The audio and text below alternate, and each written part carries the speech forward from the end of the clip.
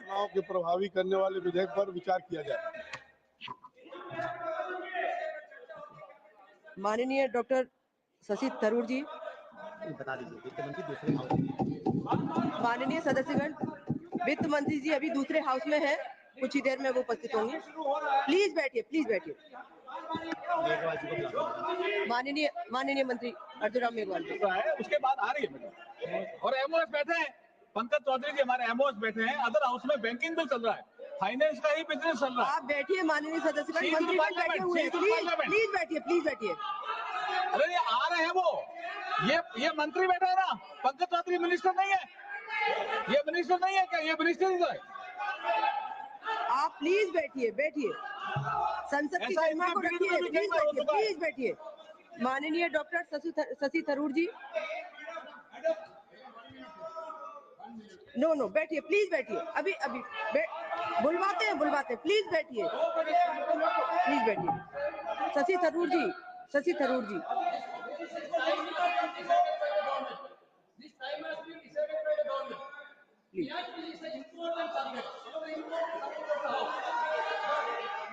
Doctor Shashi Tharoor ji,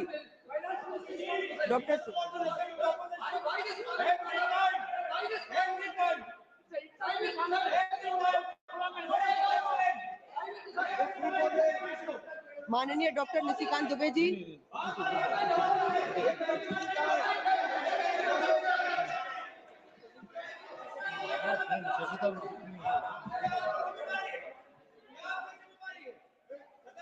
माननीय doctor Shashi Tharoor ji. Madam, we are ready, but the finance minister is absent, madam. आ रही है, वो भी आ रही हैं, और अभी फाइनेंस मिनिस्टर बैठे हुए हैं, राज्य मंत्री बैठे हुए हैं। Please Ma'am, I am ready to speak. Doctor Shashi Thank you, Tharoor. Madam Chairman. Madam Chairman, a few years ago, I was constrained to observe of my absent friend, the Honorable Finance Minister, that her budget speech in this House reminded me of the garage mechanic who said, "I couldn't fix your brakes, so I made the horn louder." Looking at this year's finance bill in her absence, I think she has slightly changed her tune. She's now saying to taxpayers, "I couldn't repair the roof, so I brought you an umbrella." This finance bill is a classic case of patchwork solutions at a time when the nation needs clarity, conviction, and decisive leadership. The government's economic management finds itself in the grasp of deep-rooted structural challenges, Madam Chairman. We've seen growth targets being scaled down. Double-digit growth is apparently unattainable, and the ambitions of maintaining a respectable growth rate of even 6% and above are fading away. The portion of our population engaged in agriculture is higher than ever, while manufacturing are soaring, and dependence on foreign capital inflows to manage the current account deficit is growing amidst a staggering situation where our exports are stagnating, production is not going up. Even those who are earning 5 or 6 times the per capita income are now struggling to maintain their standard of living. So Viksit Bharat by 2047 is a laudable objective for a quarter. But how can bill begin to get us there? It has taken the government years to finally realize that just 2% of Indians, the hardworking taxpayers, have been really carrying this country on their backs.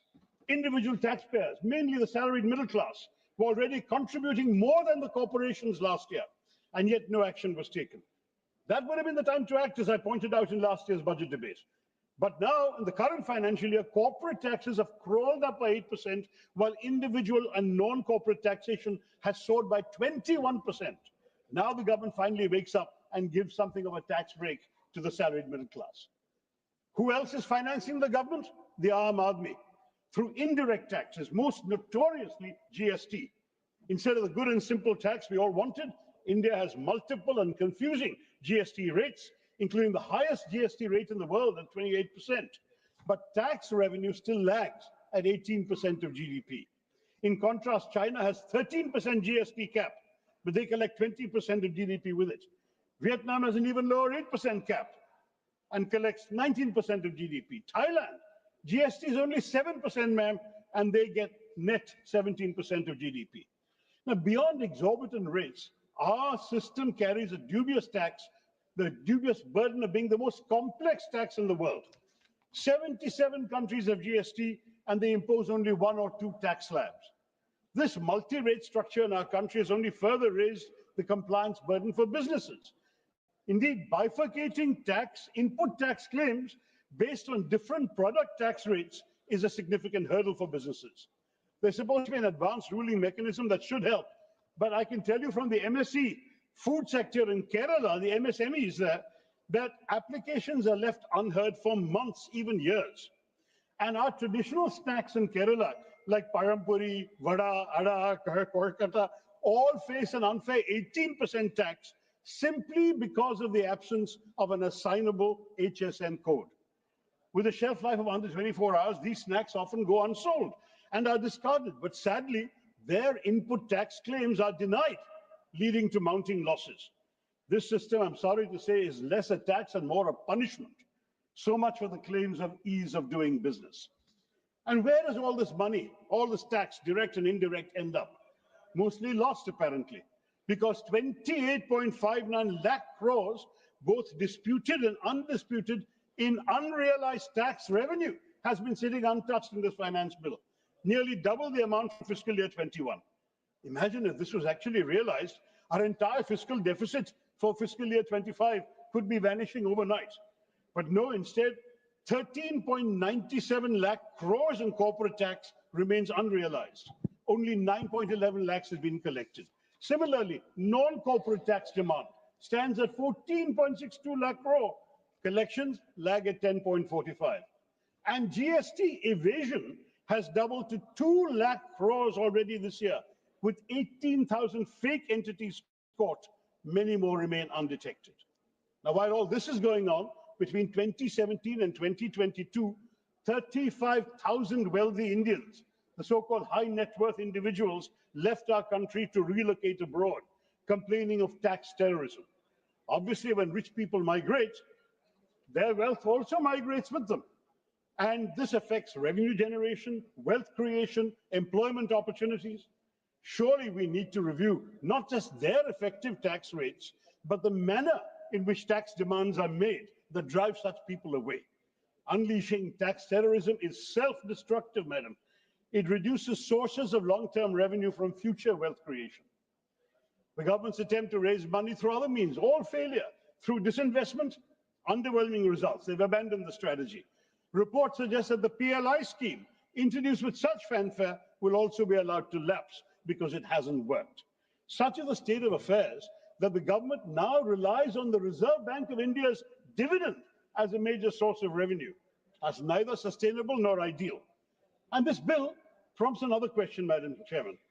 If the government is set to forego almost 1 lakh crores in direct tax revenue and 2,600 crore in indirect taxes, on top of the inevitable drop in import tariffs due to likely reductions in customs revenue prompted by our responses to the American government policies, and on top of that declining capital gains tax amid a stock market downturn, then revenue receipts are going to be further squeezed across all these categories.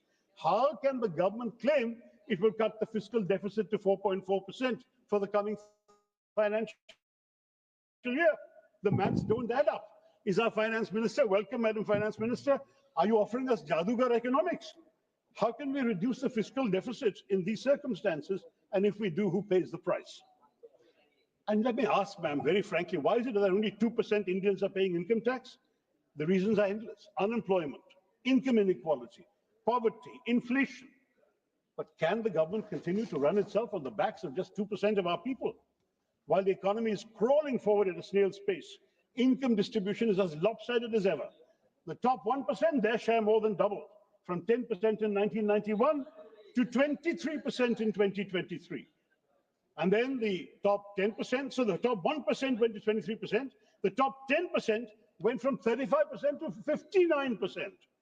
And the bottom 50% of our population, their share of our national income has shrunk from 20% to 13%. Clearly, prosperity and growth aren't slow for everyone, just for those of the bottom half of our population. But they're the ones who need progress the most. Madam Chairman, it's becoming almost painfully repetitive. Every time we talk about unemployment, we're faced with the same grim statistics. Reports predict we need to generate 10 million jobs annually from 2024 to 2030 to keep up with the growth targets. Yet the skill mismatch is glaring. Only half the graduates of our country possess the skills required by industry, leaving a significant gap in their employability. And skill development, sadly, has been a failure. Just look at their placement figures. Now, while unemployment is a concern, the assessment of poverty is troubling for a different reason. The NFHS 5 data reveal that 14.96%, 15% of India's population is multidimensionally poor. Now, shockingly, the government went 11 years without any consumption survey, any expenditure survey, leaving a significant void in assessing poverty levels until it was finally conducted in 2024. But here's the real issue. Our calculation is still based on the 2011 census, especially the sampling frame. An outdated data set, completely unfit for assessing the present socioeconomic reality, is what leads the government to say they've defeated poverty. Well, according to the World Bank, the international extreme poverty line is $2.15 per person, and that's daily. And they use a higher poverty line of $365 for the lower middle income countries. But India's median poverty line is only 1/10 of that World Bank figure at the present exchange rate, which should make us wonder if we truly understand the scale of poverty around us. It's high time we acknowledge that the true extent of our poverty is very grave, and we must have more accurate assessments to ensure that our efforts at poverty alleviation really work and have a lasting impact on the millions who continue to struggle in silence. The hopes of economic growth and prosperity, Madam Chairman, seem to be slipping further away as unemployment rises, poverty deepens, jobs are scarce, wages are stagnant, and just when struggling households think they might catch a break, instead of easing the burden, small businesses find themselves drowning in compliance rules. Informal workers are still making up a chunk of the workforce, and they're pushed further to the margins. So since the finance minister has been kind enough to join us, let me capture the present situation in some light verse. Tax our petrol, tax our shirt, tax our footwear, tax our dirt. Tax our mobile, tax our calls, tax our hovels, crumbling walls. Tax our salary, tax our ride, tax our mithai on the side. Tax our sorrow, tax our cheer, tax our future year by year. GST income tax forms pile high, cesses, surcharges make us sigh. Roads with potholes, trains that derail.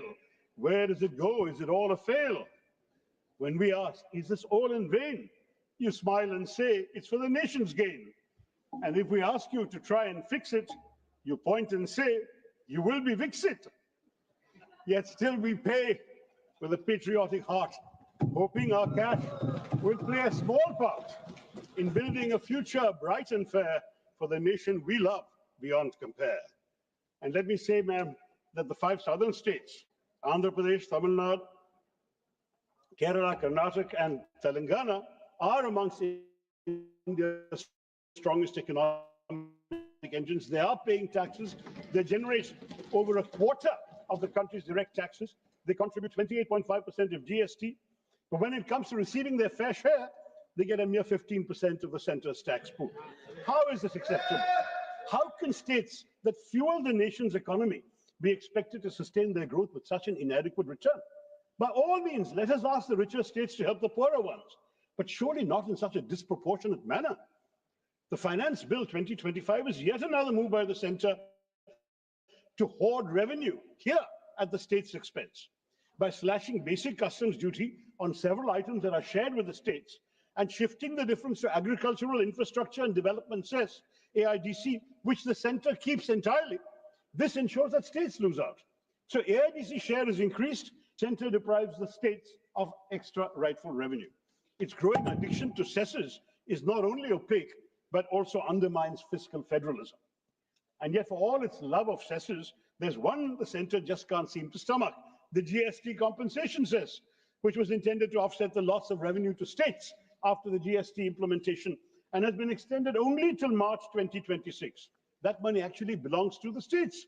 States have repeatedly demanded that their share in vertical devolution be raised from 41% of revenues to 50%. A reasonable demand, but one that continues to be ignored. And what happens when states have grievances? Nothing. Once the Central Finance Commission submits its report, it dissolves, leaving states with no constitutional mechanism to challenge or negotiate their share. Where is the accountability?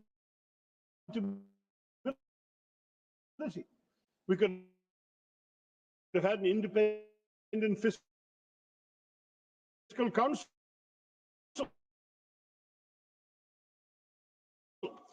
to serve as a redress body that states have.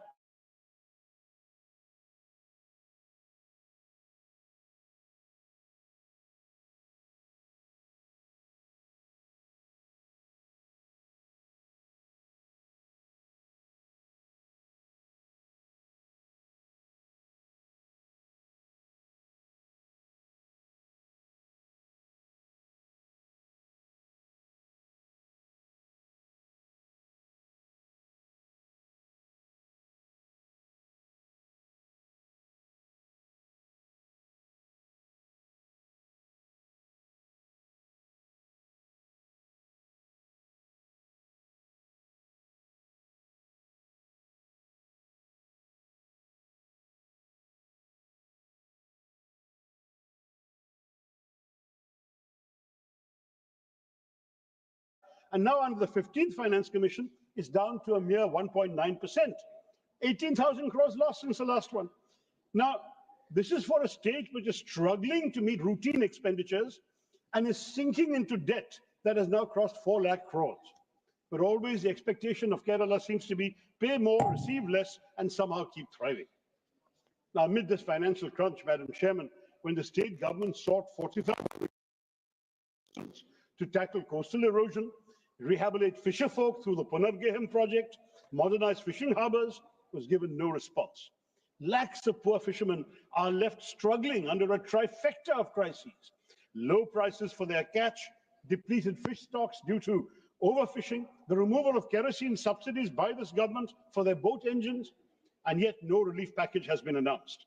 Even Kerala's 1,000 crore rupee request to address human-wildlife conflict was ignored. Part of a larger pattern of neglect evident in the plight of the people who are victims of wildlife attacks, fishermen left adrift, ASHA workers still deemed volunteers despite their critical role, and key projects left unfunded. While the centre has earmarked 25 lakh crore for the states, Kerala receives less than 40,000 crore, a drop in the ocean. The state also failed to secure a 24,000 crore economic package for financial stabilization and the much needed aid for the Vilnius port project in the current budget. All we have got, and that too after the intervention of the Honorable Governor, is a loan of 5,900 crores and no grant. Apparently, when it comes to equitable financial support, Madam Chairman, some states are more equal than others. Now, the centre's masterclass in delay tactics continues. Wayanad's landslide victims are still waiting for aid that never seems to arrive, despite the Kerala High Court actually urging the government for immediate action. The state government conducted a post-disaster needs assessment and estimated that 2,220 crores was required for recovery and reconstruction, submitted to the centre on November 13th, 2024. Nothing has come. And this is supposed to be urgent disaster relief. I ask you, Madam Chair, instead of releasing much needed funds like this, the centre still insists that Kerala must first exhaust its own balance in the State Disaster Response Fund for all other disasters before receiving any help for Wayanad. All this while thousands of lives and livelihoods are at stake. But it's part of a larger pattern of neglect and unfulfilled promises. From healthcare and infrastructure to livelihood support, Kerala has been systematically sidelined. I've been pleading in this House many times for help in addressing the severe coastal erosion problem.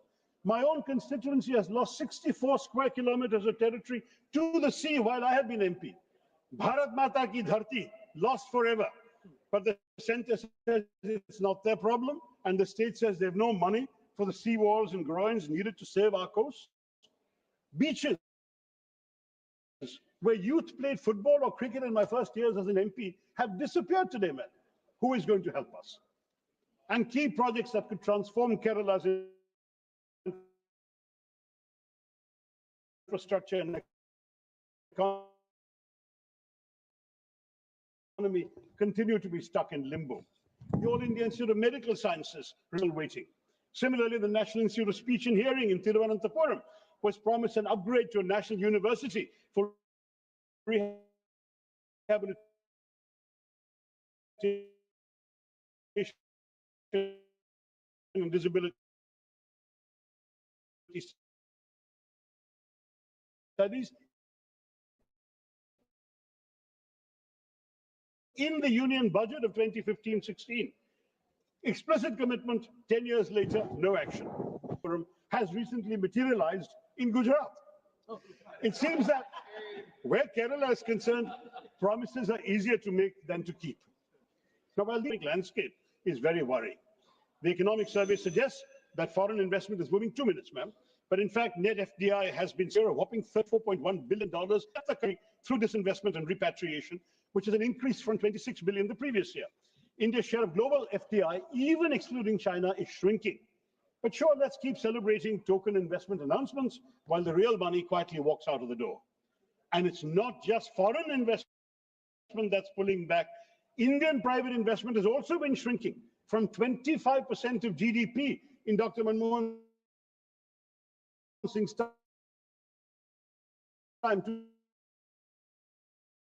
2008, to just 13-14% of GDP since 2020. What's the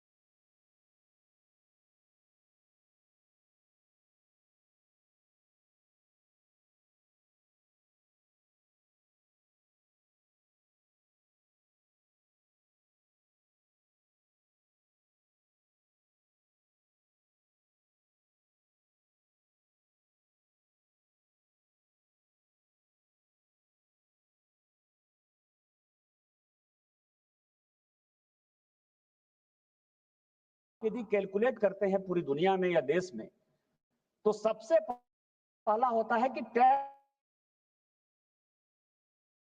GDP क्या था। Tax GDP मैं बताता हूं कि 2009 में tax GDP ratio था, ये चला गया 6.7, 6.6। 2012 में चला गया 6.5। जब हमने चार्ज लिया टैक्स जीडीपी रेशियो 6.5 था। क्यों?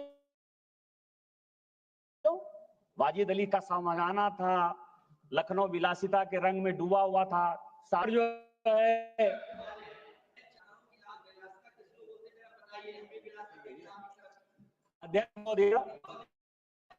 अध्यक्ष महोदय, मैंने तो एक कहानी का जिक्र किया।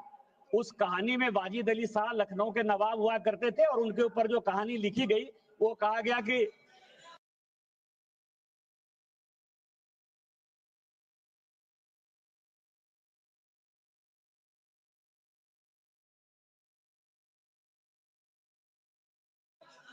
आज टैक्स जीडीपी रेशियो लगभग 11.7% पर है।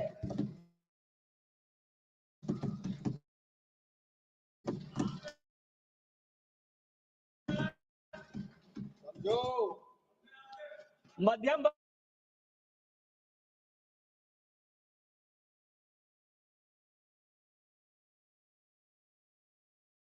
अभी भाषण सुना और अभी भी मैंने फाइनेंस बिल पर भाषण सुना, वही बोन ऑफ कंटेंशन है। आज आप मध्यम गरीब सबकी बात करते हैं, कभी आपने देखा कि आपके, मैंने सोचा 10-10 साल के अंतराल पर जो इस देश में बजट स्पीच हुए हैं उनको जरा अध्ययन किया जाए।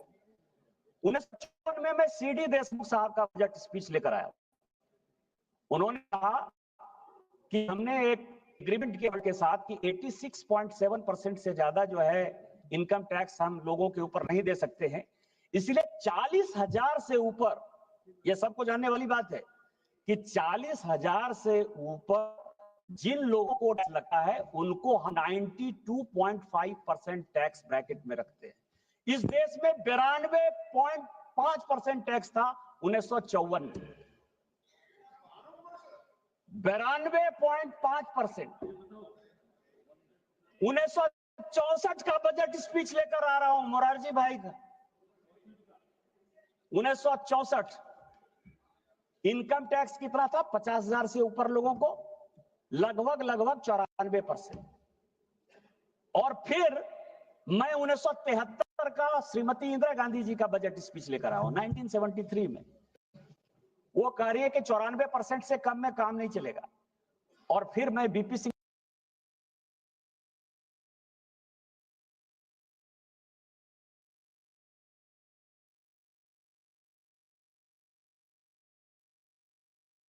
का बजट स्पीच लेकर आया हूं राजीव जी के साथ। इस देश में जानने वाली बात है कि 1966 में रिलायंस इंडस्ट्री आई, 66 में, और 98 तक मैं ऑन रिकॉर्ड ये बात कर रहा हूं मिस्टर कार्ति चिदम्बरम, 98 तक रिलायंस इंडस्ट्री 1 रुपया टैक्स नहीं देती थी इस देश में। ऑन रिकॉर्ड कर रहा हूं मैं। 87 में उनको परेशान करने के लिए माननीय Rajiv Gandhi ji minimum alternative tax mat लगाया 1987 में, और 88 में उसका इंप्लीमेंटेशन रोक दिया। 88 में बेनामी ट्रांजैक्शन एक्ट लाया राजीव गांधी जी ने, 88 में। इस देश को जानने वाली बात है, बेनामी ट्रांजैक्शन एक्ट, बेनामी प्रॉपर्टी को रोकने के लिए उसका रूल जो है माननीय अध्यक्ष महोदया, उसका रूल जो है 2011 तक नहीं बना, 2011 तक नहीं बना। और आप जिस टैक्स की बात कर रहे थे शशि थरूर साहब, ये बात फैक्ट है कि 48 लाख हाँ बोलिए बोलिए बोलिए, मैं बैठ जाता हूँ, बोलिए।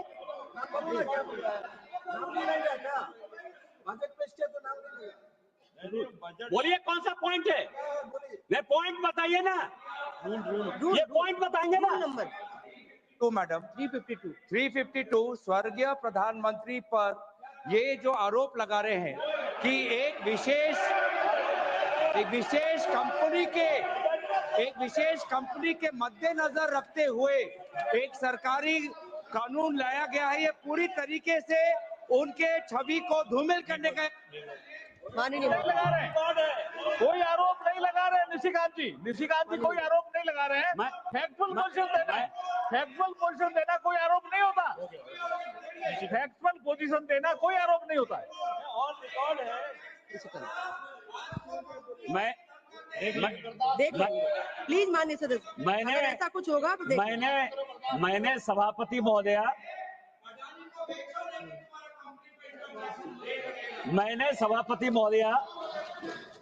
सभापति महोदया कोई आरोप नहीं लगाया। मैंने कहा कि माननीय पूर्व प्रधानमंत्री राजीव गांधी जी, मैं उनका बहुत सम्मान करता हूं और सम्मान करना भी चाहिए, इस देश के प्रधानमंत्री रहे।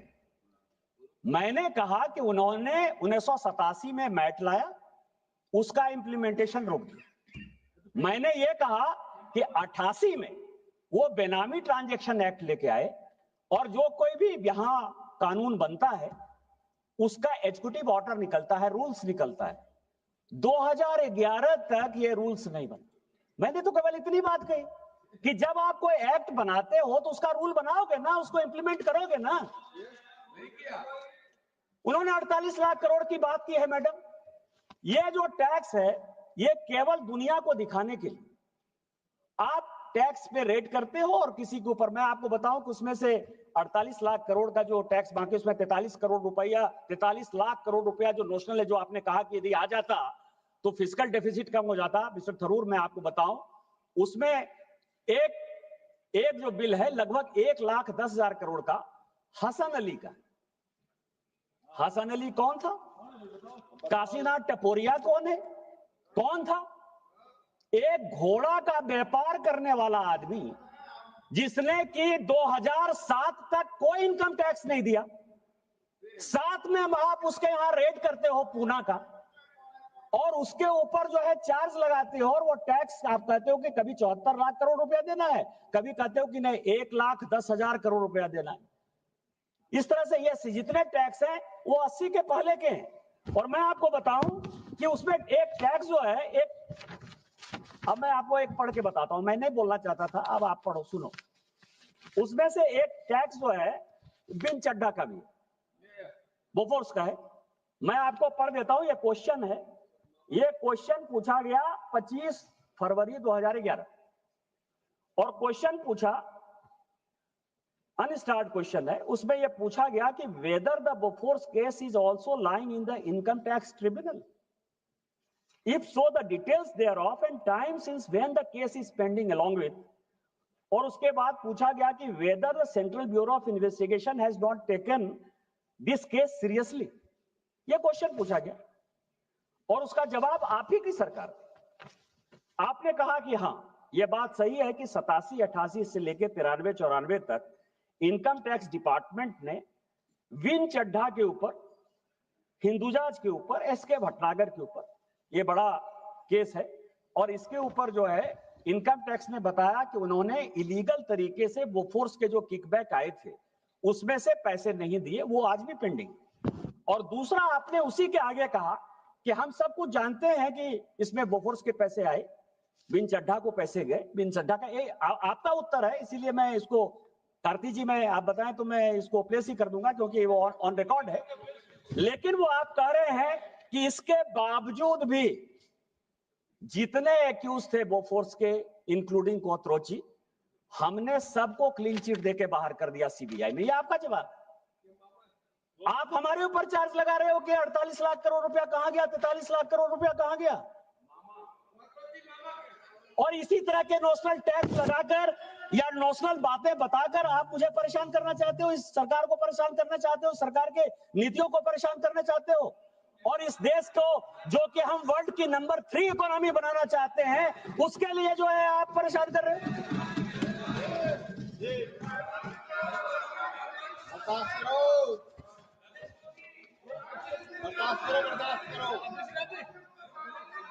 जी जी, ये भर्तरी माता साहब कुछ बोलो।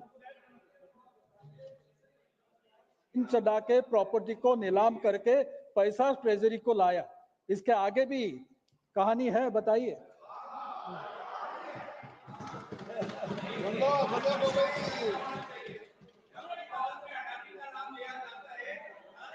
कुछ भी रिकॉर्ड में नहीं जाएगा। सभापति महोदया, सभापति महोदया, प्लीज बैठिए बैठिए। सभापति महोदया, भर्तरी माताब साहब इस सदन के सबसे सीनियर एमपी है। संजोग से हम लोगों को जो है प्रोटेम स्पीकर के तौर पर उन्होंने शपथ भी दिलाया। भर्तरी माताब साहब एक कमेटी के चेयरमैन थे, पीएससी सब कमेटी के। उसमें मैं और मेरे बहुत अच्छे मित्र जो इस बार चुनाव नहीं लड़े, शिव कुमार उदासी साहब, हम तीनों उनको सहयोग कर रहे थे। और ये बातें जब हमने कही तो हमने सीबीआई और इनकम टैक्स दोनों को चेयरमैन के नाते जो है मिस्टर महताब ने बुलाया, और मिस्टर महताब ने ये इंसिस्ट किया पब्लिक अकाउंट्स कमेटी के सब कमेटी के चेयरमैन के तौर पर कि बोफोर्स का ये केस है, जब ये प्रूफ कर दिया है इनकम टैक्स ने कि किकबैक लिए गए हैं और बिन चड्ढा ने उस किकबैक से प्रॉपर्टी खरीदी है, तो जो उसके वारिस बचे हुए हैं, बिन चड्ढा की डेथ हो गई थी, उसके जो वारिस बचे हैं उसको आप नीलाम करिए और पैसे लाइए। और इसके लिए मुझे लगता है कि भर्तरी महताब साहब की कमेटी को धन्यवाद देना चाहिए इस देश को कि हमने उस पैसे को जो है ट्रेजरी में जमा करवाया। अब मैं आऊंगा सभापति महोदया, ये सीएजी की कुछ रिपोर्ट लेकर मैं आया हूं। इस देश में बहुत बातें चलती हैं कि कॉरपोरेट को हम मदद करते हैं, आम लोगों को मदद नहीं करते हैं। एक रिपोर्ट जो है ये रिसिप्ट ऑफ बजट 13-14 जिस साल की हम लोग सरकार से आए, ये भारत सरकार का रिपोर्ट है। भारत सरकार जो क्या होता था कि जब मैं पहली बार एमपी बनकर आया, यहां तो हमसे बहुत सीनियर लोग हैं, एक चैप्टर जो है, एक बुक हम लोगों को मिलता था रेवेन्यू फॉरगॉन का। कॉर्पोरेट को कैसे फायदा पहुंचाया जाता था ये मैं आपको बताऊं। और ये सीएजी की रिपोर्ट जो मैं कह रहा हूं, ये सीएजी की रिपोर्ट जो लेके आया हूं मैं, वो ये दिखा रहा है कि इस देश में कॉर्पोरेट टैक्स लगभग 33%, जो 2004 से लेकर 14 तक यूपीए चलाती रही, 4 से 14 तक 33%। सेस की बात की अभी मिस्टर थरूर ने, तो सेस को यदि मान लेंगे तो टोटल वो टैक्स बढ़ता था 38.9 के आसपास। सीएजी कह रहा है कि 10 साल किसी भी कॉर्पोरेट में उसने 400, इस देश के 400, ये 13-14 की रिपोर्ट है, 400 बड़े इंडस्ट्रियल हाउस का जो है नाम दिया, उसका जो टैक्स था वो केवल 22.3% था। 22% से ज्यादा कॉर्पोरेट ने कभी इस देश में टैक्स ही नहीं दिया 2014 तक। हमने क्या टैक्स दिया? हमसे आपने कभी 40% वसूला, कभी 30% वसूला, कभी 25% वसूला। 3 लाख 4 लाख के बाद जो है, जो गरीब आदमी है वो भी टैक्स देना शुरू कर दिया। कभी अपने गिरेबा में झांके हैं। और ये आपका रिसिप्ट है, रेवेन्यू फॉरगॉन का एक पेपर आता था, हम सभी ने इसको पढ़ा। जब बजट पेपर तो उस वक्त आता था, अब तो डिजिटल कर दिया है ओम बिरला साहब ने। उसने ये कहा अंतिम में 13-14 में जब ये लोग जा रहे थे, 5 लाख करोड़ रेवेन्यू फॉरगॉन सारे बिजनेसमैन को किया।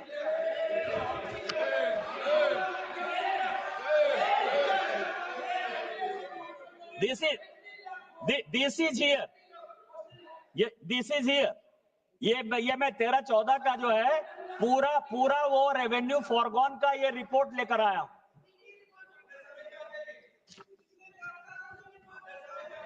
तो मैं ये कह रहा हूं कि अध्यक्ष महोदया, इन लोगों को इस बजट में कुछ चीजें दिखाई नहीं देती। मैं केवल तो आपको आईना दिखा रहा हूं, मैं और कुछ नहीं बोलूं। मैं तो संजय की तरह सारी बातें जो है बता रहा हूं। यदि आप सुनना चाहते हैं तो सुनिए, नहीं सुनना चाहते हैं मैं क्या करूं। अब रोजगार की बात कर रहे हैं, अब रोजगार की बात कर रहे हैं कि इस बजट में रोजगार के लिए क्या क्या है। आप लोग सबसे ज्यादा चिंता जो है उसी पर कर रहे हैं। मैं रोजगार पर ही आता हूं। इंटरनेशनल फाइनेंसिंग सर्विस सेंटर, इसके ऊपर हमने जो है बहुत ज्यादा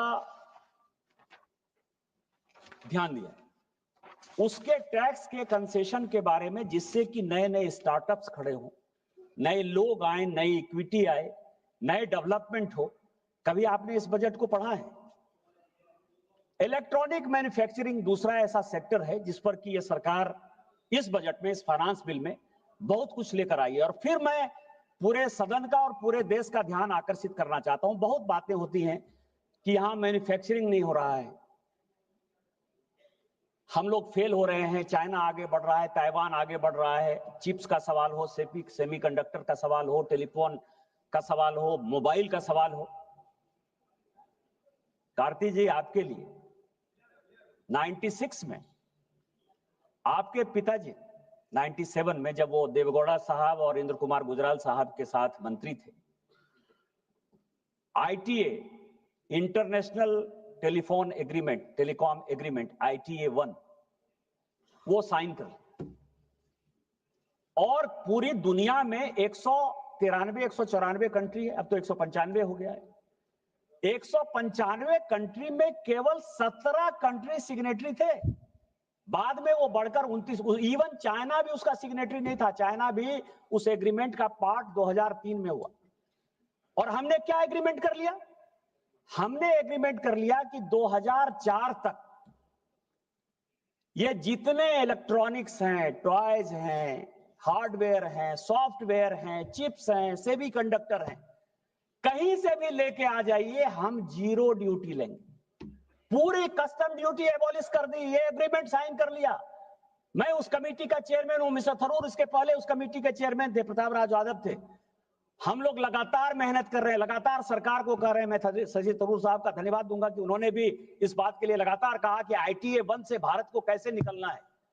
हम चाहकर भी ITA 1 से बाहर नहीं निकल पा रहे हैं, लेकिन यही इस देश के प्रधानमंत्री थे और निर्मला सीतारामन जी थी कि 2015 से पूरी दुनिया ITA 2 को साइन करने के लिए कह रही है, और हमने कहा कि हम किसी कीमत पर नहीं करेंगे, क्योंकि हमारी मैन्युफैक्चरिंग को बढ़ावा देना है।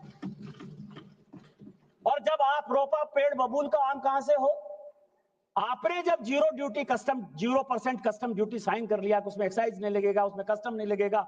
इसके बाद क्या हो गया? पूरी की पूरी, इवन जो गणेश जी की प्रतिमा है या जो हम दिवाली में चुलबुलिया बल्ब लगाते हैं, वो भी चाइना से आ रहा है। ये सब आपके देन है। और आप मुझे कहोगे कि हम क्यों नहीं कंपीट कर पा रहे, हम क्यों नहीं कंपीट कर पा रहे।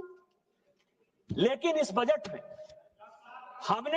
हमने इलेक्ट्रॉनिक्स और मैन्युफैक्चरिंग को बढ़ावा देने के लिए, स्टार्टअप्स को बढ़ावा देने के लिए हमने एक बड़ा कदम उठाया। दूसरा, इस देश में 2 चीजें हैं, इस देश में 2 चीजें। हाँ, लीजिए, समय लीजिए।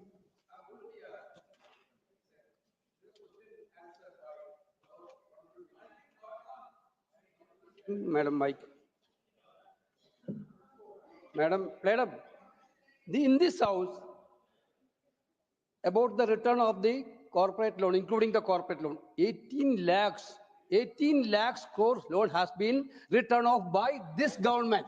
I will be the split up. That is the, you are talking about the UPA period. 18 lakh crores. Then the question, then specifically member asked the question, whether how much the corporate loan was been written off. Then there is no data within us. The reply from the minister. What a shame is that, madam. I will show the reply. सभापति महोदय, कहीं का ईंट कहीं का रोड़ा, भानुमति ने कुनमा जोड़ा। हमने रेवेन्यू फॉरगॉन की बात की और वो NPA की बात कर रहे हैं। ये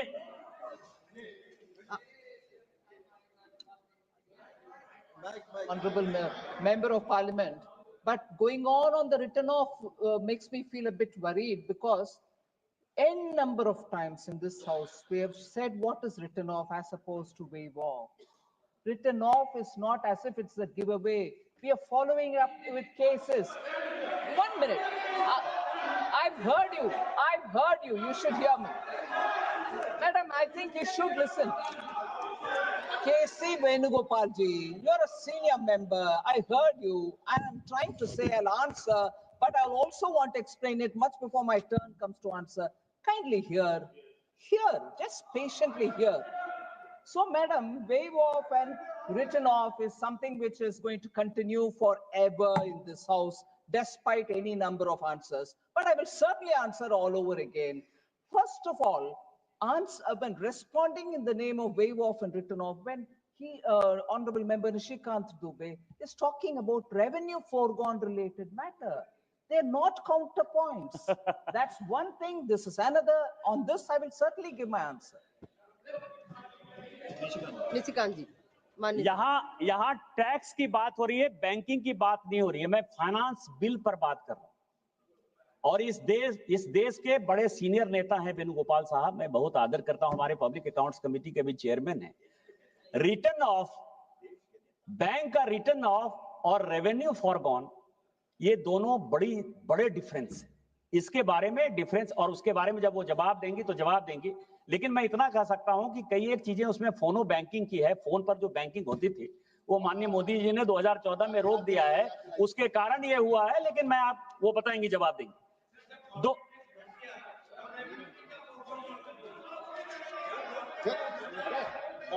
सभापति महोदया, जब कॉर्पोरेट टैक्स घट गया, अब आप समझिए, मुझे लगता है कि यहाँ प्रियंका जी बैठी हुई हैं, राहुल जी और प्रियंका जी को इन लोगों को क्लास दिलवाना चाहिए फाइनेंस के बारे में। गौरव गोगोई साहब, आपको अब आप समझिए, यदि टैक्स घट गया और टैक्स हमने यदि ऑफिशियली घटा दिया तो उसमें रेवेन्यू फॉरगॉन कहां से होगा? लेकिन मैं आपको बताऊं दो चीजें बहुत ही इंपॉर्टेंट है। दो चीजें बहुत इंपॉर्टेंट है। पूरी दुनिया को दो चीजें बहुत ही प्रभावित करने वाली हैं फ्यूचर में, और उसके लिए माननीय प्रधानमंत्री जी बहुत ही एक्टिव है। अभी आपको पता है कि आर्टिफिशियल इंटेलिजेंस की जो कमेटी बनी है वर्ल्ड की, उसके वो को चेयर कर रहे हैं, और आर्टिफिशियल इंटेलिजेंस पर पूरी वर्ल्ड की मीटिंग यहां भी होने वाली है। लेकिन दो चीजें ऐसी हैं जो युवाओं को आकर्षित करती हैं लेकिन देश के लिए खतरनाक है। एक है क्रिप्टो करेंसी, और जब आरबीआई के गवर्नर शक्तिकांत दास साहब थे, उन्होंने कई एक बार कहा कि क्रिप्टो करेंसी जो है ये लीगल टेंडर नहीं है। लेकिन सुप्रीम कोर्ट, हमारे यहाँ कोर्ट भी बहुत एक्टिव रहती है, जिस बात पर टांग नहीं अड़ाना है उस बात पर टांग अड़ाती है। क्रिप्टो करेंसी ने जो है, क्रिप्टो करेंसी के एक्सचेंज चलते रहेंगे, चीजें करती रहेंगी। आरबीआई के गवर्नर के उस स्टेटमेंट के बाद भी सुप्रीम कोर्ट का एक जजमेंट आ गया। लेकिन उसमें से जो ब्लैक मनी बाहर जा रही थी, या जो इलीगल टेंडर का, लीगल टेंडर नहीं था, इलीगल नहीं कर सकते, लीगल टेंडर नहीं था, लेकिन उसका जो उपयोग हो रहा था, उसके लिए भी इस बजट में और इस बजट के पहले भी, कि क्रिप्टो करेंसी में जो इन्वेस्ट कर रहे हैं, डिजिटल करेंसी में जो इन्वेस्ट कर रहे हैं, उसका एक पोर्शन जो है कटना चाहिए, उस पर टैक्स लगना चाहिए। यह भी इस बजट में प्रावधान है। इसके लिए मैं वित्त मंत्री जी का जो है बधाई देना चाहता हूं, धन्यवाद देना चाहता हूं कि आपने इसको लिया। दूसरा, और ये देश में उस दिन पार्लियामेंट में क्वेश्चन हो रहा था, ऑनलाइन गेमिंग। दो चीजें हैं, ऑनलाइन गेमिंग और ऑनलाइन बेटिंग, और इसमें युवा परेशान। कोई ऐसा गांव नहीं है, कोई ऐसा शहर नहीं है जहां की युवा इससे आत्महत्या करने को मजबूर नहीं है, या माँ बाप की जो गाढ़ी कमाई है वो निकालकर जो है उसको बेटिंग में नहीं लगा रहा है। इसमें भी राज्य सरकार का विषय था। केंद्र ने बहुत कुछ करने की कोशिश की, लेकिन फिर सुप्रीम कोर्ट बीच में आ गया, और सुप्रीम कोर्ट ने कहा कि बेटिंग अलग चीज है, गेमिंग अलग चीज है, और गेमिंग जो है वो स्किल, और इसके आधार पर भारत सरकार मजबूर है, बहुत कुछ नहीं कर सकती है। लेकिन अभी जीएसटी की बात कहे कि कहीं दो स्लैब है, हमारे यहां जो है 3-4 स्लैब। उस स्लैब के पीछे आपने रीजन समझा कि क्या स्लैब है?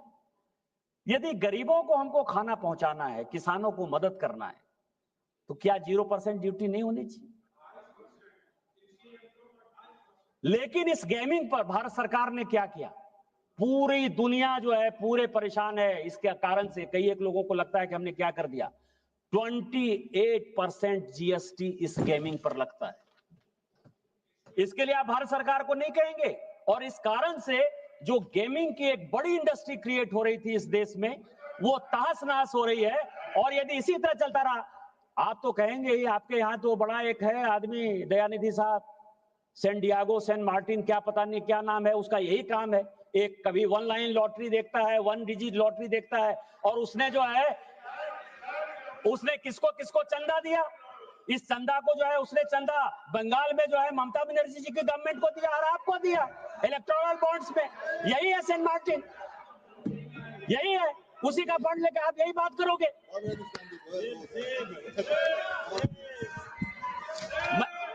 मुझे इलेक्टोरल बॉन्ड्स जो है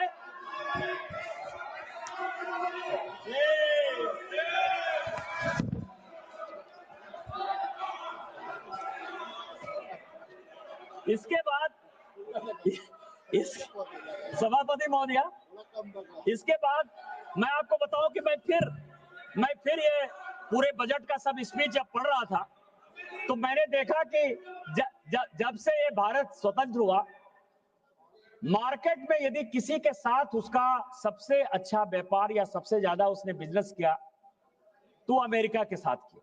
और शुरू से मतलब 50 का बजट स्पीच देखिए, 52 का बजट स्पीच देखिए, 54 का देखिए, 64 का देखिए, 73 का देखिए।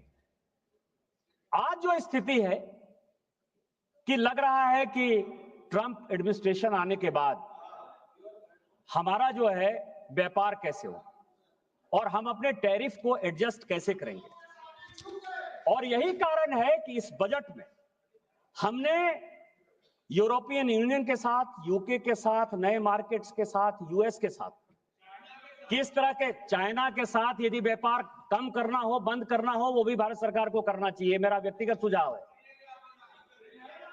ठीक है ना? और उसके लिए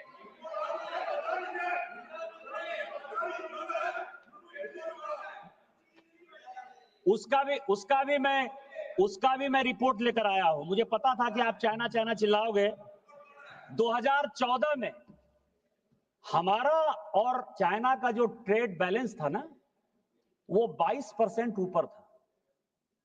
और जब कोरोना हुआ ना 21-22-23, तो वो -9.67% था। चिल्लाने से कुछ नहीं होता है गौरव जी, समझने से होता है, समझदारी से होता है, जानकारी से होता है। हम मजदूरी करते हैं, पढ़ते लिखते हैं। आपको पता है विद्यार्थी के 5 गुण क्या होते हैं? काक चेष्टा, बको ध्यानं, स्वान निद्रा तथैव च, अल्पाहारी गृह त्यागी, विद्यार्थी पंचलक्षण। जब ये 5 चीज आप में होगा ना तो आप सीखोगे। यदि 5 चीज नहीं होगा, कौवे की तरह चेष्टा होनी चाहिए, काक चेष्टा, बको ध्यानम, बगुला की तरह ध्यान होना चाहिए, स्वान निद्रा, कुत्ते की तरह जो है नींद होनी चाहिए, अल्पाहारी, कम खाना चाहिए, और गृह त्यागी, घर छोड़ के, मतलब पूरा दिन रात जो है बिजनेस, मतलब अपने क्षेत्र के जनता के बीच में लगोगे तो उसके बाद समझ पाओगे। यदि ये 5 गुण नहीं होगा तो नहीं सीख पाओगे आप।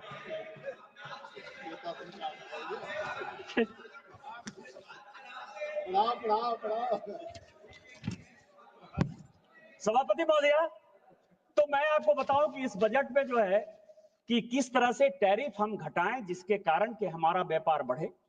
Current account deficit, mister Tharoor, आपकी जानकारी के लिए कि इस देश में करंट अकाउंट डेफिसिट केवल एक बार ऐसा था जो कि कम था।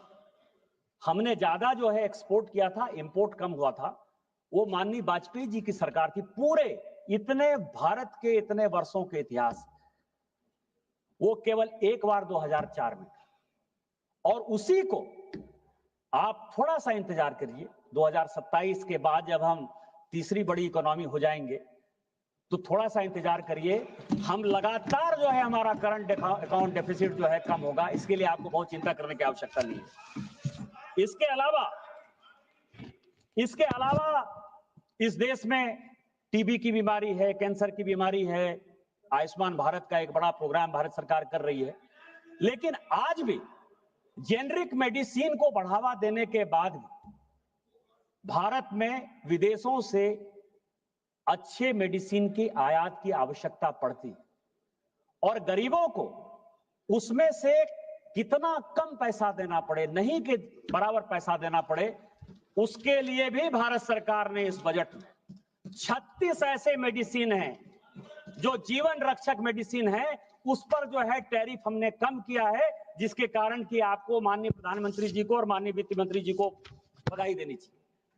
किसान के लिए मछली पालन, हम जब एक्सपोर्ट करते हैं, किसानों की आय दुगनी होनी चाहिए। किसानों की आय की दुगनी में आप पोल्ट्री के लिए, आप फिशरीज के लिए, इसको आप मानोगे कि नहीं मानोगे? दूध के लिए मानोगे कि नहीं मानोगे? लेकिन ऐसे तो नहीं होगा।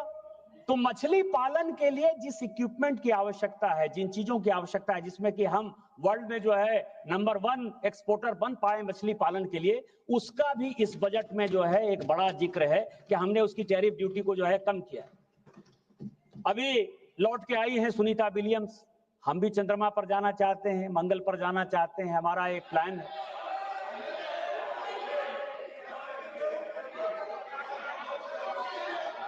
अभी चंद्रमा पर नहीं गए क्या? आप फिर देखिए। अरे इस देश के वैज्ञानिक के लिए तो कम से कम हल्ला गुल्ला नहीं करो। हम मनुष्य को लेकर चंद्रमा पर जाना चाहते हैं, मंगल पर जाना चाहते हैं। उसके लिए स्पेस सेक्टर को बढ़ावा देने के लिए इस बजट में हमने जो है टैरिफ को घटाया है। इतना भी नहीं सुनना चाहते हो? बांग्लादेश में आज का ही न्यूज है कि 140 इंडस्ट्री उसकी टेक्सटाइल में जो है बंद हो गई। हमारे पास मौका है। बांग्लादेश के जो हालात हैं, पूरे यूरोप के जो हालात हैं, लेबर के जो फोर्सेस हैं, हमारे जो स्किल्ड लेबर हैं, बुनकर हैं, जो हमारा काम करते हैं, चाहे हमारे गोड्डा का सिल्क हो, चाहे भागलपुर का सिल्क हो, चाहे बनारस का सिल्क हो, चाहे चंदेरी की साड़ी हो, चाहे कश्मीर का हो, वो सब जो है, चंदेरी मध्य प्रदेश में है, उन सबों के लिए हमने जो है इस तरह का स्ट्रीमलाइन किया है टैरिफ को, जिसके कारण कि ये हैंडलूम सेक्टर बढ़े, बुनकर बढ़े। और बुनकर में आप लोग को मुसलमानों का भी वोट नहीं चाहिए, ज्यादातर तो बुनकर मुसलमान ही है, काहे चिल्लाते हो भाई? सबका साथ, सबका विकास, सबका विश्वास, सबका प्रयास, इसमें माननीय मोदी जी भी चल रहे हैं और हम सब ये काम कर रहे हैं, तो ये भी समझने को तैयार नहीं हो आप। इसके बाद जीएसटी में, बस 4-5 मिनट में मैं खत्म करूंगा। जीएसटी में अभी कहा गया कि जीएसटी रैशनल होना चाहिए। मुझे लगा, शशि थरूर साहब का सम्मान करता हूं, बहुत पढ़ते लिखते हैं, लेकिन मुझे लगता है कि शायद नई किताब लिख रहे होंगे तो फाइनेंस बिल थोड़ा कम पड़ पाए।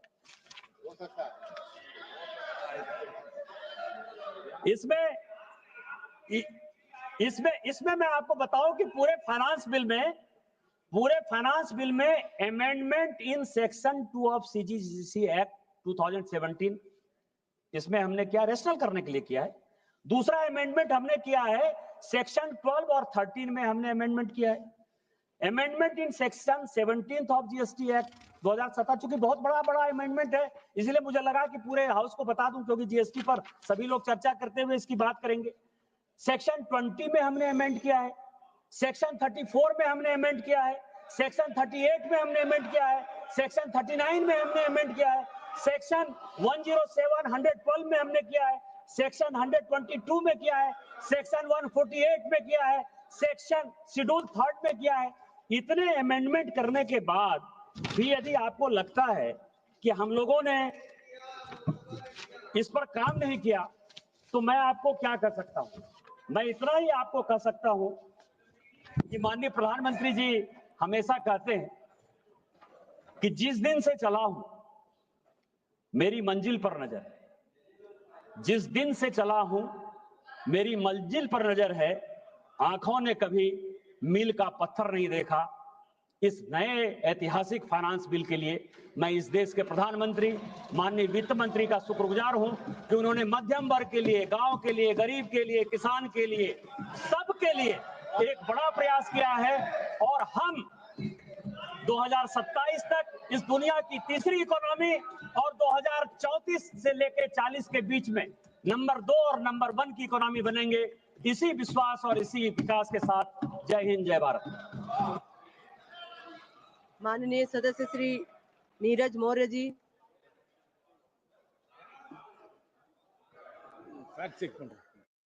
धन्यवाद सभापति महोदया, बहुत बहुत धन्यवाद। आपने मुझे आज वित्त विधेयक 2025 पे अपनी बात रखने का अवसर दिया। मैं धन्यवाद करना चाहता हूं अपने राष्ट्रीय अध्यक्ष माननीय अखिलेश जी का, जिन्होंने मुझे ये अवसर दिया, और मैं आभार प्रकट करता हूं आंवला की महान जनता का, जिसने हमको यहां भेजा।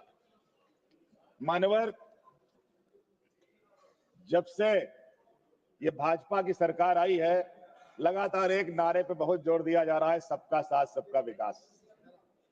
मान्यवर, सबका साथ सबका विकास अगर करना होता तो इस बजट में पूरे देश के अंदर जो 543 लोकसभाएं हैं, उनको ध्यान में रख के एक ऐसा विकास का एजेंडा आता जिससे इस देश का गरीब कमजोर भी महसूस करता कि हमारा विकास होने जा रहा है। लेकिन ये सबका साथ सबका विकास तो केवल जुमला साबित हो रहा है। और हमारी वित्त मंत्री महोदया के बारे में मैं कहूंगा कि सीधा साधा डाकिया जादू करे महान, एक ही थैले में भरे आंसू और नुकसान। मैं माननीय वित्त मंत्री जी से कहना चाहूंगा कि पीडीए के लोगों को, जो पिछड़े दलित हैं, उनको रुलाना बंद करें। उनके लिए ऐसे दरवाजे खोलें कि उनका विकास हो। बजट सब बनाते समय अगर ऐसा ध्यान नहीं रखा जाएगा तो फिर इस देश को विकसित भारत कैसे बनाएंगे आप? मान्यवर, हमारे देश के अंदर टैक्स का बहुत बड़ा बोझ है। जब देखा जाए तो हम सभी भारतवासी प्रत्यक्ष अप्रत्यक्ष कर भुगतान करते रहते हैं। उदाहरण के लिए, किसी व्यक्ति ने अगर एक साल में 15 लाख रुपए की कमाई की तो उस आमदनी पे इनकम टैक्स दिया। टैक्स देने के बाद जो पैसा बचा, वही पैसा हम साल भर लोग खर्च करते हैं, और उसके बाद हर जगह हमको जीएसटी देनी पड़ती है, रोड टैक्स देना पड़ता है। जब हम गाड़ी खरीदते हैं तो टैक्स देना पड़ता है, जब पंजीकरण कराते हैं तब भी टैक्स देना पड़ता है, और जब हम रोड पे चलते हैं तब भी हमको टैक्स देना पड़ता है। मान्यवर, इस तरह से अगर देखा जाए तो आमदनी का लगभग 50% तो पैसा टैक्स में जा रहा है। इस टैक्स को ठीक करने की आवश्यकता है। इतना भारी टैक्स देकर भी जो हमारे देश और खासकर हमारे जो उत्तर प्रदेश के लोग हैं, उनको अच्छी शिक्षा नहीं मिल रही है। सरकारी स्कूलों का बुरा हाल है, अस्पतालों का बुरा हाल है। इनकम टैक्स, जीएसटी दे रहे हैं, कम से कम अच्छी शिक्षा तो करा दीजिए, स्वास्थ्य की व्यवस्था तो ठीक करा दीजिए। और मान्यवर, सरकारी स्कूलों की दुर्दशा है और प्राइवेट स्कूलों में किताब के नाम पे कितना बड़ा करप्शन हो रहा है। एक सर्वे रिपोर्ट आई है कि लगभग प्राइवेट स्कूलों में 55,000 करोड़ का किताबों के बिक्री पे घोटाला हो रहा है हर साल। मान्यवर, इस ओर सरकार को ध्यान देना चाहिए कि एनसीईआरटी की जो बुक है, जो मात्र 65 रुपए की आती है, वो प्राइवेट वाले 700 में बेच रहे हैं। इस ओर बहुत ध्यान देने की जरूरत है। मान्यवर, हमारे यहाँ पे पहले जीआईसी होते थे, उन जीआईसी में लोग पढ़ने के लिए लाइन लगाते थे। आज उनका बुरा हाल हो गया, कोई जाना नहीं चाहता। सरकारी अस्पतालों का इतना बुरा हाल है कि लोगों को सही इलाज नहीं मिलता। लोग प्राइवेट में जाने पे मजबूर हैं, वहां पे 1 के 4 देने पड़ रहे हैं। इसलिए मैं आपके माध्यम से ये मांग भी करता हूं कि हमारे क्षेत्र में एक एम्स की स्थापना की जाए, एक एम्स बनाया जाए आंवला बरेली में, जिससे कि वहां के लोगों को अच्छा इलाज भी मिल सके। मैं सरकार से चाहूंगा कि एक समान शिक्षा की व्यवस्था हो। एक समान चिकित्सा की व्यवस्था हो और दोनों में चाहे अमीर हो गरीब हो फर्क ना होने पाए, क्योंकि भारत के विकास का रास्ता गांव से जाता है, प्राइमरी स्कूलों से जाता है और खास करके पिछड़े दलित अल्पसंख्यक आधी आबादी इनको कैसे अच्छी शिक्षा मिले, कैसे इनको अच्छा स्वास्थ्य मिले, इस बात को मैं बल देता हूं। आज के इस दौर में जहां पे आईटी कंपनियां अपने एम्प्लॉयमेंट को खत्म कर रही हैं, छटनी कर रही हैं, हमारे युवा बहुत परेशान हैं। और आज जो बहुत उधर तेज तेज से आवाज करके अभी बोल रहे थे, उत्तर प्रदेश के एक भाजपा के विधायक हैं गाजियाबाद के, उनकी बातों पे सरकार को गौर करना चाहिए। उन्होंने सरकार को आईना दिखाया है, उस पर गौर करना चाहिए। ये नंद किशोर जी ने कहा है कि किस तरह से गाय कट रही है, किस तरह से भ्रष्टाचार है और मानवर हमारे रुपए की कीमत गिरती चली जा रही है। मैं तो सलाह दूंगा कि माननीय प्रधानमंत्री जी अपने पुराने भाषणों को, पुराने बयानों पर भी अध्ययन करें कि रुपया कैसे आगे बढ़ेगा। मानवर इनकम टैक्स में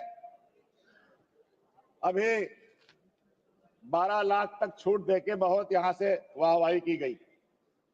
12 लाख तक की छूट दी गई, उसका मैं स्वागत करता हूं, लेकिन जो बहुत सारी ऐसी कमियां हैं कि टीडीएस जमा करने का जो नियम बनाया गया है, कुछ भुगतान जैसे वेतन, ब्याज, कमीशन आदि का भुगतान करते समय भुगतानकर्ता को टीडीएस काटना होता है।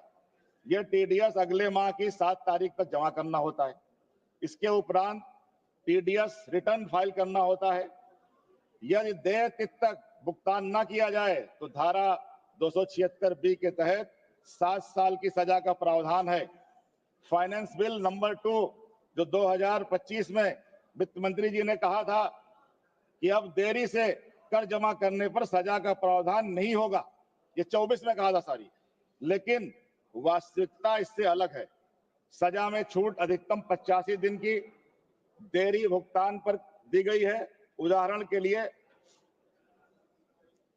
जून माह में का टीडीएस 7 जुलाई तक जमा करना होता है और 31 जुलाई तक हमें टीडीएस की रिटर्न फाइल करनी होती है। अब इस केस को करके कर को केवल 24 दिनों का लाभ दिया गया है। इस प्रकार अप्रैल का टीडीएस 7 मई के स्थान पे 31 जुलाई तक जमा किया जाता है तो सजा नहीं लगेगी। इसी तरह से टीसीएस के प्रावधान की बात करें तो सेक्शन 276BB में अमेंडमेंट किया गया और इसमें भी उपरोक्ति की तरह प्रभाव डाला गया है, जबकि यहां भी अगर हम जून माह के टीसीएस की बात करें तो 7 जुलाई तक वो जमा करना होता है तथा 15 जुलाई तक टीसीएस की रिटर्न फाइलिंग ड्यू डेट होती है। अब इस केस में हमको सिर्फ 8 दिन का रिलैक्सेशन दिया जाता है। अब 8 दिनों की छूट को कोई भी वैधीकरण कैसे बोल सकता है? एक और करदाता टैक्स कलेक्शन के सरकार के उद्देश्य की पूर्ति कर रहा है, इसके लिए टीडीएस टीसीएस कर रहा है, उसको जमा कर रहा है, क्वार्टरली स्टेटमेंट फाइल कर रहा है।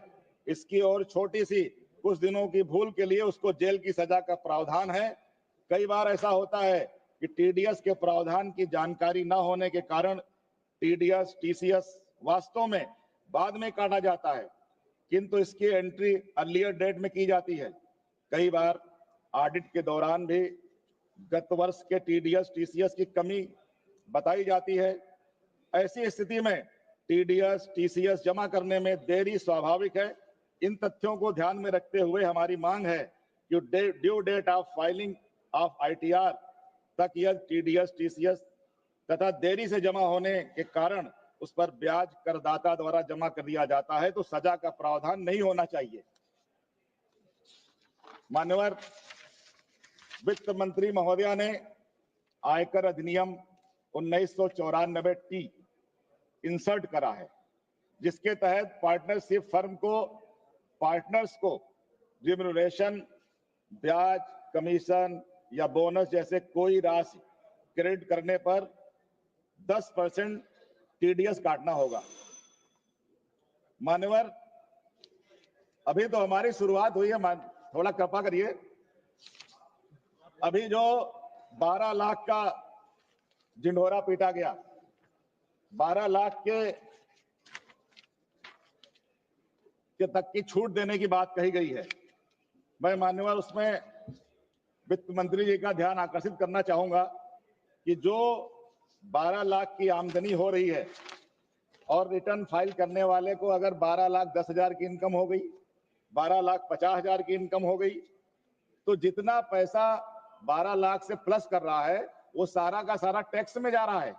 इसलिए अगर इस पे ध्यान नहीं दिया गया तो जो कर चोरी के मामले आते हैं, मैनिपुलेट लोग करते हैं, वो करेंगे। इसलिए मेरी सरकार से मांग है कि जो टैरिफ बनाया गया है वो टैरिफ 12 लाख के ऊपर जो इनकम स्लैब है उसके अनुसार टैक्स लगाना जाना चाहिए, ना कि पिछली 12 लाख रुपए की इनकम पर भी टैक्स लगा दिया जाए। यह टैक्स पेयर के साथ भेदभाव है। अगर कर प्रणाली को अधिक निष्पक्ष समावेशी बनाना है तो कृषि पर कर लगाना और छूट को समायोजित करना आवश्यक है। मैं आपके माध्यम से मांग करता हूं कि हमारे प्रदेश के किसान बहुत दुखी हैं। किसानों को ऋण के कारण तनाव में जीवन जीना पड़ता है, लोग आत्महत्या करते हैं। इसलिए सरकार से मांग करूंगा कि सरकार किसानों के ऋणों को माफ करे। और एक जो हमारे यहाँ जीएसटी का बहुत घालमेल है, जीएसटी के बारे में अभी हमारे मित्र उधर ऋषिकांत जी बोल रहे थे कि गेमिंग पे 28% जीएसटी है। हम सीमेंट पे भी 28% जीएसटी दे रहे हैं। सीमेंट पे भी 28% की जीएसटी है, जबकि सीमेंट हर आम आदमी इस्तेमाल करता है। इसलिए मैं आपके माध्यम से कहना चाहूंगा कि वर्तमान में जो जीएसटी का व्यवस्था है उस व्यवस्था में बहुत सुधार की आवश्यकता है। उस पर सरकार को ध्यान देना चाहिए और जीएसटी का जो मॉडल बनाया गया है उसको नीचे लाने की बात होनी चाहिए। मान्यवर, इस बजट में बेरोजगारी पे कोई ध्यान नहीं दिया गया। सरकार व्यर्थ में बड़ी बड़ी बातें, योजनाएं बना रही है, कह रही है। अभी मान्यवर, अभी हमारा समय बस, चलिए 2-3 मिनट में मैं समाप्त करता हूँ। माननीय सदस्य 12 मिनट हो चुके हैं, प्लीज कंप्लीट करिए। योजनाओं पे व्यय कर रही है। बेरोजगार युवकों के लिए भी कोई योजना अच्छी लानी चाहिए। मैं तो आपको सलाह दे रहा हूं सरकार को कि बेरोजगारों के लिए शहर के बीचों बीच में कुछ दुकानें बनाएं ताकि उनको रोजगार मिले। और जो हमारे फेरी वाले दुकानदार हैं, प्रशिक्षित व्यापारी की तरह हैं वो, लेकिन पूंजी की कमी के कारण वो अपने व्यापार को बढ़ा नहीं पा रहे हैं। जबकि हमारे प्रधानमंत्री जी कहते हैं कि धन की कोई कमी नहीं है, तो मैं समझता हूं इसके लिए भी सरकार ही जिम्मेदार है। और अभी एक हमारे देश का एक बहुत बड़ा बिजनेस घराना है बायोकॉन। बायोकॉन की जो सीएमडी हैं, उन्होंने बताया कि जीएसटी में हम लोग कैसा उलझे हैं कि कारोबारी का ध्यान सिर्फ इस बात पर ही रहा है कि जीएसटी समय पर दिया कि नहीं दिया, उसने रिटर्न समय पर जमा किया कि नहीं जमा किया। अन्य सभी सरकारी जो कायदे हैं इन पे ही दिमाग लगा रहता है, इससे व्यापार भी रुक रहा है। माननीय सदस्य मान्यवर महुआ मोइत्रा जी, मान्यवर बोलिए। आप शुरू करिए, शुरू करिए। रिकॉर्ड में नहीं जा रहा।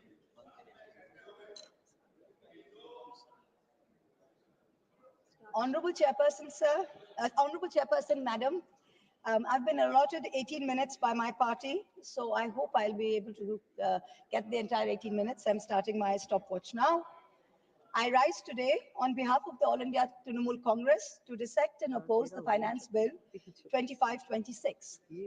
Albert Einstein famously said that the hardest thing in the world is to understand income tax. Similarly, we find it very hard to understand why this government's taxation policy continues to widen the stark divide between the two Indias. A Kuber's India for the elite and the privileged, and another, Vishwakarma's India, for the masses who are bearing the brunt of this government's economic mismanagement. We have just finished the spectacle of the Mahakumbh, with faith drawing millions to the holy Sangam at Prayag. The government is patting itself on its back for organizing the grandest spectacle that humankind has ever seen. It is a small concern that the same UP government who was unable to count the number of deaths in the Kumbh stampedes and give the country a number was magically able to insist that precisely 63 crore people had bathed in the river. Now, 63 crores is the entire adult population of India, which statistically implies that every single one of us sitting here has bathed in the Kumbh. I certainly haven't bathed in the Kumbh.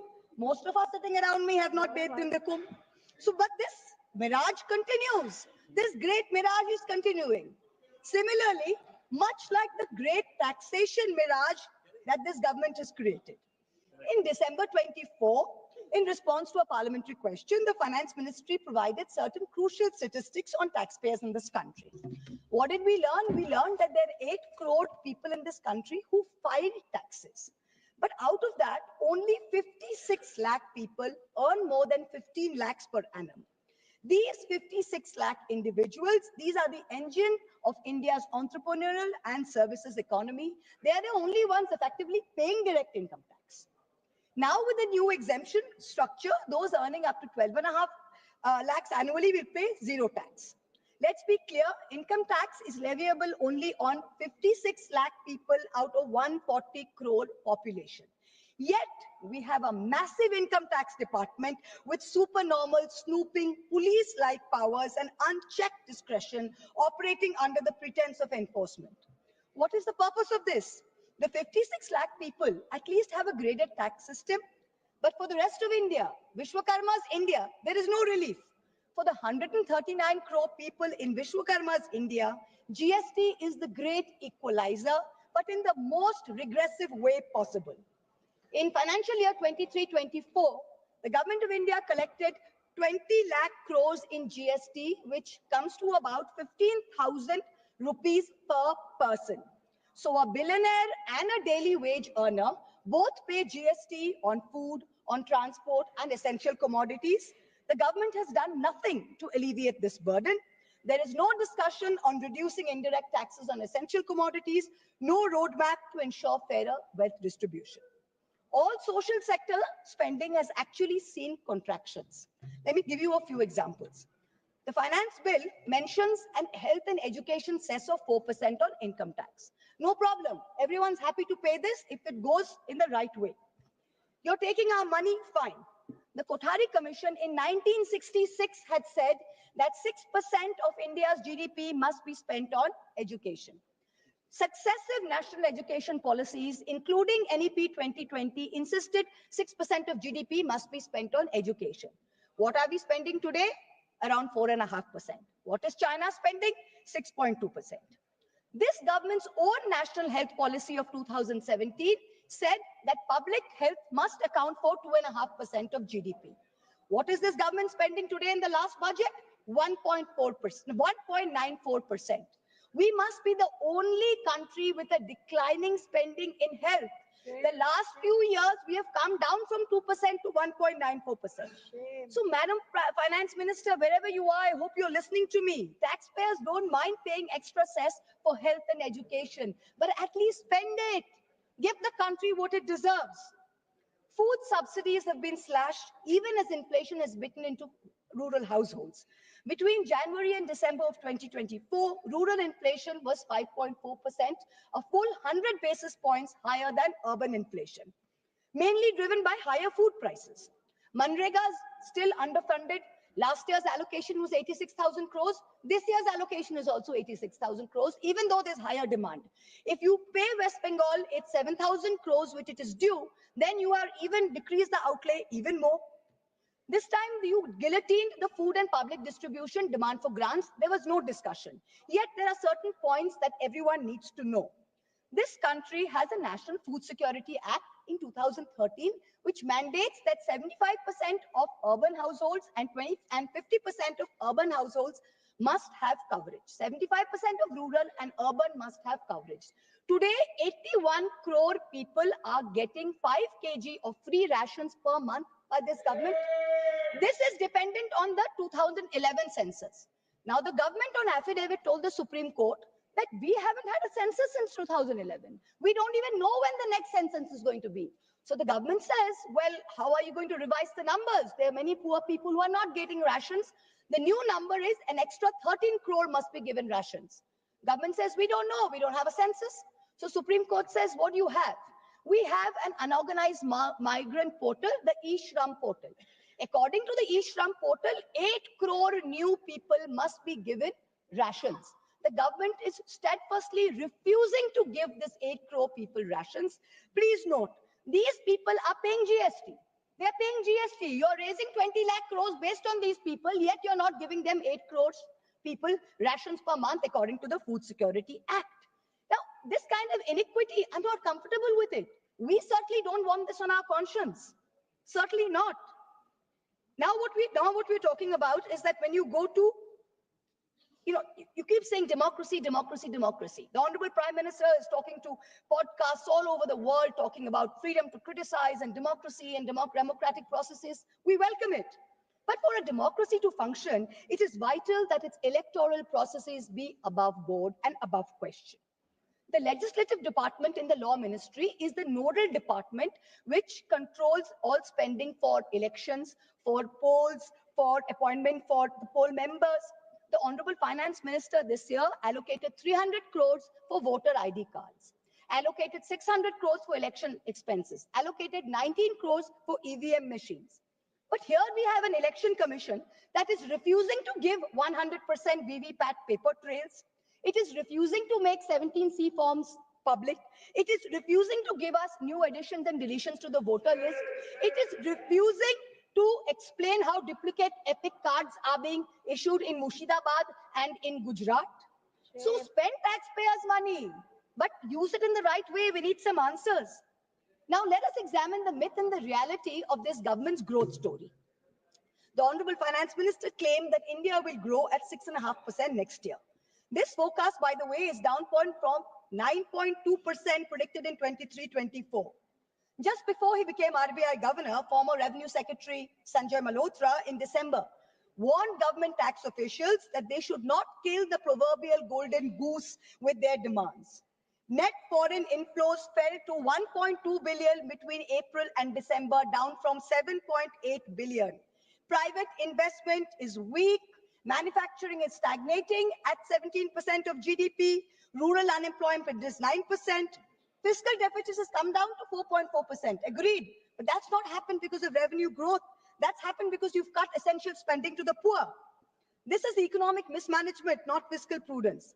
The government's obsession with corporate incentives has only favored big businessmen, where small businesses and laborers have got hurt. You slashed corporate income tax in 2019 from 30% to 22%. Has private investment picked up? No. So who have these tax cuts benefited? Let me look at just one example. Let's not forget that all tax rules are written for Vishwakarma's India, not for Kuber's India, not for favorite businessmen. When it comes to crony capitalists, there are special rules. Please listen. In 2016, there was a rule that there can be no SEZ which has only a power plant. No power plant, only SEZ. But for a very special friend, Mr. A, this was done in Godda, Jharkhand. Mr. A received not only billions in benefits during the capex phase, but receives an ongoing benefit on no import duty for importing coal, no coal cess, no domestic supply obligation. Savings of clean energy cess were 320 crores per annum. Custom tax and GST benefits were another 2,000 crores. Now that things with Bangladesh have soured, the government has said you can sell power domestically.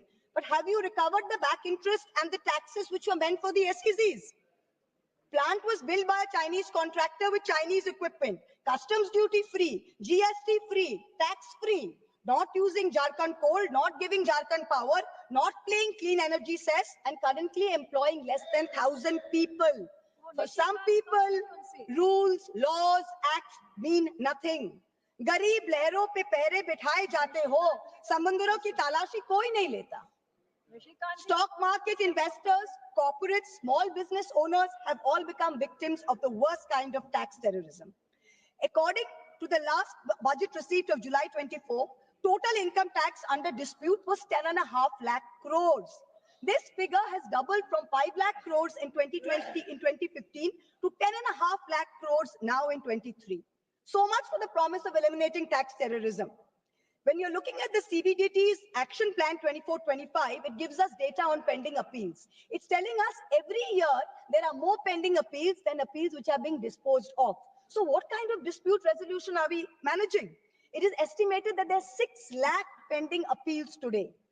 The Indian IT tax department has followed an adversarial approach. It unnecessarily pursues all appeals at all levels, regardless of outcome. And all the department officials, there is absolutely no penalty on pursuing frivolous regulation. So kahin bhi kuch bhi case laga do. There's bad drafting of tax laws, different interpretations. High courts are providing divergent opinions. There's confusion. The judiciary simply cannot handle this mountain of pending appeals. More than 17.5 lakh Indians have acquired foreign citizenship of another country in the past decade. An estimated $21,300 millionaires left India in the past 3 years alone. तुमसे दूर जाने की ख्वाहिश नहीं, पर तुम्हारी शक की डर से बहुत डर लगता है. तुमसे दूर जाने की ख्वाहिश नहीं, पर तुम्हारी शक की नजर से बहुत डर लगता है. This is what people are telling this government. GST is a nightmare. You are having to wade through 100 different tax rates, including cesses. Multiple rates, ensuing confusion has facilitated an alarming GST evasion of 2 lakh crores, almost double the 1 lakh crore evasion that was there in fiscal year 2023. 18,000 fraudulent entries have been uncovered. Many more are likely. Senator Barry Goldwater, the Republican senator in the United States, famously said that the Income Tax Act has created more criminals than any other act of government. This is really proving true in India's case. Honorable Chairperson, the government's draconian taxation policies have turned our stock market into a breeding ground for tax uncertainty. Let's examine the facts. They're mind-boggling. 2004, capital gains tax eliminated, replaced by a 0.1% securities transaction tax. 2018, BJP government reintroducing 10% long-term capital gains tax. 2024, this long-term capital gains hiked to 12.5%. Short-term capital gains increased from 10% to 15% in 2018 to 20% in 2025. Securities transaction tax hiked by 60% in 2024. Corporate dividends, once taxed at flat 15%, are now taxed at slab rates with TDS. The government and the SEBI have together destroyed wealth creation in the stock market, both domestic and foreign. When you have Europe, when you have the US, you have Singapore, who are aggressively attracting investors, we are driving them away with policy arrogance and excessive taxation. Also, the new Income Tax Amendment Act contains something rather alarming in the fine print. Is the government trying to bring back electoral bonds in another shape or form? The bonds were declared unconstitutional in February 24 by the Supreme Court. And yet, in the new Income Tax Bill 25, Schedule 8, provisions relating to the electoral bonds are mentioned. Is this legislative oversight? In which case, very shoddy work on your part. And if it's not oversight, then it shows that you're keeping the road open so some kind of back entry to your favorite Hafta collection system. This is very clear. Electoral bond data shows that companies with negative profits donated 434 crores to the BJP. 41 companies under investigation donated 2,500 crores to the BJP. 30 companies facing investigation donated 335 crores. Madam Finance Minister, the CBDT in your hand is an engine to spur India's growth through transparent and progressive taxation. Please do not turn it into another rogue agency like the ED and the CBI, who have essentially become professional collection agents for this government. 193 cases pursued by the ED, 2 convictions.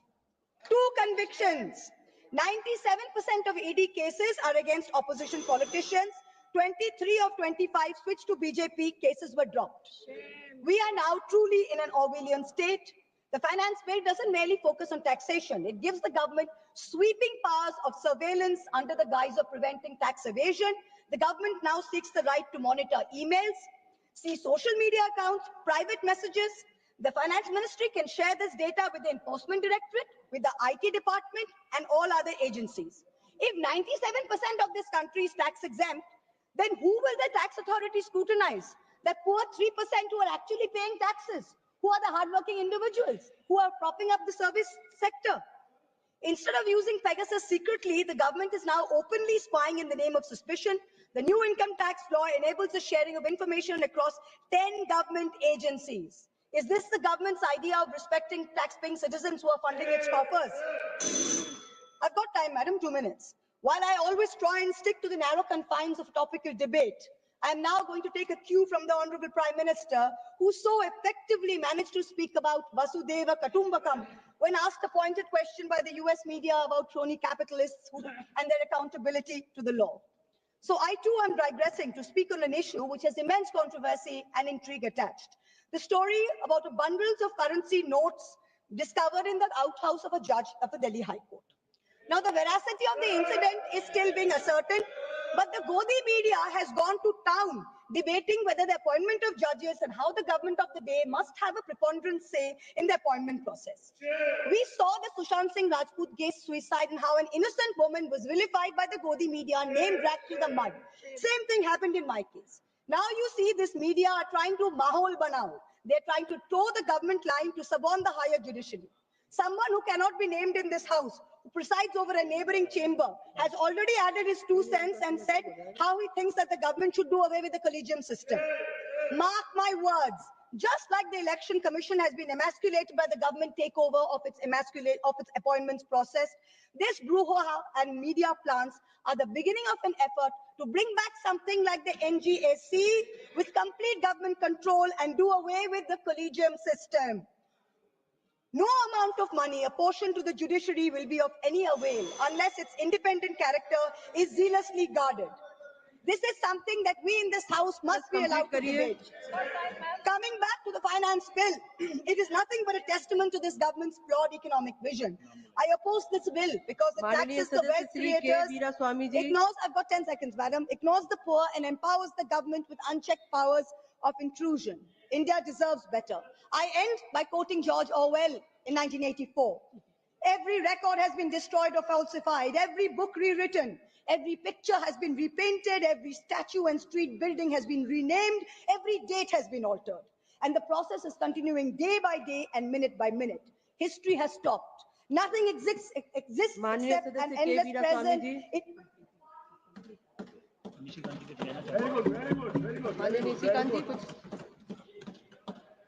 Rule है. Thank you very much, madam. Point of order है. Speaker का direction 115 है. वो ये कहता है कि कोई भी माननीय सदस्य यदि कोई आरोप लगाते हैं, एक बड़ा आरोप उन्होंने ईडी और सीबीआई पर लगाया कि वो सरकार की तरफ से जो है पैसा कलेक्ट करते हैं. मेरा आग्रह होगा कि उनको ऑथेंटिकेट करने के लिए कहिए कि ईडी और सीबीआई ने कौन सा टैक्स कलेक्ट गवर्नमेंट के लिए किया, किन लोगों को परेशान किया. यदि नहीं करते हैं तो एक्सपंज करिए, नहीं तो प्रिविलेज चलाइए.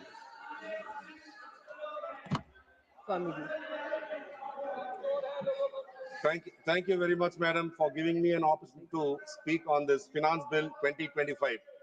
Madam, I would like to congratulate this government for having presented the Finance Bill through which they have campaigned from the Parliament and won the Delhi elections, madam. They have utilized this Finance Bill, giving the SOP of 12 lakh exemption, income tax exemption, mainly for the Delhi elections, and they have achieved their aim and they have won in the Delhi Assembly. So I would like to congratulate them on their efforts, madam. Madam, this finance bill, we see that most of the states, several people have spoken about this, madam. When we give 1 rupee, we get back 29 paisa or 30 paisa. If you look at the statistics over the last 10 years, Tamil Nadu has paid about 8 lakh crores in the form of direct taxes, madam. But the devolution which has come back to Tamil Nadu is only about 2.4 lakh crores. 5.6 lakh crore has been utilized by the union government, where it has been disbursed to other states like Uttar Pradesh, Bihar, and other less performing states, madam. Madam, we do not have any qualms about that, because we believe that those who are able should be able to support those who are in a very pathetic situation. But problem is, if you are looking at the state of poverty, the status of poverty throughout this country, if you look at the south states, the numbers will be in the range of about 0.5 to 1.5 or 2%, madam. South states believe that poverty should be eradicated, and they have been striving continuously for the last several decades, eradicating poverty, madam. Whereas if you look at North states, even the Honorable Prime Minister's state of Gujarat, the poverty rate is in the range of about 9 to 10%. Bihar, it is about 20%. And UP, I think it must be around 15 to 20%. Despite years of support from these states, it is sad to note that they are not even able to provide a decent life for their own citizens, madam. If you look at Tamil Nadu, right from the last 50 years, from the time when Peraranyar Anna has been taken over from 1967, we have had situation where we have insisted that we should uplift the downtrodden, madam. That has been the motto behind which the government has worked.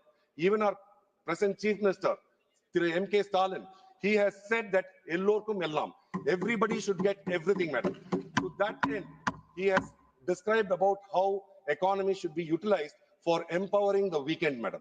To that extent, he has given, he has brought out a scheme where every lady who is in the poverty range, when we say poverty, we are not talking about the 27,000 rupees per annum earning people, madam. We are talking about people who are earning even up to 1 lakh rupees per annum. We are saying that they will be supported with 1,000 rupees per month, where they will be able to improve their quality of life. Not only that, to enhance education, he has brought out a scheme where, initially it was brought out for the girls, where every month they were given an incentive of 1,000 rupees if they have studied from a government school and they go to any college. This has improved our graduate enrollment ratio. The whole country, the present the target what has been achieved so far in the country is about 25%, and the government is talking about achieving 50% by 2030 or 2050, madam. But we already have an enrollment ratio of 52%. This shows the amount of importance our state leaders, especially our present Dravidian model, has done for empowering women and improving the status and life of women, madam. Madam, apart from the taxation which is being done to Tamil Nadu faced huge calamities, madam. 2 years we had huge calamities where we had implored to the union government to provide from the National Disaster Relief Fund to the tune of about 40,000 odd crores, madam. Despite repeated pleas, we have not had the amount required.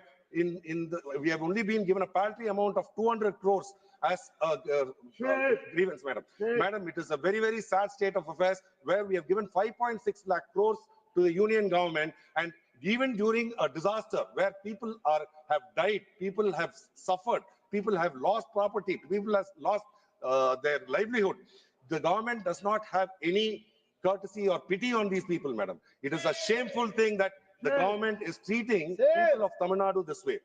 Madam, apart from that, this government is talking about education and the importance of education, madam. Recently, they have introduced this National Education Policy 2020, and in which they are talking about a 3-language formula, and where the union government was to release a fund of 2,152 crores. We have been asking for that, and they have been blackmailing the state government, saying that unless you introduce the national education policy with the 3-language formula, we will not release that 2,152 crores, madam. And our Honorable Chief Minister has made it abundantly clear that even if you give 10,000 crores, we will not implement the 3-language policy. Let me explain about the 3-language policy, madam. Madam, you claim that 3-language policy has been implemented throughout the country, madam. But I would like to ask one question. If that is the case, why is it that most of the North MPs, people from the North, most of them do not speak English? Why is it that most of them do not speak English except Hindi? I would challenge anybody in this parliament, madam, if people from the North, apart from Hindi, is there any other language that they can talk?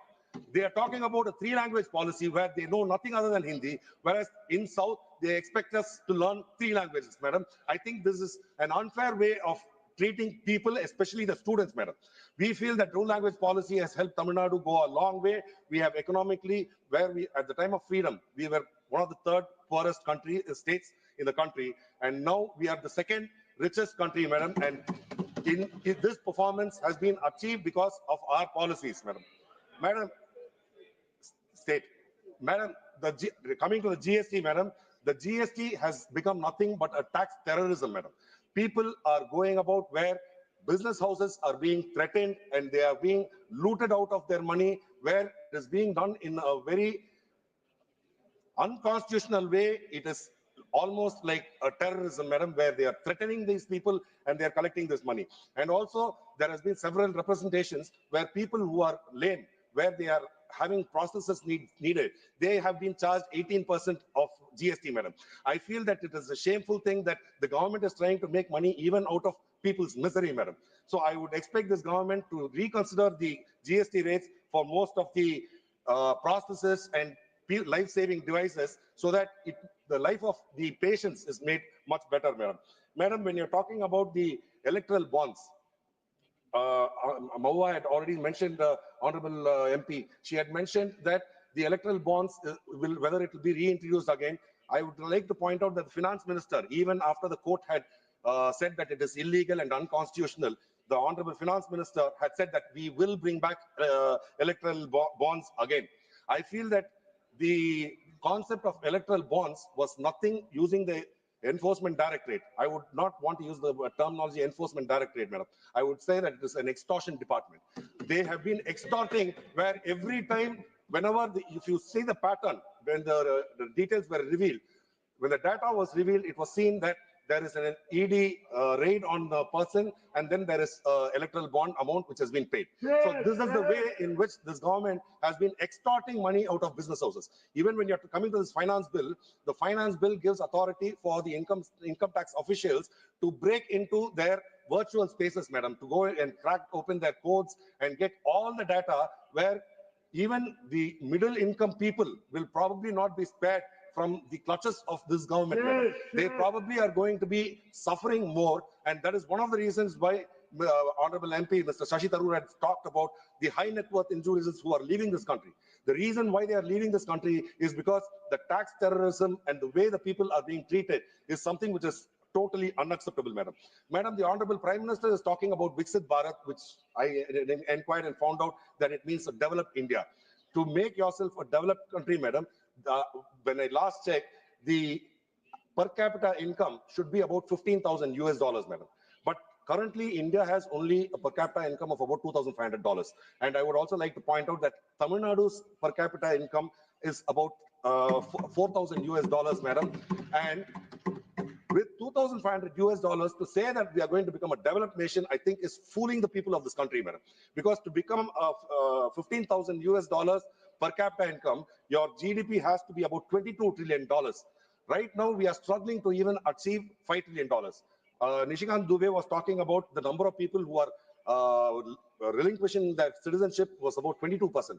I find that very, very hard to believe, and I think he has to substantiate it, madam, because the total population of US is about 40 crores roughly, and out of 40 crores, if you're talking about 22, you're talking about 8.8 crore people who have left the country. I feel, in fact, there have been complaints about migration migrants going in, so many millions of migrants who are going in. So I wish that Mr. Nishikant Dubey will check and get the facts and submit it to this parliament, madam, because like every other lie, whatever the treasury benches has been pervading, I think this is going to be under the radar, and I would like that to be corrected on record, madam. Very good. Madam, when we are talking about the amount of money which has been written off, 18 lakh crore has been written off for as NPA, and Honorable Finance Minister was trying to explain that they are trying to recover that money. But trying to recover that money is not something which will be possible, because if they were to do that, they would have done that already, madam. If it has not been done so far, I feel that no way they will be able to retrieve that. But at the same time, when the farmers, when the Honorable Prime Minister had promised that the farmers' income will be doubled, instead of doing that, at least you can waive their loans, madam.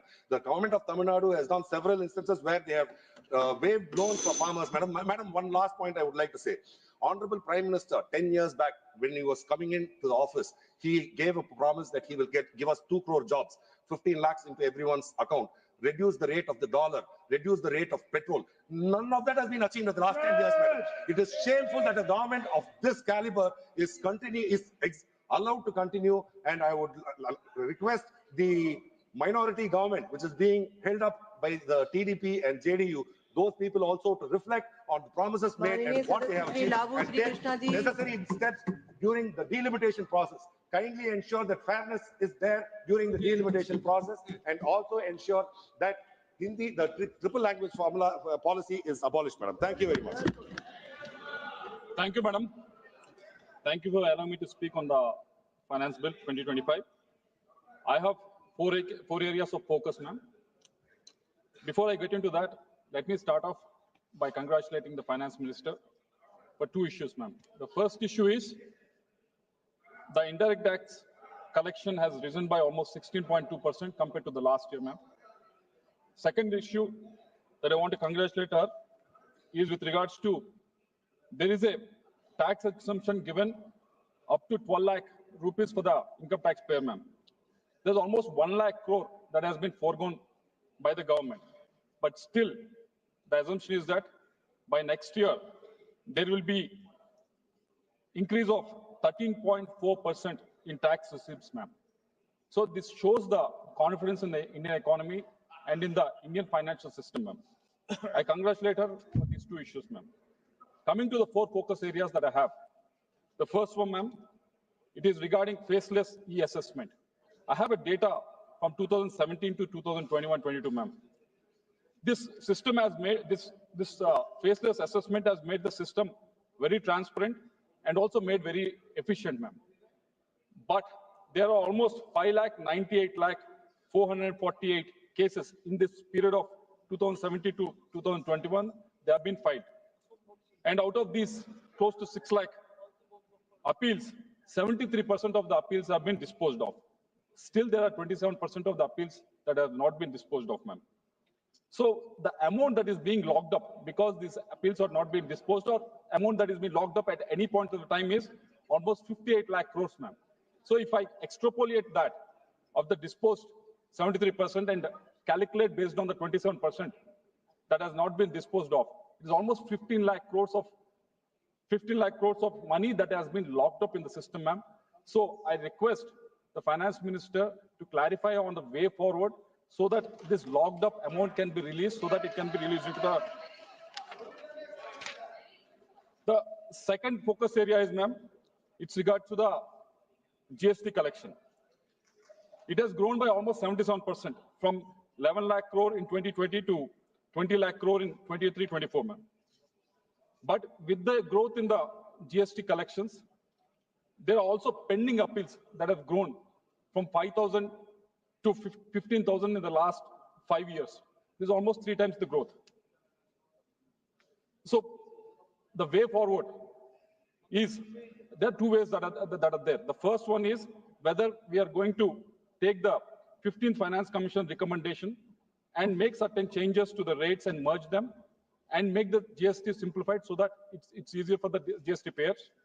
And second way forward is, there are a lot of state goods and service tax appellate tribunals at the state level which are not functional, ma'am. I think the union government has to handhold the states and make these tribunals functional, ma'am. So if we do these 2 things, definitely these pending appeals that have been raising will be curtailed, and this will in a way add to the revenues of the state also, ma'am. And third focus area is the custom duty collection. In 25-26 budget that has been presented by the finance minister, the expectation of the custom duties is around 2,40,000 crores. That is almost 5.6% of the gross tax revenues, ma'am. But when we are hearing for the last 3 or 4 months after that Trump has come into power in US, with regards to the tariff regime that is going to be effectively come in coming months. So this 2,40,000 crores, whether this can be with the new tariff regime that is going to come, if this will be reduced, if it is reduced, how this can be compensated and from where it can be compensated. If the finance minister can clarify on this, that would be great, ma'am. And the fourth focus point is with regards to the total capex. Total capex that we have spent in the last 10 years is 50 lakh crores that have been spent, ma'am. This is an amazing achievement that we have made in the last 10 years. And with the 50 lakh crore that have been spent in the last 10 years, our railways have been ranked global, top 5 globally. Our metros have become 3rd largest in the world. Our airports have become third largest domestic aviation market in the world. Our national highways have become second largest in the world. This has been achieved within 10 years. This is not that is easy to achieve, but this was able to achieve because of the hard investments that have been made into the infrastructure in the last 10 years. But in the last 2 years, most importantly, in the last 2 years, there's an underutilization of the capex.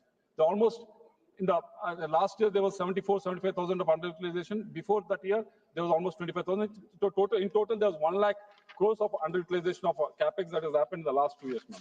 So why I'm mentioning about this underutilization is, instead of keeping it underutilized, can we bring it into the system? How we can bring it into the system? Can we invest in the new technologies that are coming about? We can invest in the R&D activities. Why we have to invest in the R&D activities and in the new technologies? Because if you look at the foreign institutional investors in the last 3 or 4 years, where they have gone, where they have invested, if you have verified it across the globe, mostly they are interested not in the hard infrastructure projects, but they are interested in investing in the new technologies that are there. If we can use this underutilized capex into these new technologies that are there, these foreign investors also will come in and invest in that, and the tax revenues also will be increased, ma'am. So I hope the finance minister will take this into the account. And I cannot talk about finance bill without talking about Andhra Pradesh. You all know, ma'am, everyone in the house knows how Andhra Pradesh has been bifurcated. It's very unscientifically bifurcated, man. We have a revenue deficit of 16,000 crores in 2014-15 when the state was bifurcated. And the most shocking was when the national share of agriculture sector has reduced from 17% to 14.4% in the last 10 years, from 2014 to 2024. You know what has happened in Andhra Pradesh, ma'am? In Andhra Pradesh, our reliance on agriculture sector has increased from 24%, which was 24% in 2014, to 35% in 2024. So we have gone into the primary economic model. Even in the service sector, which is a tertiary economic activity, our share was 51% in 2014. It has come down to 41%. So our whole economy has been reversed. Our whole economy has been backslid into agriculture-dependent economy, ma'am. And in contrast, if you see Telangana, Karnataka, and everything, they have capitalized on the service sector that has been prevalent in the states, ma'am. So in the last 5 years, in the last 10 years, we have become revenue deficit. At the same time, we have become very much reliant on the agriculture activities, ma'am. So the request from our side is understand the issues of Andhra Pradesh and grant us the revenue deficit grant that we've been asking for the state of Andhra Pradesh, ma'am. Not only because of bifurcation of the state in an unscientific way, but also we have been facing troubles because of the financial mismanagement that has happened in Andhra Pradesh in the last 5 years, ma'am. You all know, when you talk about Andhra Pradesh, the first thing that comes to anyone's mind in this house, everywhere, is they all talk about the big budgeted movies of Andhra Pradesh. You talk about Bahubali, you talk about RRR, you talk about Pushpa. They all collected 1,700 crores, 1,800 crores, 2,000 crores, huge amounts they have collected. But ma'am, I want to put across a story in this house which has much more value, much more collections that have happened within the last 5 years in the state of Andhra Pradesh, ma'am. You must have heard about Delhi liquor scam. Whatever you heard about Delhi liquor scam, whatever you heard about the numbers in the Delhi liquor scam, when you compare with what has happened in Andhra Pradesh, it's just peanuts. The repercussions are seen in the parliament. There's an MP in the Rajya Sabha who has resigned from his post before his term has ended, even though he has 3.5 years of term, 4 years of term left. Even then, he has resigned and said, "I'm quitting politics." It's because of this liquor scam that has happened in Andhra Pradesh, ma'am. This liquor scam is just like how this RRR movie is there, how Pushpa movie is there, where there's a pre-production, production, and also distribution. Even for the liquor scam also, there's a pre-production, production, and distribution happen. What is the pre-production? Pre-production was the narrative was built. The narrative was built. The narrative was built in pre-production level. The narrative was built in the pre-production level where it was mentioned that once coming into power, we will definitely prohibit the alcohol in the state. we'll prohibit the alcohol in the state was a narrative built. If you don't prohibit the alcohol, the rates of the alcohol will be raised to such a level, normal people cannot consume that. That is a narrative that was built at the pre-production level. What happened after that? After that, once the production stage has come, they have gone to the companies which are producing this alcohol and said, these companies which are producing the alcohol have said, we are raising this amount, we are raising these prices, you want to give it or not? They said, they're all international brands. They said, we cannot supply this alcohol at this rate. So they quit. So what happened at the production level was all the distilleries in the state, 20 to 25 distilleries were taken over. Not only those distilleries have taken over. On top of that, what has happened was 26 new companies were incorporated. 26 new companies were incorporated. Adan was incorporated in December 2019.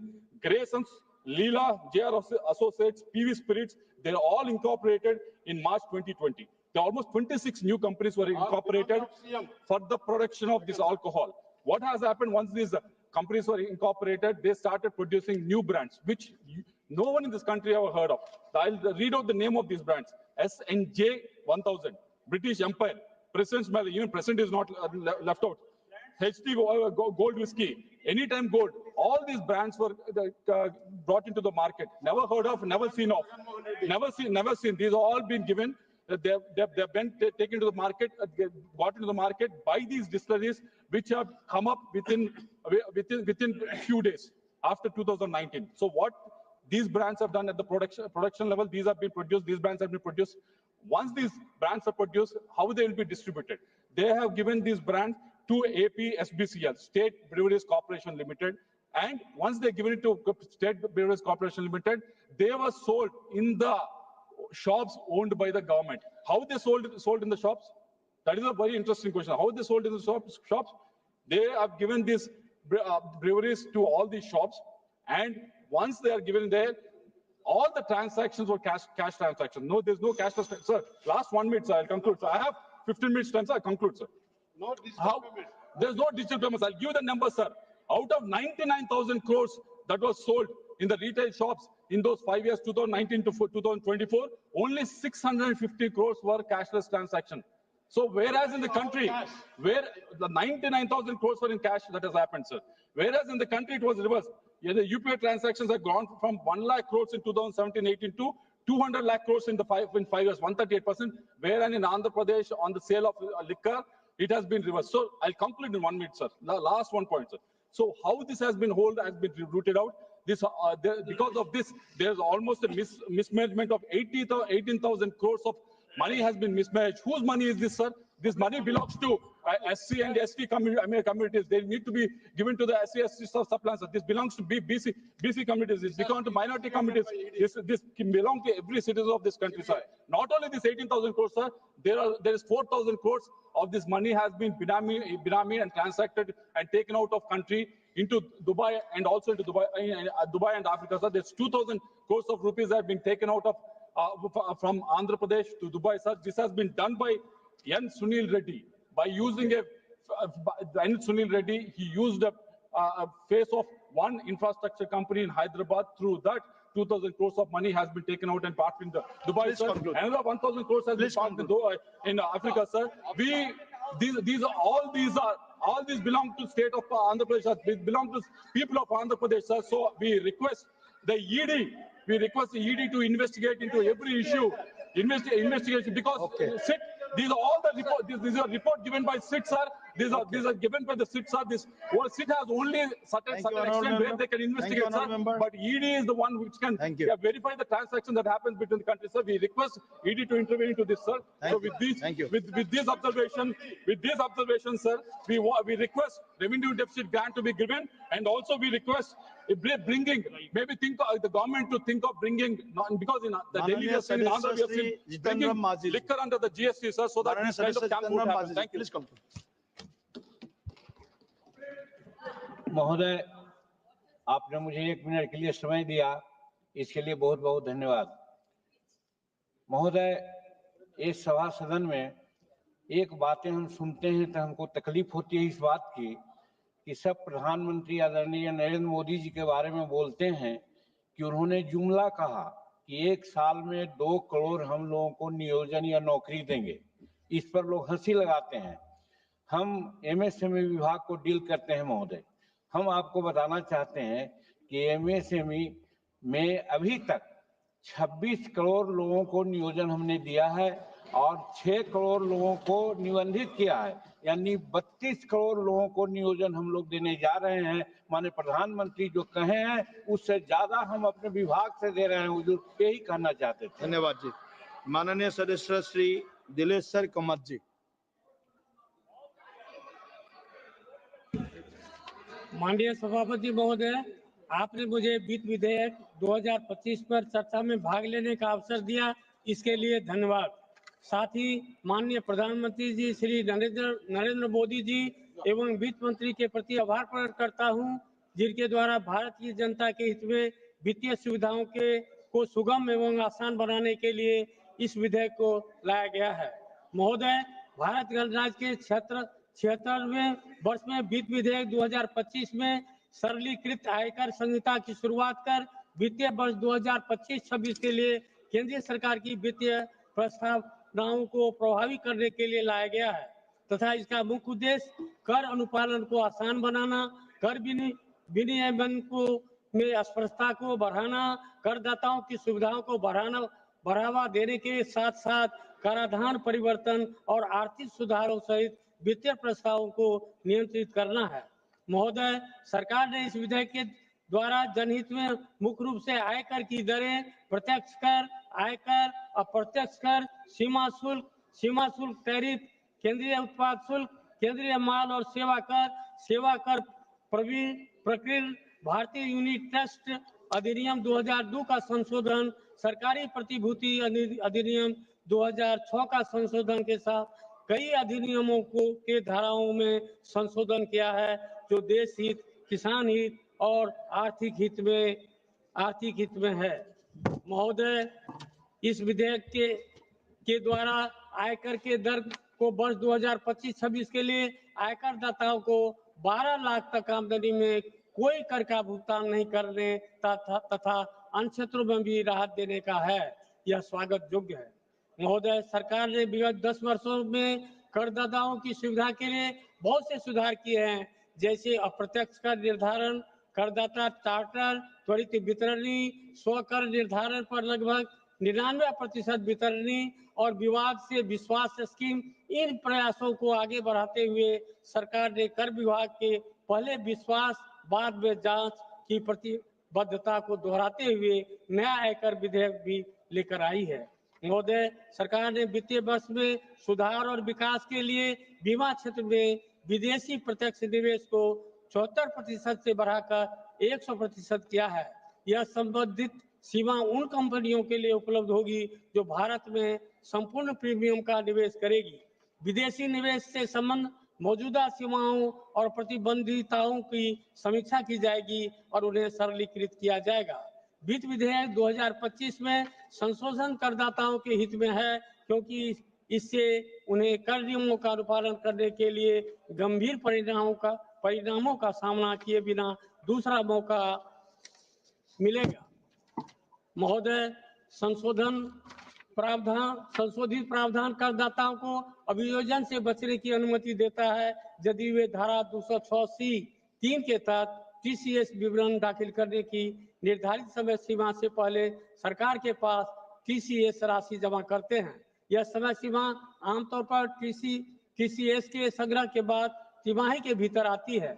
यह बदलाव महत्वपूर्ण है, क्योंकि करदाताओं को किसी भी कानूनी कार्रवाई का सामना करने से पहले अपने भुगतान को सही करने का अवसर देता है।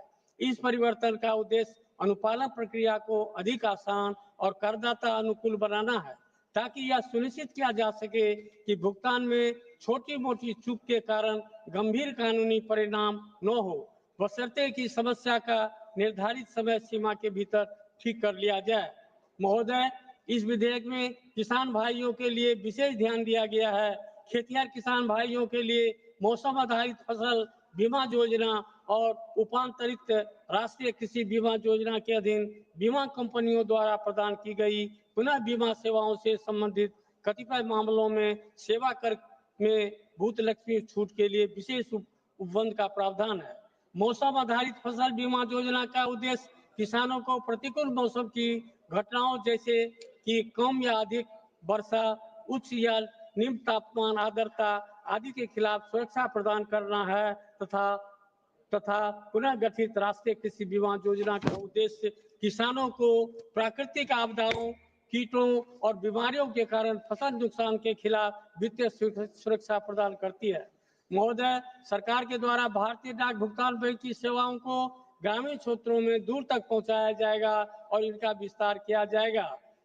National bank for financing infrastructure and development अवसंरचना के लिए कॉरपोरेट ब्रांड हेतु एक आंशिक ऋण संबद्ध सुविधा स्थापित किया जाएगा। सार्वजनिक क्षेत्र के बैंक एसएचजी सदस्यों और ग्रामीण क्षेत्रों के लोगों की ऋण आवश्यकताओं को पूरा करने के लिए ग्रामीण क्रेडिट स्कोर फ्रेमवर्क विकसित किया जाएगा। पेंशन उत्पादों के विनियमित समन्वय और विकास के लिए की स्थापना की जाएगी। केवाईसी प्रक्रिया को सरल बनाने के संबंध में भी पूर्व घोषणा के कार्यान्वयन के लिए वर्ष 2025 में केंद्रीय केवाईसी रजिस्ट्रेशन का पुनरुद्धार किया जाएगा तथा अवधारितीकरण के लिए एक सुव्यवस्थित प्रणाली लागू किया जाएगा। महोदय, सरकार के द्वारा अप्रत्यक्ष कर के लिए सीमा शुल्कों से संबंधित प्रस्तावों का उद्देश्य टैरिफ संरचना को युक्ति संगत बनाना और शुल्क प्रतिलोभ का समाधान करना। इसके घरेलू विनिर्माण और मूल्यवर्धन को सहायता मिलेगी, निर्यातों को बढ़ावा मिलेगा, व्यापार सुविधाजनक बनेगा और आम आदमी को राहत भी मिलेगी। सरकार के द्वारा विशेष रूप से औषधि दवाओं के आयात पर राहत के लिए कैंसर, असाधारण रोगों और अन्य गंभीर रोगों से पीड़ित रोगियों को राहत देने के लिए 36 जीवन रक्षक औषधियों और बुनियादी सीमा शुल्क से पूरी तरह छूट प्राप्त दवाओं की सूची में शामिल करने का प्रस्ताव है तथा 6 अन्य जीवन रक्षक दवाओं को 5% के रियायती सीमा शुल्क वाली दवाओं की सूची में शामिल करने का प्रस्ताव है। पूर्ण छूट और रियायती शुल्क के निर्माताओं के लिए थोक औषधियों पर भी इसी प्रकार लागू होगा। महोदय, वित्त विधेयक 2025 राष्ट्र हित, देश हित, आर्थिक हित, जनहित एवं किसान हित का है। मैं वर्ष 2025-26 के लिए वित्त विधेयक 2025 का समर्थन करते हुए अपनी बात समाप्त करता हूँ। बहुत बहुत धन्यवाद। धन्यवाद माननीय सदस्य। माननीय सदस्य श्री अनिल देसाई जी।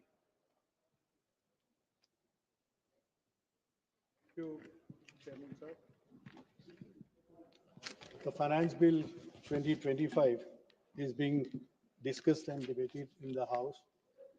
I would like to mention few important aspects of the bill and of course would be seeking clarifications to the same when the Honorable Finance Minister replies to the House. So describing the vision of Vikasit Bharat, that is developed India, Honorable Finance Minister identifies agriculture, MSMEs, investment and exports at the macro level as its 4 powerful engines, with reform as its fuel and inclusivity as its guiding spirit. The budget focuses on various development measures, including boosting manufacturing, furthering Make in India, enabling employment-led development, investing in people, the economy and innovation, securing and enhancing energy supplies, promoting exports and curbing imports to achieve the goals of Atmanirbhar Bharat. Sir, Honorable Finance Minister announced slew of measures to spur the agricultural growth and productivity, thereby benefiting the Annadata.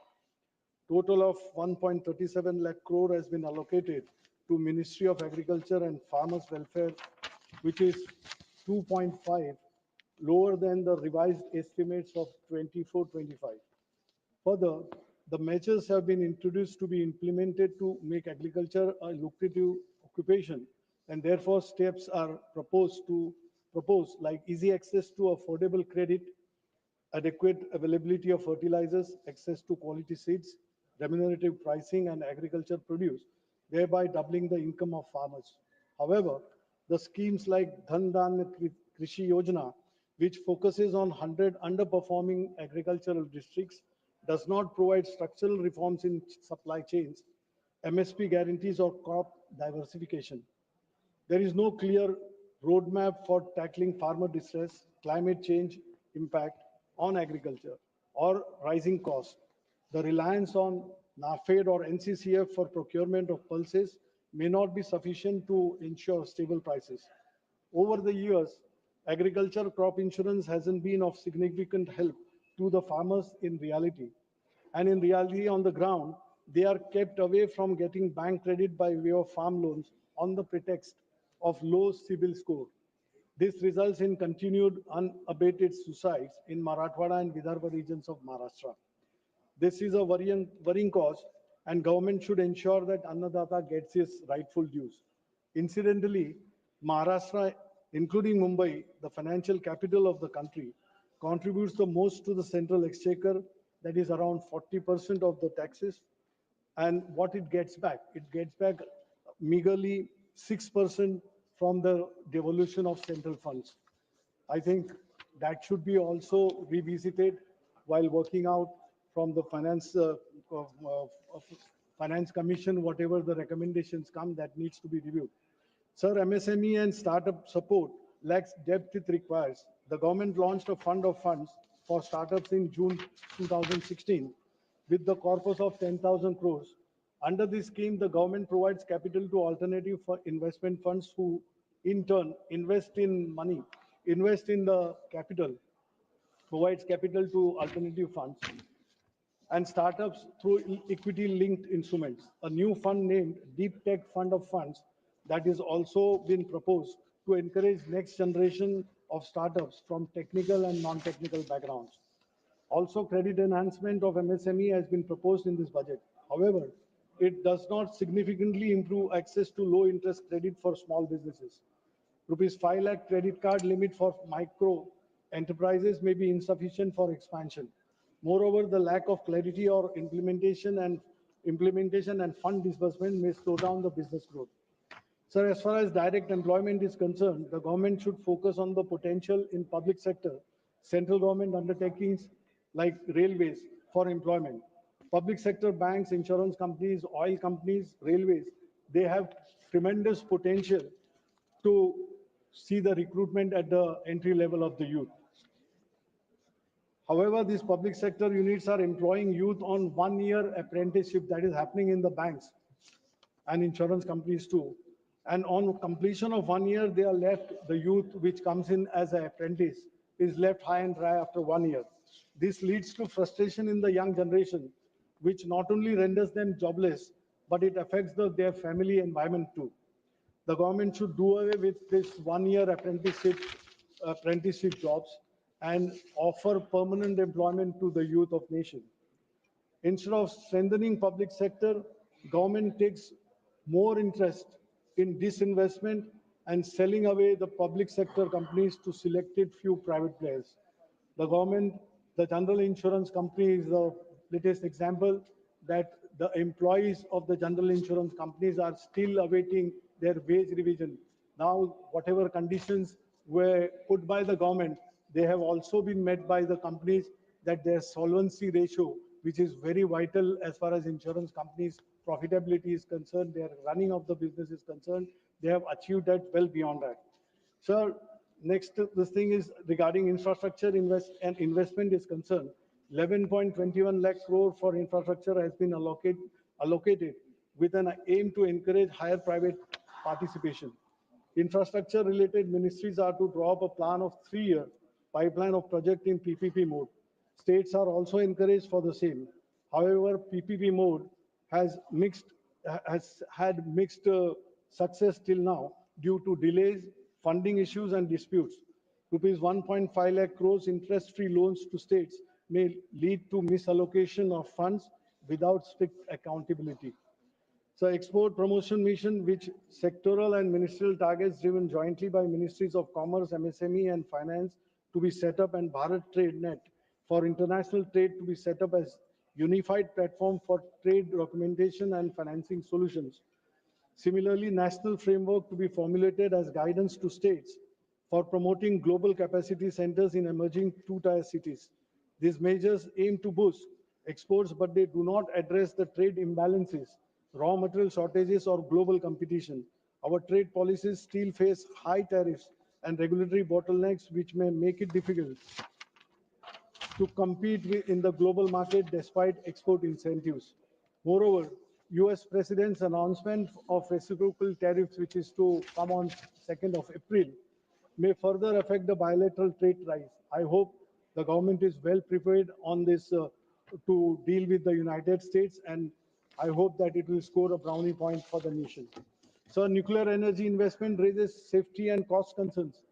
Rupees 20,000 crore outlay for small modular reactors raises concern about safety, nuclear waste disposal mechanism, and regulatory preparedness, especially regarding agreement on civil liability for nuclear damage, as amendments to nuclear liability laws may also increase risk for public safety and shifting of responsibility away from the private operators. Sir, allocation of rupees 1 lakh crore to the healthcare sector in this budget does look healthy provision, while daycare, cancer centers, and PM Jan Arogya Yojana for gig workers are introduced. The overall healthcare budget lacks substantial expansion.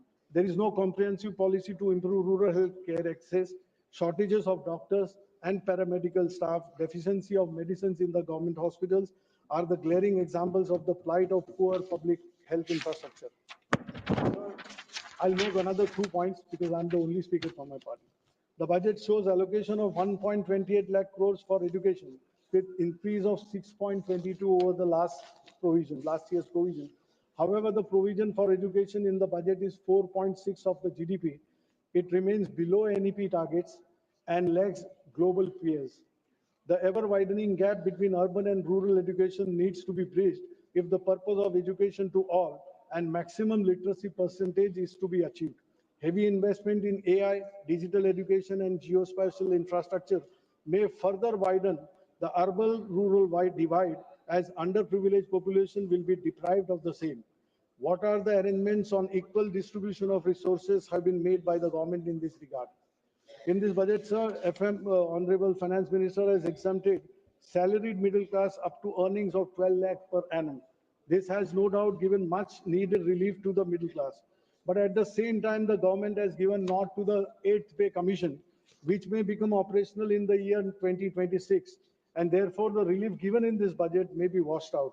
At the same time, indirect taxes in the form of GST with several slab bands, which leaves middle class with hardly anything in their hands, which otherwise they would have saved either in the banks or spent in the market for their increasing needs.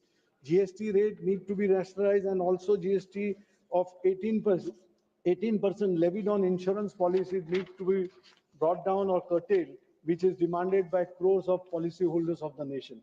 Please the fiscal deficit is estimated at 4.4% of the GDP, which is, although lower than the previous years, it remains significant concern for fiscal sustainability, sir. The heavy reliance on gross market borrowings, which has gone to 48.82 lakh crores, increases India's debt burden, raising concerns about repayment capacity of our country and potential credit rating downgrades. Thus, the budget focuses on agriculture, MSMEs, investment, exports, engine of growth.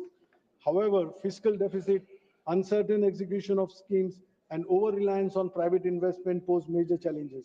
While tax benefits, infrastructure, and digital expansion are positive, the lack of direct employment support, healthcare expansion, and structural economic reforms may slow down inclusive growth. And last point, last but not the least, sir, may the Honorable Finance Minister enlighten this House about the PLI scheme, which was introduced in year 2020 in 14 key sectors, with the objective of boosting manufacturing and thus addressing the very important issue of unemployment in our country. As manufacturing sector contribution to the GDP is merely only 15%, which needs to go in another couple of years to 25%. That is the target set. Okay, thank you, It is nowhere near this. May Finance Minister in a reply could answer to this.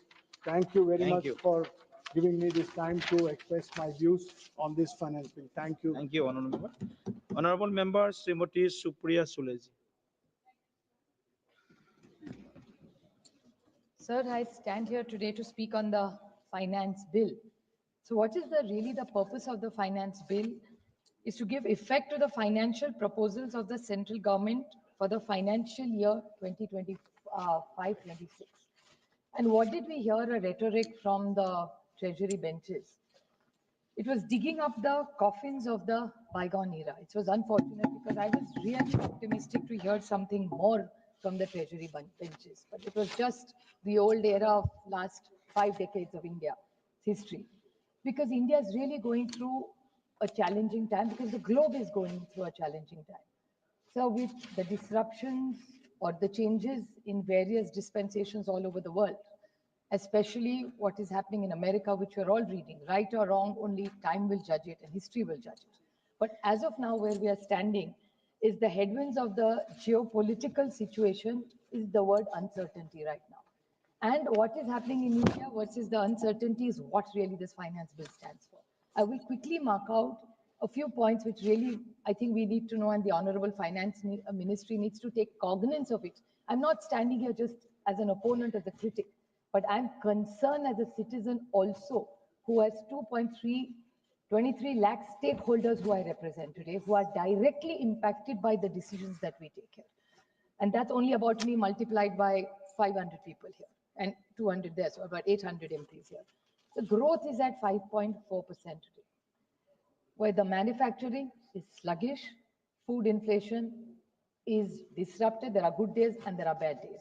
I won't say it's high all the time because there are some good days. So I'm putting facts on the table. Jobs are clearly stagnant. Rising trade, there is a gap. Disappointing capital flows. Weak urban consumption, which I will come back to.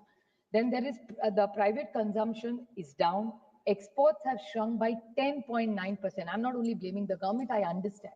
I may not be an economist, but I do understand that we have to take ownership of it. I'm not just criticizing, but the geopolitical situation, which I go back to, is one of the big reasons why trade. It doesn't mean Indian products are bad, but the situation is such that people are skeptical that, oh my God, I will ship today, and if something else happens in the next few weeks to come, as we are expected something to happen between the 2nd and the 4th April, then what happens to my goods? So that is the concern and the urgency and panic in the market right now.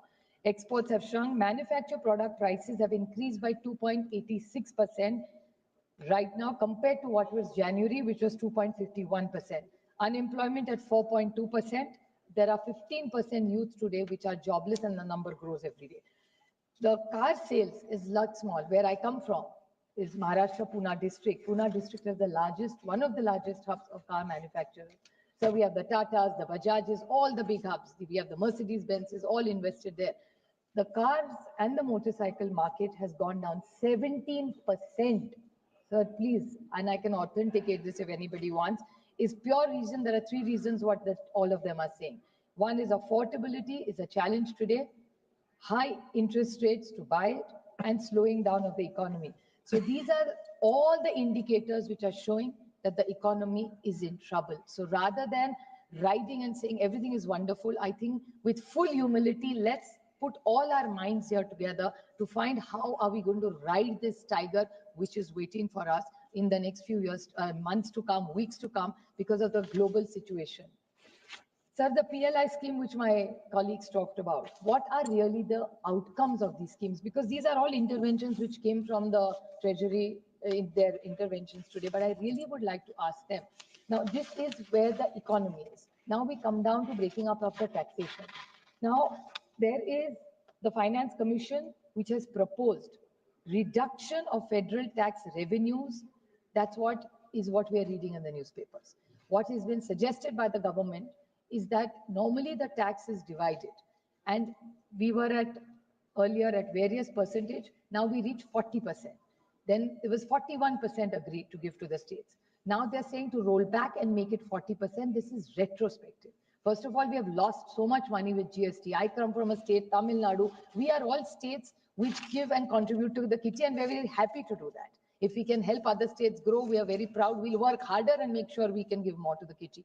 But it cannot be at just the cost of our products. So I would like to ask that if from 41 we come to 40, the difference is going to be of 35,000 crores, which the central government is going to get. So that is our money, plus the cesses and the surcharges. This is surreptitiously, sir, I would like to put it on record, there are times monies which are supposed to be shared by the states are taken in the form of cesses by government of the central government, and the states suffer because of that, and all our states are suffering for that. So what is this mechanism? It's completely retro. I mean, it's not fair on the states which are already suffering, sir. We all know that all the FIIs has pulled out of this. So why are people pulling out of the Indian economy? They're pulling out because they don't see the growth happening here. They prefer other economies going on. So what steps is this government going to take to make sure, and who is affected in the in the entire stock market, sir? It's the middle class which is getting hurt. Right now, even if these foreigners have pulled out to such a large extent, it's the Indian economy, the producers and the Indian middle class which is held on to it. There has been a correction of over 10% today in the stock market. So what checks and balances is this government going to do to make sure that this stays steady? So there's another very big intervention which we need to flag here is the gold loan. The gold loan is something which even the RBI has shown concern. Over more than 50, this is first time that has happened in India, that over 50% people are turning towards the gold loan. What is it signaling you? The RBI actually red flagged it. And what's most interesting for me in this whole scenario is we are looking at hope with Shaktikanta Das ji. He used to first manage the monetary policy. Now he's going to be here managing the fiscal policy. So we have a domain expert. So I would really like to flag and ask the Honorable Finance Minister of India that what intervention is he doing, and we would want him to intervene because it's very, very critical for our monetary and fiscal policy right now, more so because RBI is talking about this gold loan. So it's a very, very important point, and it is going to hurt the economy if we don't get our act together on this. So I request the Honorable Finance Minister to be very, very concerned and make sure they take some action and be prepared for this because of the outcomes will hurt the country. The other big issue which I've raised several times is the FRBM Act. So the fiscal management is what this bill is all about. And the Honorable Prime Minister of India, Shri Atal Bihari Vajpayee ji, got this bill, which is one of the finest bills in the larger interest of the nation and the state. And Dr. Manmohan Singh ji continued it and improved on it. Now, what I want to flag about this is that in the FRBM Act, we do fiscal management. So we make sure that whichever government does not overspend. Now, the problem is, I'll give you an example of my state, sir. To make populist what should I say, programs, I'm putting it as diplomatically and correct as I can, that these are all wonderful schemes for the larger interest of the poor of this nation, which I appreciate. I like it, I support it. But now they have taken all the Adivasi funds and the Social Justice Department funds are used for populist programs. There's nothing wrong in having every government wants populist things. But I remember the Honorable Prime Minister, who is clear about his economics, talked about Revdis at one time. My question with full humility to the Honorable Finance Minister is that after this, what role or what checks and balances is government going to take so that the budget is well spent and the monies are spent which is for the Adivasis and which is for the Adivasis as well as Social Justice Department, which are used for other schemes only during election. So what happens to the Adivasis and what happens to Social Justice Department is my question. So is this government going to intervene for good management of fiscal deficit and good governance, which this government talks about? So are they going to walk the talk? For every state that gets into an election, they will be changing the rules of the game, which will not hurt us right now, but you will have legacy of issues which generations will not forgive us just for winning one election. Another important question is of GST. Vijay Kelkar, proud Maharashtrian as I am, we both come from the same state, a tall leader, a visionary, got the GST to this country. What was the idea? The sole idea of the GST was one nation, one tax. The Honorable Finance Ministry, and in her budget, as a matter of fact, she mentioned that they're going to reduce the slabs. Well, the nation is waiting with bated breath. Because up to from 3% all the way to 28%, so many slabs, so much confusion. I'm not getting into the popcorn mess that my children have to deal with. Let them decide whether they want to eat salted, caramel, plain popcorn. And I don't want to get into that because I don't want to make this into a frivolous debate. This is a very serious debate for me. But my point to this government is, why is there so much all the time in the GST when it was a commitment made?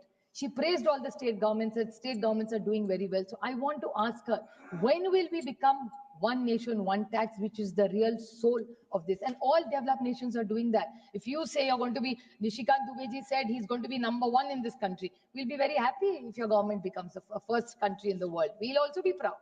Viksit Bharat mein hum bhi aapka saath denge. But to reach there, then what are you taking from the Western world? Also, I want to have the good practices also have to be taken. So when it's one nation, one tax, like all the other developing countries have done that, when is this government going to be one nation, one tax? I want to ask them this question. GST needs a lot of reforms, which are suggested by many of us, and many of my colleagues have talked about it.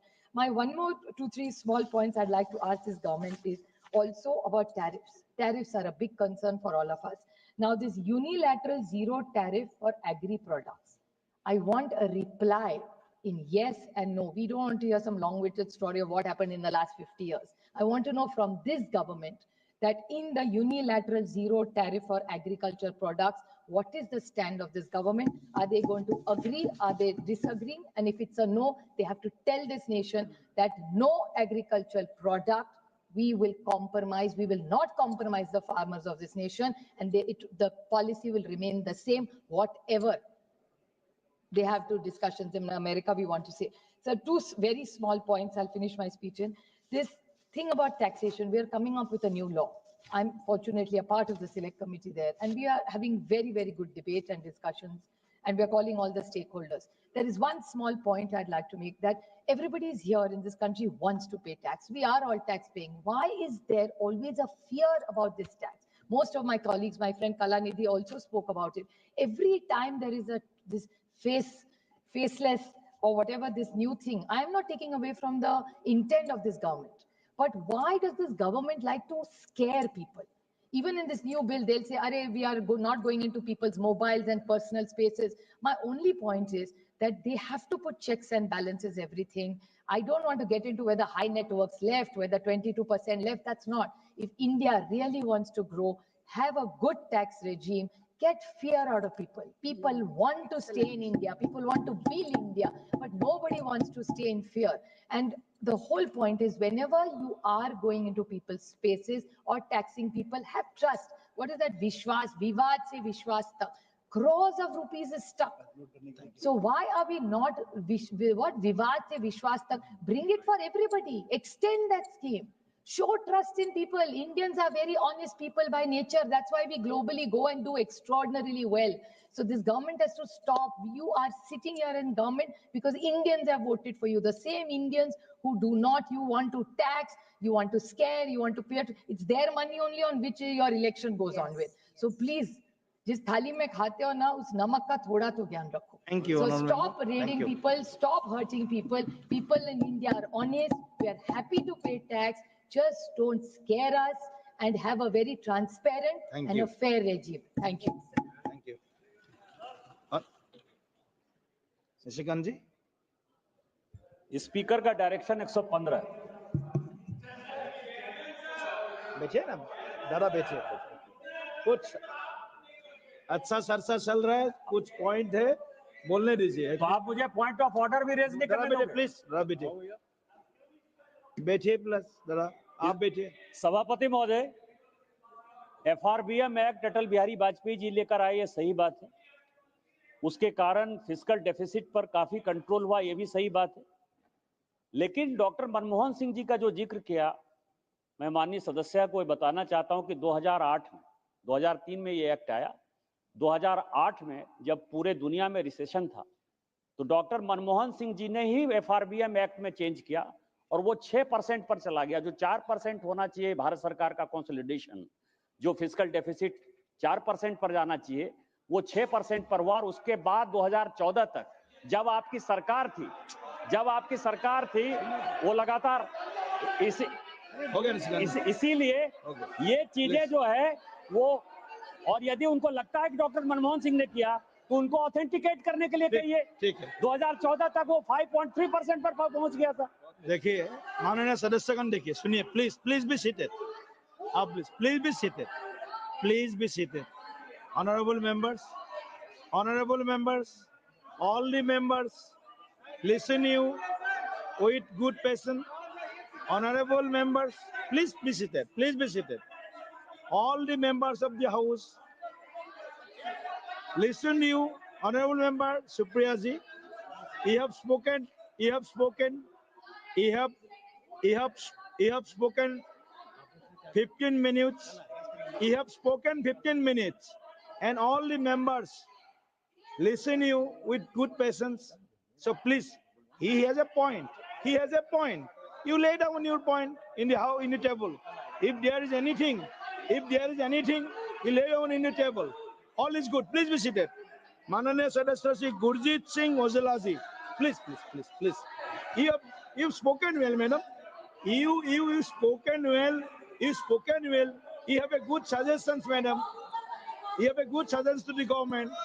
Please, your speech well listened by all the members. Please, madam. If you have any, it's okay. What Nishikant? Okay, please, all listen. Please be seated. Only Supriya Sule ji will speak for 30 seconds. Please be seated. 30 seconds only, sir. Yeah, yes. I appreciate his point that in Yeah. 2006, Manmohan Singh sir had changed the rule. Okay. Just want to put it on record that he said it became 6%. I want to put it on record after that in 2009, the same Manmohan Singh ji's sarkar came with a better majority and ruled for 5 more years. That's my limited point. It's okay. Mananiya Sadasya Shri Gurjit Singh Ojala ji. Thank you chairman sir, आपने finance bill pay बोलने का मौका दिया। Income tax जो कि करीब 8 करोड़ लोग देते हैं, सभी सांसद लोग बता रहे थे, लेकिन इसके साथ जीएसटी भी आता है जो हम सब लोग देते हैं, और फ्यूल के ऊपर अलग से टैक्स है जो हर गरीब लोग देते हैं, लेकिन जो इसका हिस्सा है वो मीडियम वर्ग तक और गरीब वर्ग तक नहीं पहुंचता। सब ये कहते हैं कि ट्रिलियन इकोनॉमी बनाने जा रहे हैं। मैं कहता हूं जब जीडीपी 2024-25 में 6.4% से आगे नहीं बढ़ रही, और डॉक्टर मनमोहन सिंह, स्वर्गीय डॉक्टर मनमोहन सिंह जी, जिसको ये सब लोग भूल जाते हैं, डॉक्टर मनमोहन सिंह जी की वजह से आज पूरा देश उनकी इकोनॉमिक सुधार की वजह से जहां खड़ा है, उनका जो नींव है वो डॉक्टर मनमोहन सिंह जी ने इस देश में रखी। और डॉक्टर मनमोहन सिंह जी को अपना देश ही नहीं, जो डेवलप्ड कंट्री है वो भी उनको मानते हैं। अक्रॉस द पार्टी लाइन किसी से बात करो, across the religion, across the caste, everybody respect. लेकिन सर मुझे दुख है एक बात, माननीय वाजपेयी जी जब देहांत हुआ तो हमें अच्छा लगा कि बड़े तरीके के साथ उनको इन्होंने अंतिम विदायगी दी, लेकिन डॉक्टर मनमोहन सिंह जी के समय आपको क्या हो गया था? उस समय याद नहीं आया डॉक्टर मनमोहन सिंह जी को? उस जगह राजघाट पे आपने जगह क्यों नहीं दी? क्यों नहीं? जिस बंदे ने इस देश को आर्थिकता की नींव रखी हो, क्यों ना मिले जगह उसको? Honorable member, क्यों ना मिले? Honorable member, please come to the bill. Sir bill, ये बिल पे Don't दे। go any. सर ये बिल पे दे। Nishikant Please ji, come to the bill. No sir, Please be ये बिल पे नहीं दे। No, you are not allowed. Please be seated. Sir doctor Please Manmohan come to the Singh bill. जी, उनकी वजह से 2005 से 16 तक गरीबों का जो आमदन था 183% बढ़ा डॉक्टर मनमोहन सिंह जी से। डॉक्टर मनमोहन सिंह जी थे जब बीट का एमएसपी था 10 साल में 119% बढ़ा था, और आपकी गवर्नमेंट में 47%। डॉक्टर मनमोहन सिंह जी थे जब राइस का एमएसपी 135% बढ़ा था, और आपकी गवर्नमेंट में 50%। 10 साल में 1 लाख कारखाना डॉक्टर मनमोहन सिंह के समय लगा था, आपके समय सिर्फ 24,000। तो मैं ये कहना चाहता हूं, ये जो सरकार है, अभी सांसद लोग कह रहे थे कि हम एमएसएमई में बहुत बढ़ावा हुआ है, लेकिन जनाब 50 करोड़ की सेल करने से लेस देन 50 करोड़ 45 दिन का प्रावधान दिया है बिजनेसमैन को। लेकिन जब 50 करोड़ के ऊपर सेल करो तो जब मर्जी पेमेंट करो, जब मर्जी ना करो, कोई पूछता नहीं है। वो गरीब लोग हैं जिनको आपको मदद करनी चाहिए, लेकिन आप मदद किसकी कर रहे हैं? ओनली 200 बिलियनियर्स जो देश में बने हैं, जिनके पास 41% वेल्थ है, उनकी मदद होने जा रही है। जिनके पास गरीब है, गरीब का रोजगार है, उसकी 81 लाख जॉब पिछले समय में गई है, 81 लाख जॉब। तो हमें जरूरत है टैक्स वो भी देते हैं, क्योंकि जब मोमबत्ती खरीदो, डब्बी खरीदो, जीएसटी तो देना ही पड़ता है, चाहे इनकम टैक्स की स्लैब में आए या ना आए, लेकिन टैक्स तो सब लोग दे रहे हैं। तो मेरा आपसे दरख्वास्त है, जो जीएसटी है इसका ट्रिब्यूनल 8 साल में अभी तक सेटअप नहीं हुआ, जिसका होना चाहिए। इनकम टैक्स टेररिज्म बढ़ा है फेसलेस असेसमेंट की वजह से। 10 लाख जो इनकम टैक्स के केस हैं वो अभी पेंडिंग है, उसको सुधार करने की बहुत बड़ी जरूरत है। 1/3 पॉपुलेशन लेस देन 100 पर रुपीज पर डे उनकी इनकम है, इनके ऊपर फोकस करने की हमें जरूरत है। इनकम टैक्स तो सब दे रहे हैं, टैक्स भी कलेक्ट हो रहा है, लेकिन जो स्कीम्स हैं, ठीक है, एक बात की आप तो मोहर लगाते हैं आप सर, कि हंगर इंडेक्स में हम 105 नंबर में है 127 में, तो जो 80 करोड़ भारतीयों को आप फ्री राशन दे रहे हैं, ये इस बात के ऊपर मोहर है। एक तरफ तो आप कह रहे हैं हम बहुत अमीर हो रहे हैं, एक तरफ हमें फूड भी देना पड़ रहा है, ये दोहरा मापदंड है सर। सो देश को आगे बढ़ाने के लिए युवा का बहुत बड़ा रोल है साहब। जब पिछले 10 साल में करीब 22 करोड़ युवाओं ने सरकारी नौकरी अप्लाई की, सेंटर को जॉब्स को, लेकिन 7.2 लाख 10 साल में जॉब्स मिली है। जो मोदी जी कहते थे 2 करोड़ जॉब हम हर युवा को देंगे हर साल, वो कहां गए? 15 लाख तो दूर की बात है, जो जॉब थी वो भी हम नहीं दे पाए। सर पंजाब बहुत बड़ा हिस्सा डालता है देश की आजादी से पहले भी, चाहे शहादतें हो, चाहे फूड की जरूरत पड़ी हो, और चाहे बॉर्डर के ऊपर शहादत देने की बात हो, पंजाब बहुत बड़ा हिस्सा डालता है सर। लेकिन पंजाब के साथ वितकरा हो रहा है, पंजाब का कर्जा बहुत बढ़ चुका है, पंजाब को कोई रिबेट नहीं दी कि दूसरे प्रांतों को तो हमें कोई पता ही नहीं है, लेकिन जहां इलेक्शन होती है वहां सब कुछ चला जाता है। जहां जो लोग लड़ते हैं मरते हैं बॉर्डर के ऊपर, उनके ऊपर सरकार ध्यान नहीं देती। पंजाब के ऊपर बहुत बड़ा ध्यान देने की जरूरत है जनाब। रेलवे फ्रेट कॉरिडोर, मैं वित्त मंत्री से रिक्वेस्ट करता हूं कि लुधियाना तक, क्योंकि बहुत कारोबार है, लुधियाना तक हुआ था, अटारी तक, अमृतसर तक ले जाने की जरूरत है, जो कि बहुत देर की डिमांड है, वो पंजाब को मिलना चाहिए। हमारे सांसद बिट्टू जी बैठे हुए हैं, आप भी पट्टी मखू लिंक 2013 का, जब डॉक्टर मनमोहन सिंह जी थे, आप भी थे, उस समय का अनाउंस हुआ है, अब तक होंद में नहीं आया। क्या रीजन है, कोई समझ में नहीं आता। ब्यास कादिया लिंक जो अप्रूव्ड है, अभी तक नहीं हुआ। पट्टी मुकेरिया लिंक जो अप्रूव्ड है, Patti Makhu link, sorry, Beas Qadian Mukerian Talwara link 2021 से अप्रूव है। तो मेरा कहने का बात है, टैक्स तो हम भी देते हैं, लेकिन सहूलतें हमें भी तो दे दो ना, हम लोग भी चाहते हैं अपना हिस्सा। तो ये जो तकलीफ है ये पूरे पंजाब की है सर। पंजाब की इंडस्ट्री डे बाय डे कम होती जा रही है। हमारा अमृतसर में सबसे पहला जो सेल टैक्स शुरू हुआ, तो अमृतसर में पहली इंडस्ट्री लगी थी, हमारा पहला नंबर अमृतसर के एक इंडस्ट्रिस्ट के पास है। लेकिन साहब पूरा अमृतसर की इंडस्ट्री तबाह हो गई। रीजन, पहले टेररिज्म की वजह से, उसके बाद हिमाचल को टैक्स हेवन बना दिया गया, उसके बाद जम्मू कश्मीर को भी टैक्स हेवन बना दिया गया। हमारी इंडस्ट्री सारी प्लान करके वहां चले गई सर। अभी 4 दिन पहले हमारे बहुत अच्छे मित्र हैं, उन्होंने इंडस्ट्री कठुआ में लगा ली, बोले वहां 3 रुपए यूनिट बिकती है, यहाँ 8 रुपए है। तो कैसे इनके साथ हम लोग लड़ाई लड़ेंगे? सारी इंडस्ट्री बद्दी और कठुआ में ट्रांसफर हो गई सर। ऊपर से एक्सटॉर्शन कॉल इतनी आ रही है तो भी लोग भाग रहे हैं। ठीक है, वो स्टेट का मसला है, लेकिन सर स्टेट सुने ना तो लोग जाए कहां? अभी बॉर्डर है, बॉर्डर से अभी कितने जनाब, करीब सर स्पीकर सर 13 बम अटैक हो चुके हैं अमृतसर के ऊपर। तो उसको बंद किसने करना है? सरकार ने करना है सर। सरकार को इसके ऊपर ध्यान देना चाहिए सर। हमारे नेशनल हाईवे के प्रोजेक्ट रोके पूरे पंजाब के, सरकार कमजोर है। सेटअप नहीं करा रही, किसानों को पूरा मुआवजा नहीं दे रहे, वहां के ब्यूरोक्रेट और नेशनल हाईवे पे ब्यूरोक्रेट रल मिलकर उनको लूट रहे हैं सर, वो इसके लिए जमीनें नहीं देते, वो कहाँ जाए सर?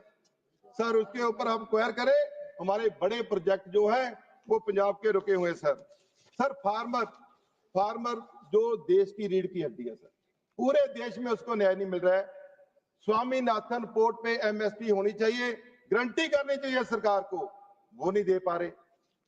उसका बच्चे सर उनको प्रॉपर एजुकेशन के लिए अच्छे स्कूल नहीं है क्योंकि रूरल एरिया में रहते हैं, उसके साथ मजदूर भी उसी हालत में जा रहे हैं, लेकिन सरकार के उसके ऊपर ध्यान नहीं है। सर बॉर्डर एरिया के ऊपर स्कूलों की हालत देखिए, जो इंडेक्स बताता है एजुकेशन का, पूरे देश में 10 लाख टीचर की शॉर्टेज है, 1 लाख स्कूल ऐसे हैं जिनके पास एक टीचर है। तो सर मैं कहना चाहता हूं मैक्सिमम जो रूरल एरिया के हैं, मैक्सिमम, क्योंकि सर जितने भी डेवलप मेट्रोपॉलिटन सिटी हैं उनके पास सब कुछ है, लेकिन जो बॉर्डर के ऊपर हैं उनके ऊपर चेक कीजिए, टैक्स तो सबसे इकट्ठा करते हम लोग भी देते सर, लेकिन जब देने की बारी आती है तो हम लोग पीछे रह जाते हैं। उसके ऊपर फाइनेंस मिनिस्टर को ध्यान देना चाहिए। Sir flood management and border area programme, sir अब हमारी स्थिति भौगोलिक ऐसी है, आपको भी समझ देंगे, भौगोलिक स्थिति आती है सर, जब बारिश होती है तो सारा पानी पंजाब में आ जाता है, फ्लड गेट खुल जाते हैं, लेकिन एक पैसा भी, थोड़े बहुत पैसे दिए हैं, लेकिन जितना हजारों करोड़ का नुकसान हुआ है वो भरपाई केंद्र गवर्नमेंट में नहीं की और स्टेट गवर्नमेंट ने भी नहीं की। Sir border area development fund वो सारे रुके हुए हैं sir. Sir border area development fund तो देने चाहिए, ये तो किसान की मजदूर की बात करते हैं, तो रास्ते बनने हैं किसान के मजदूर के, वो भी नहीं दिए जाते। तो बॉर्डर एरिया को सरकार को हॉस्पिटल, खासकर सर अमृतसर है, मैं आप इशारा कर रहे हैं मैं कम कर देता हूं सर, अमृतसर एक ऐसा सिटी है भौगोलिक तौर पर जो देश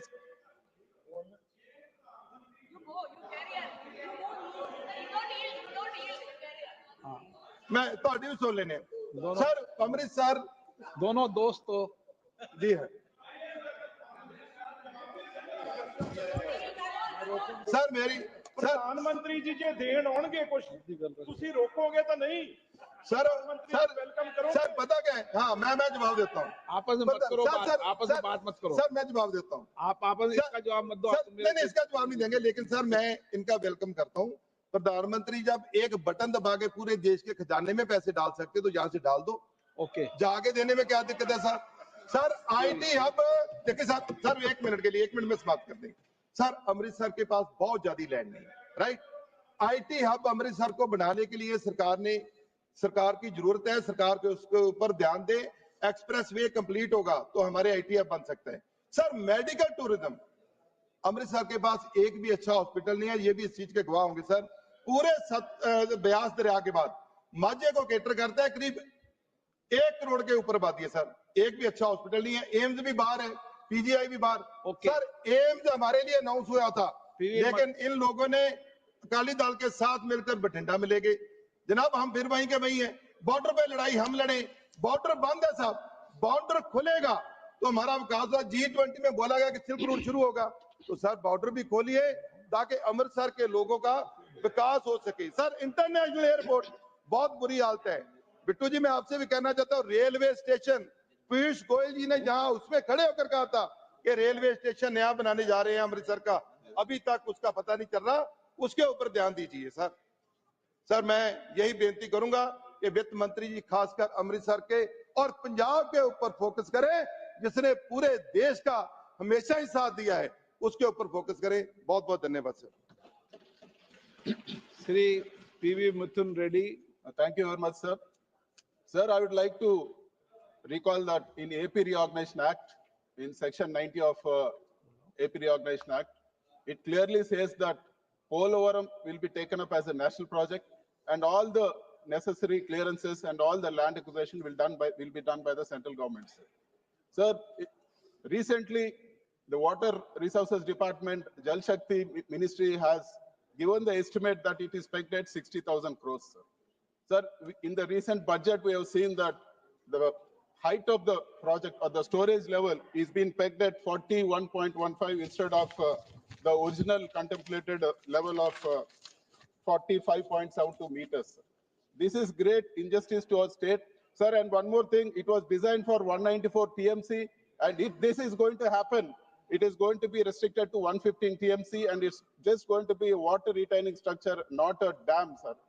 Sir, I would like to state that 7.5 lakh acres is the contemplated ICAT, and it's going to stabilize 23.5 lakh acres of farmlands, sir. Sir, if the project is pegged for only 115 TMC, it is a great loss to the state. Sir, I would like to know, through you, I would like to ask the government, sir, what is the government planning to do by reducing the capacity of the project? Sir, there have been various statements. The government has to clarify, are you going to reduce the capacity of the project, or are you going to restrict the amount being given to the state? Sir, instead of 60,000 crores, whatever is the estimate, if only 30,000 crores is given to the state, which is promised on this very floor of the house, sir, it is a great loss to Andhra Pradesh. Sir, none of the Telugu members have spoken on this. YSRCP has been demanding on this. We want an explanation from the government. We want the government to clarify that there is no loss to Andhra Pradesh, sir. And one more thing, sir, the Visakhapatnam steel plant. Recently, a minister has told that they're contradicting statements, sir. One person said that we're going to support with money, we're going to fund it, and another minister has said that they're going to go ahead with the privatization of Visakhapatnam steel plant. We want the government to clarify on this. We are not going to accept the privatization of Visakhapatnam steel plant. A lot of people have lost their lives for achieving Visakhapatnam steel plant, and now if it is being privatized, it is a loss to the employees, it is a loss to the state, sir. Sir, one more thing, the alliance, the BJP, TDP, Janasena alliance is there in our state.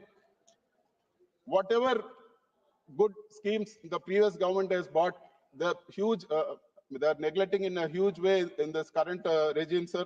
For example, there is a fees reimbursement scheme, sir, which was started by late Vice Rajshekar Reddy Garu and our former CM Jagan Mohan Reddy ji. Sir, it is a very novel scheme, but anybody's children can study free in any engineering college or any higher education, anything, sir. Government will pay all their expenses.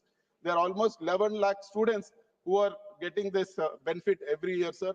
In the past few quarters, the fees have not been paid by the government to the colleges, and the students are in great distress, sir.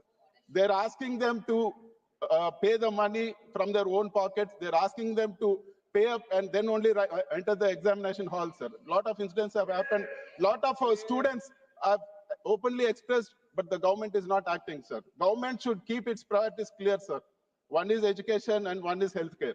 Sir, if the government is not able to support education of poor people, how is the state going to prosper, sir? Imagine somebody is getting a 25,000 rupees salary, sir.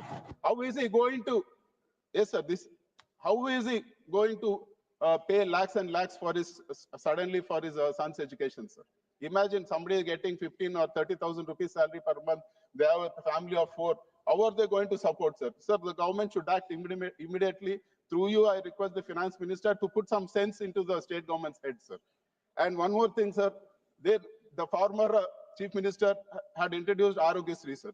Through this, anybody can get a treatment in any notified hospitals in the state.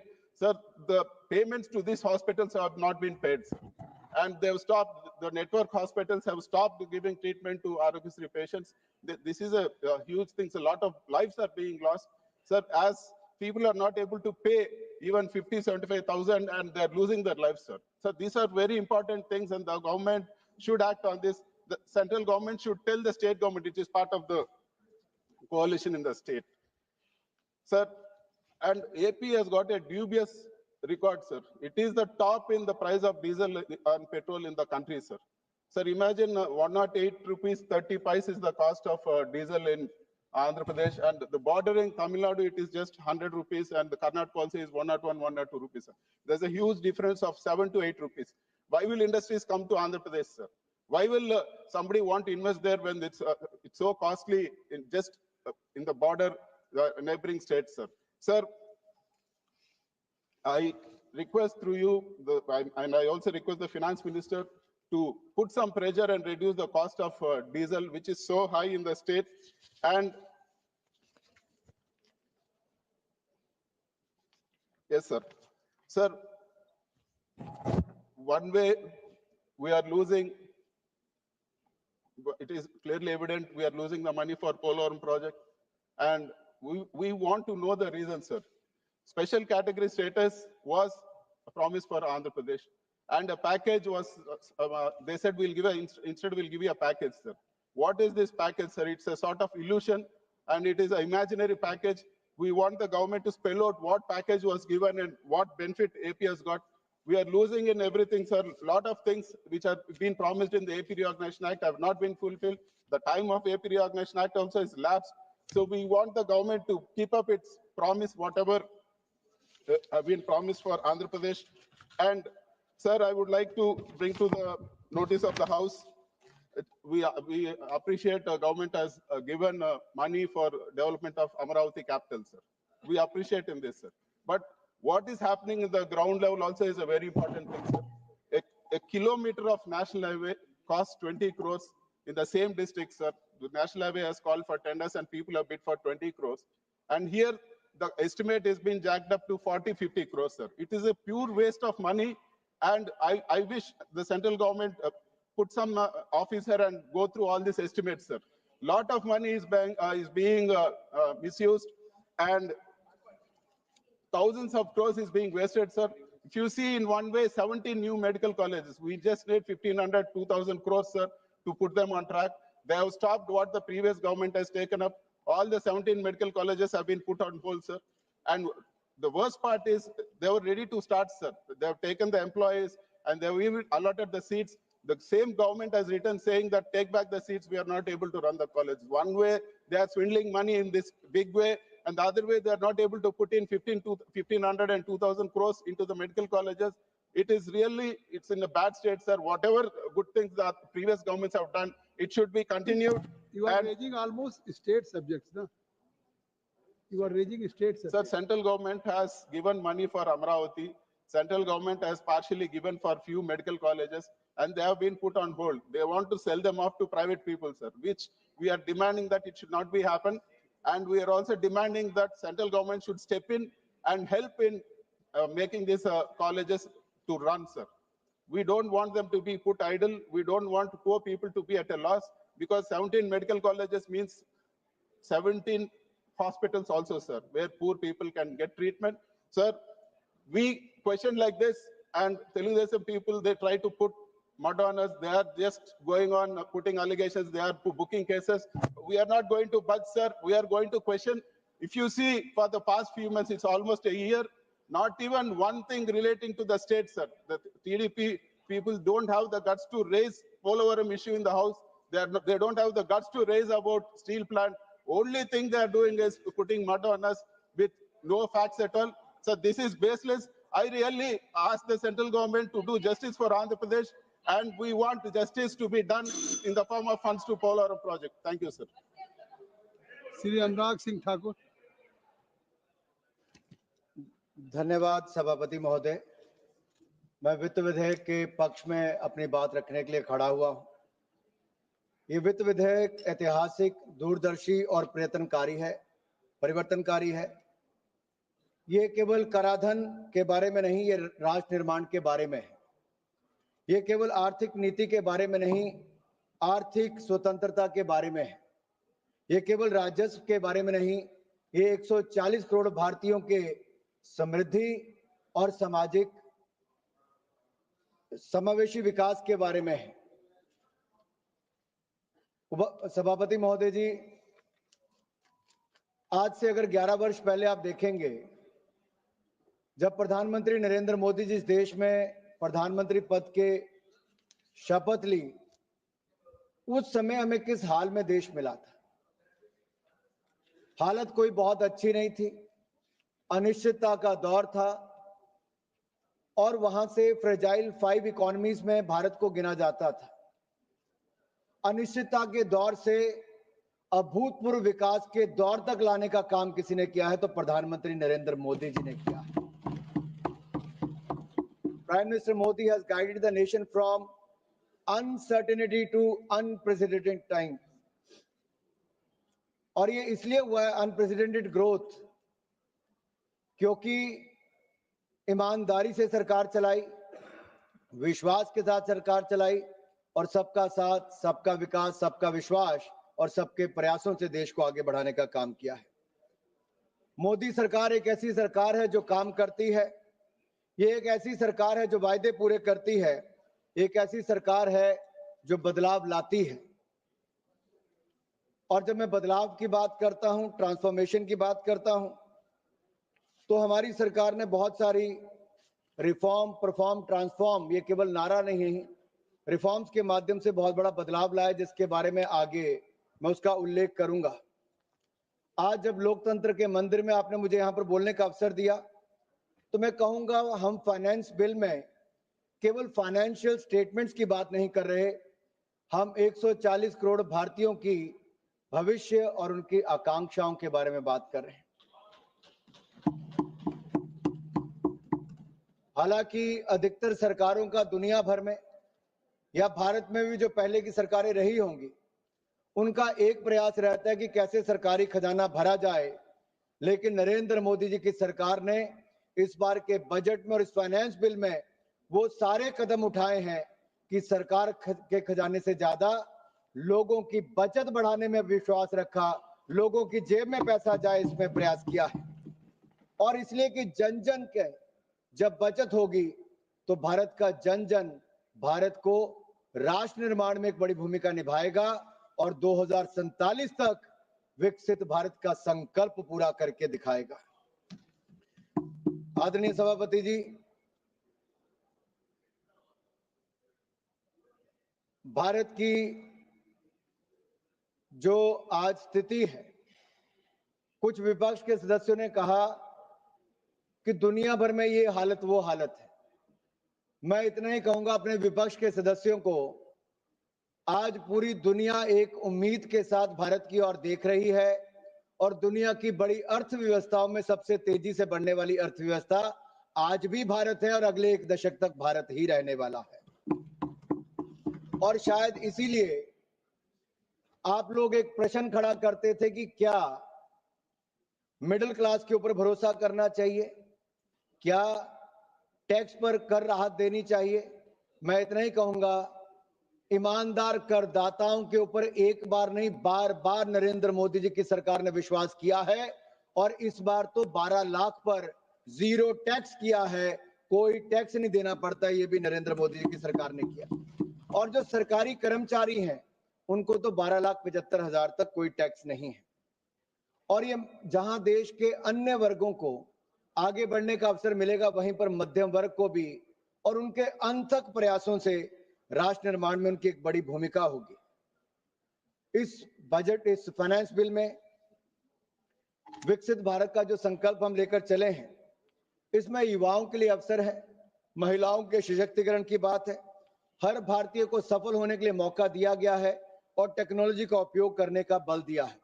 Finance bill 2025 में भारत सरकार की जो commitment है tax certainty की, ये पहला, और दूसरा ईज ऑफ डूइंग बिजनेस और बिजनेस ऑपरेशन को और सरल करने का प्रयास इसमें किया गया है, और तीसरा मिडिल क्लास को अभूतपूर्व टैक्स राहत देने का काम भी हमने इस बिल के माध्यम से किया।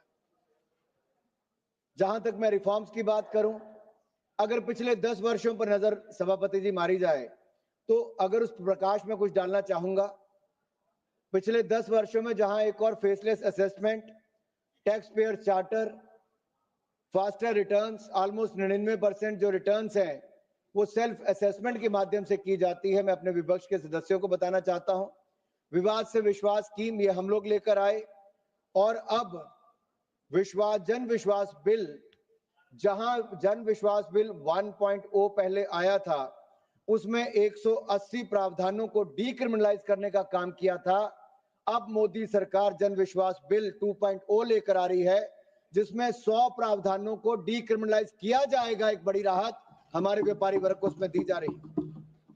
यही नहीं, जो एफडीआई सेक्टर में भी 74% निवेश की बजाय अब एफडीआई 100% हो सकता है, लेकिन हमने एक बात कही है कि जो प्रीमियम आप इकट्ठा करोगे सारा का सारा प्रीमियम आपको भारत में ही लगाना पड़ेगा, तभी 100% आपको उसमें एफडीआई लिमिट मिल पाएगी।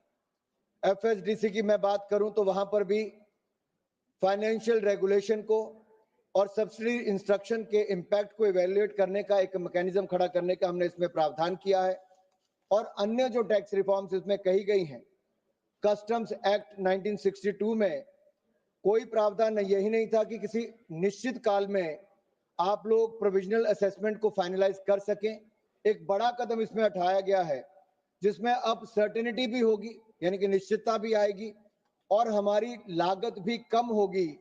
और इससे निश्चित काल के लिए यानी कि 2 साल प्लस 1 साल और एक्सटेंड करके उसके अंदर आपको प्रोविजनल असेसमेंट करनी है। ये प्रयास इसमें किए गए।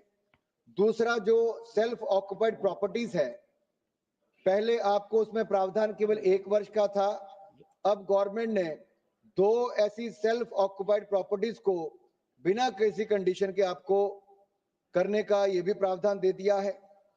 एक और जो बड़ी बात इसमें की गई है, streamlining the process of transfer pricing, इसको भी स्थिरता और देने के लिए इसमें भी ब्लॉक पीरियड 3 साल का किया गया है, जो ग्लोबल बेस्ट प्रैक्टिसेस के अनुसार है। इसके लिए भी मैं मोदी सरकार को और वित्त मंत्री जी का बहुत बहुत आभार प्रकट करता हूं। स्कोप ऑफ हार्बर रूल्स की मैं बात करूं तो इसको भी अंतरराष्ट्रीय मानदंडों के अनुसार वैसे ही इसको एक्सपेंड किया गया है। इसमें लिटिगेशन को कम करने के लिए और निश्चितता को बढ़ाने के लिए और अंतरराष्ट्रीय टैक्सेशन के आधार पर इसको और मजबूत किया गया, इसके स्कोप को एक्सपेंड किया गया है। हमारे इनलैंड वाटर में और ज्यादा सुधार हो तो उसमें टनेज जो टैक्स स्कीम थी ये सी शिप्स के लिए होती थी, लेकिन अब इसको इंडियन वेसल एक्ट 2021 इसको बदलाव करके हमने इसमें जो हमारे घरेलू यहाँ पे बाजार में उसके लिए भी इसको फायदा मिलेगा इनलैंड वेसल्स को। यही नहीं, जो स्टार्टअप्स, क्योंकि पिछले की सरकारों में स्टार्टअप्स का तो कोई नामो निशान था ही नहीं, लेकिन भारत के युवाओं पर विश्वास करके हमने स्टार्टअप इंडिया जो योजना लाई, सब लोग ये हंसते थे विपक्ष के लोग, आज देश के युवाओं ने 1,60,000 से ज्यादा स्टार्टअप्स खड़ी कर दी हैं। दुनिया का 3rd largest startup ecosystem Bharat बन गया है और 117 यूनिकॉर्न्स आज भारत में है। ये भी एक बहुत बड़ी बात है माननीय अध्यक्ष। हमने 5 साल इसकी अवधि को बढ़ा दिया है इनकॉर्पोरेशन करने के लिए, 2030 तक इसकी समय सीमा को हमने बढ़ा दिया है। यही नहीं अध्यक्ष जी, सभापति जी, हमने जो IFSC गिफ्ट सिटी उसमें भी शिप लीजिंग यूनिट्स के लिए, इंश्योरेंस ऑफिसेज के लिए और ऐसे ट्रेजरी सेंटर जो ग्लोबल कंपनीज के जो वहां पे सेटअप हुए हैं उनको भी बेनिफिट देने के लिए 5 साल का प्रावधान और किया है। 2030 तक हमने उसको भी कर दिया है। हम शॉर्ट टर्म निर्णय नहीं ले रहे, लॉन्ग टर्म के निर्णय लिए गए हैं। ये विश्वास मोदी सरकार का है कि दुनिया को अगर निवेश कहीं पर करना है तो वो भारत है, भारत और भारत में ही वो सुविधाएं होनी चाहिए। तो मैं ये कहना चाहता हूं, जहां तक मैं इनडायरेक्ट टैक्सेशन पे आऊंगा तो मैं ये कहूंगा, these are not just financial policies, these are the policies that change lives.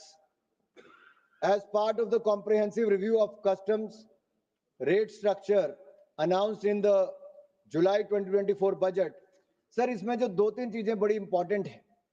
7 tariff rates को हमने खत्म किया है और पिछले जो बजट था 2023-24 का 7 टैरिफ लाइंस हमने उसमें भी खत्म की थी और अब मात्र 8 रह गई, जिनमें से एक जीरो बजट वाली भी है, जीरो रेट वाली भी है। और यही नहीं, एक बड़ा बदलाव हमने किया है कि जो लेवी है वो सेस या सरचार्ज एक पे ही लग पाएगी। इसलिए हमने ये तय किया है कि जो social welfare surcharge 82 tariff line पर था, अब उसको एग्जेम्प्ट कर दिया है क्योंकि वो सेस लगता है उस पर, तो इसको यहाँ पर सरचार्ज लगाना छूट दे दी है। ये भी एक बड़ा कदम सरकार का है। यही नहीं, ड्रग्स और मेडिसिन जो पेशेंट असिस्टेंस प्रोग्राम जो फार्मास्यूटिकल कंपनीज रन करती हैं, इनको भी कस्टम ड्यूटी पूरी तरह से मुक्ति दे दी है और 37 ऐसी दवाइयां जो लोगों के जीवन को बचा सकती हैं उनको भी पूरी तरह से कस्टम ड्यूटी माफ कर दी है। और 13 न्यू पेशेंट असिस्टेंस प्रोग्राम्स, इस पर भी हमने बेसिक कस्टम ड्यूटी को समाप्त कर दिया है। इसके लिए मैं मरीजों की ओर से और जनता की ओर से सरकार का बहुत बहुत आभार प्रकट करता हूं। यही नहीं, एक और जहां इंडस्ट्री के लिए इंपोर्ट करने के लिए अलग अलग रूल्स का बदलाव किया गया। अब 6 महीने के लिए नहीं, 1 महीने के लिए and use of imported inputs, इस रूल्स को बदलाव किया गया है। और जो इनको मंथली स्टेटमेंट देनी पड़ती थी, अब इसको क्वार्टरली स्टेटमेंट कर दिया, तिमाही स्टेटमेंट किया है। यही नहीं, माइक्रो स्मॉल मीडियम एंटरप्राइजेस, जहां एक और इसके लिए अगले 5 साल में 1.5 लाख करोड़ रुपया सूक्ष्म लघु उद्योग वालों को पैसा मिलेगा, एडिशनल क्रेडिट मिलेगा।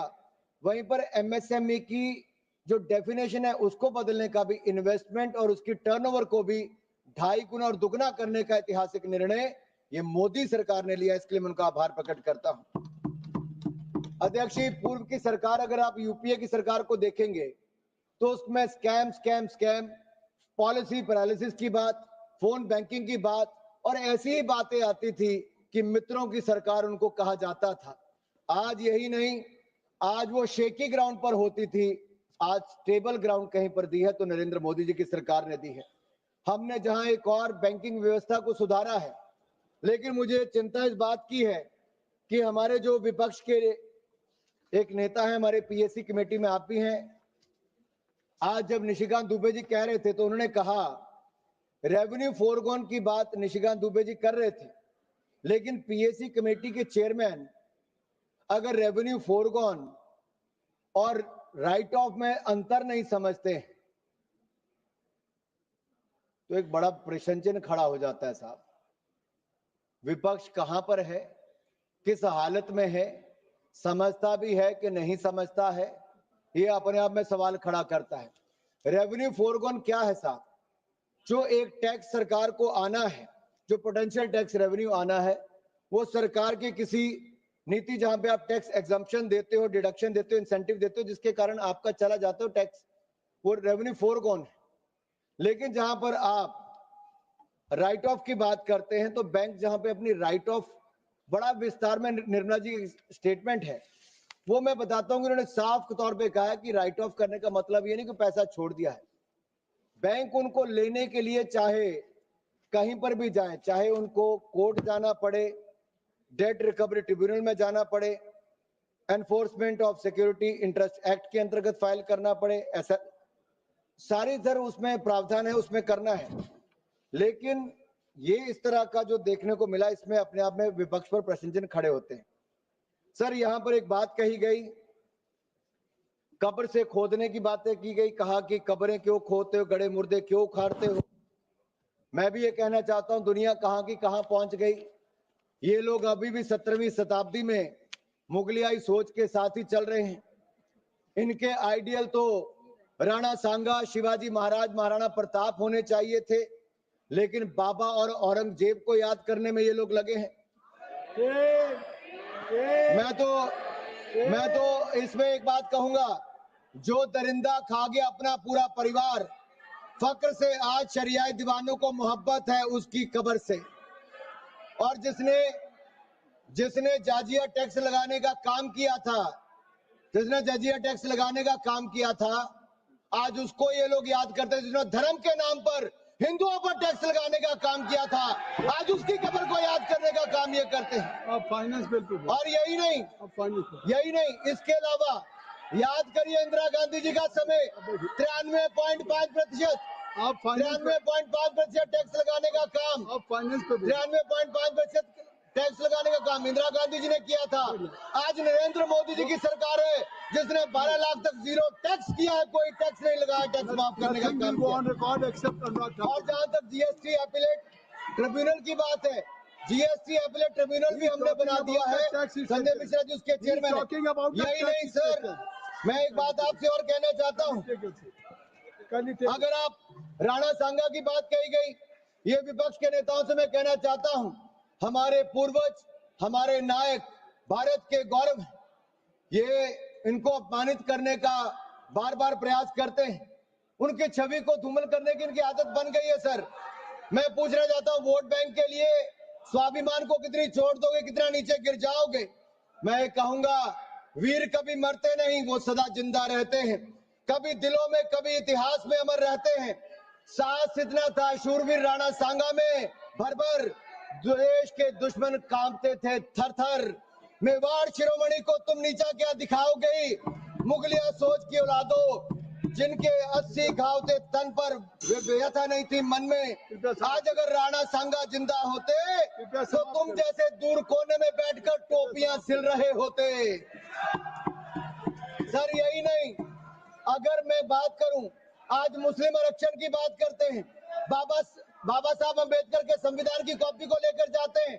अरे संविधान को पहले तार-तार करने का काम आपने इमरजेंसी के समय किया था, आज मुसलमान को आरक्षण देने की बात करते हो। तुष्टीकरण की राजनीति के लिए मुसलमानों के ठेकेदार बनने का काम करते हो। सबके हक की बजाय मुस्लिम परस्ती में मशगूल कांग्रेस, क्या आप मुस्लिम लीग बनाने की बात करते हो। अरे गांधी जी, महात्मा गांधी जी और सरदार पटेल जी के देश में आप जिन्ना का मुल्क बनाने की सोच मत रखो। हम जिन्ना का मुल्क कभी नहीं बनने देंगे, कभी नहीं बनने देंगे। माननीय अध्यक्ष जी, माननीय सभापति जी, ये बात करते थे जॉब क्रिएशन की। आप फाइनेंस बिल्कुल। माननीय सभापति जी, ये जॉब क्रिएशन की बात करते थे। मैं कहना चाहता हूँ, हमने पिछले साल ही 4.6 करोड़ नई जॉब्स, नया रोजगार अगर हुआ है तो इस देश में नरेंद्र मोदी जी की सरकार हमारे प्रयासों कर। स्टार्टअप्स भी 1,60,000 तक हो गए। यही नहीं, कोविड के बाद भी उससे लड़ने, उससे निकालकर हमने मॉरिटोरियम पीरियड भी दिया। 4 लाख करोड़ रुपया बैंकों के माध्यम से देश के काम करने वाले व्यापारियों को नरेंद्र मोदी जी की गारंटी पर 20% एडिशनल वर्किंग कैपिटल हमारी सरकार ने दिया था। आपके समय 12 में से 11 बैंक पीसीए फ्रेमवर्क में थे। देश की जनता का पैसा लगा, बैंक डूब जाते, लेकिन नरेंद्र मोदी जी की सरकार आने के बाद 12 के 12 बैंक आज मुनाफे में, मजबूत स्थिति में है। यही नहीं, ईज ऑफ डूइंग बिजनेस में हमने लगातार प्रयास किया। 709 बिलियन डॉलर आज एफडीआई हमारे देश में आई है। जहां तक आप किसानों की बात करते हो, 3,60,000 करोड़ रुपया पीएम किसान सम्मान निधि के माध्यम से हमने किसानों को देने का काम किया है। हमने किसानों को बैंकिंग सेक्टर के माध्यम से, जहां 2013-14 में 7,30,000 करोड़ मिला था, आज उससे बढ़ाकर 25,48,000 करोड़ रुपया किसानों को देने का काम मोदी सरकार ने किया है। यही नहीं, सबका साथ सबका विकास क्या होता है। 2014 में 8 एम्स थे, आज 24 एम्स है। 380 मेडिकल कॉलेज थे, आज 706 मेडिकल कॉलेज है। दुगने से ज्यादा मेडिकल की सीटें हो गई। अगले 5 साल में 75,000 एमबीबीएस की सीटें और जोड़ दी जाएंगी। हम करने जा रहे 10,000 एमबीबीएस की सीटें इस साल करेंगे। यही नहीं, 708 यूनिवर्सिटी थी, आज 1150 यूनिवर्सिटीज हो गई। 96,000 किलोमीटर नेशनल हाईवे थे, आज 1,60,000 किलोमीटर हो गए। 74 एयरपोर्ट थे, आज 160। समाप्त करें मेरे सर 5 मिनट और बचे सर मेरे अभी। सर मेरा 5:34 तक समय सर मेरा। सर यही नहीं सर, ट्रिपल आईटी सर 9 से बढ़कर 25 हो गए। और सर हमने इसमें भी प्रावधान किया है कि अब आईआईटी में 5 आईटी में 6500 सीटों को और बढ़ाने का काम हम इसी साल इसी बजट में करने का प्रावधान कर रहे हैं सर। यही नहीं सर, हमने जो जन औषधि केंद्र है, आपके समय मात्र 80 जन औषधि केंद्र थे, आज 15,000 जन औषधि केंद्र हो गए। और पीएम जन आरोग्य योजना के माध्यम से भी आज करोड़ों रुपए बचाने का काम आम जनमानस का हुआ है। सस्ती दवाई देने का काम भी, मुफ्त इलाज करवाने का काम भी आज आयुष्मान भारत के अंदर हुआ तो नरेंद्र मोदी की सरकार के कारण हुआ है। यही नहीं sir, production link incentive scheme हमने निर्भरता, चाहे इलेक्ट्रॉनिक गुड्स हो या फार्मास्यूटिकल की बात हो। सर आप इसमें देखिए, आज से 7 साल पहले देश में मोबाइल फोन बाहर से आता था, लेकिन पीएलआई स्कीम आने के बाद आज 1500 करोड़ रुपए का एक्सपोर्ट नहीं, 1.5 लाख करोड़ रुपया निर्यात हमने मोबाइल फोन का किया है।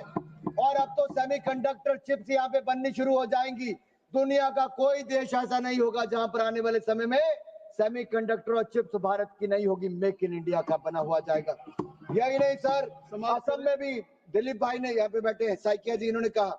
यही नहीं सर, भ्रष्टाचार और निकम्मेपन के कारण आपकी सरकारों के समय अर्थव्यवस्था जरा नीचे जा रही थी, लेकिन आज हम पारदर्शिता भी लाए, जवाबदेही भी लेकर आए हैं।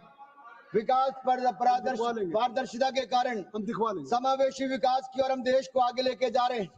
सर यही नहीं, मैं आपसे 2-3 बातें और कहना चाहता हूं। अब समाप्त करें। आज हम प्रधानमंत्री नरेंद्र मोदी जी के नेतृत्व में कह सकते हैं, भारत भविष्य का इंतजार नहीं करेगा, बल्कि भविष्य भारत का इंतजार कर रहा होगा।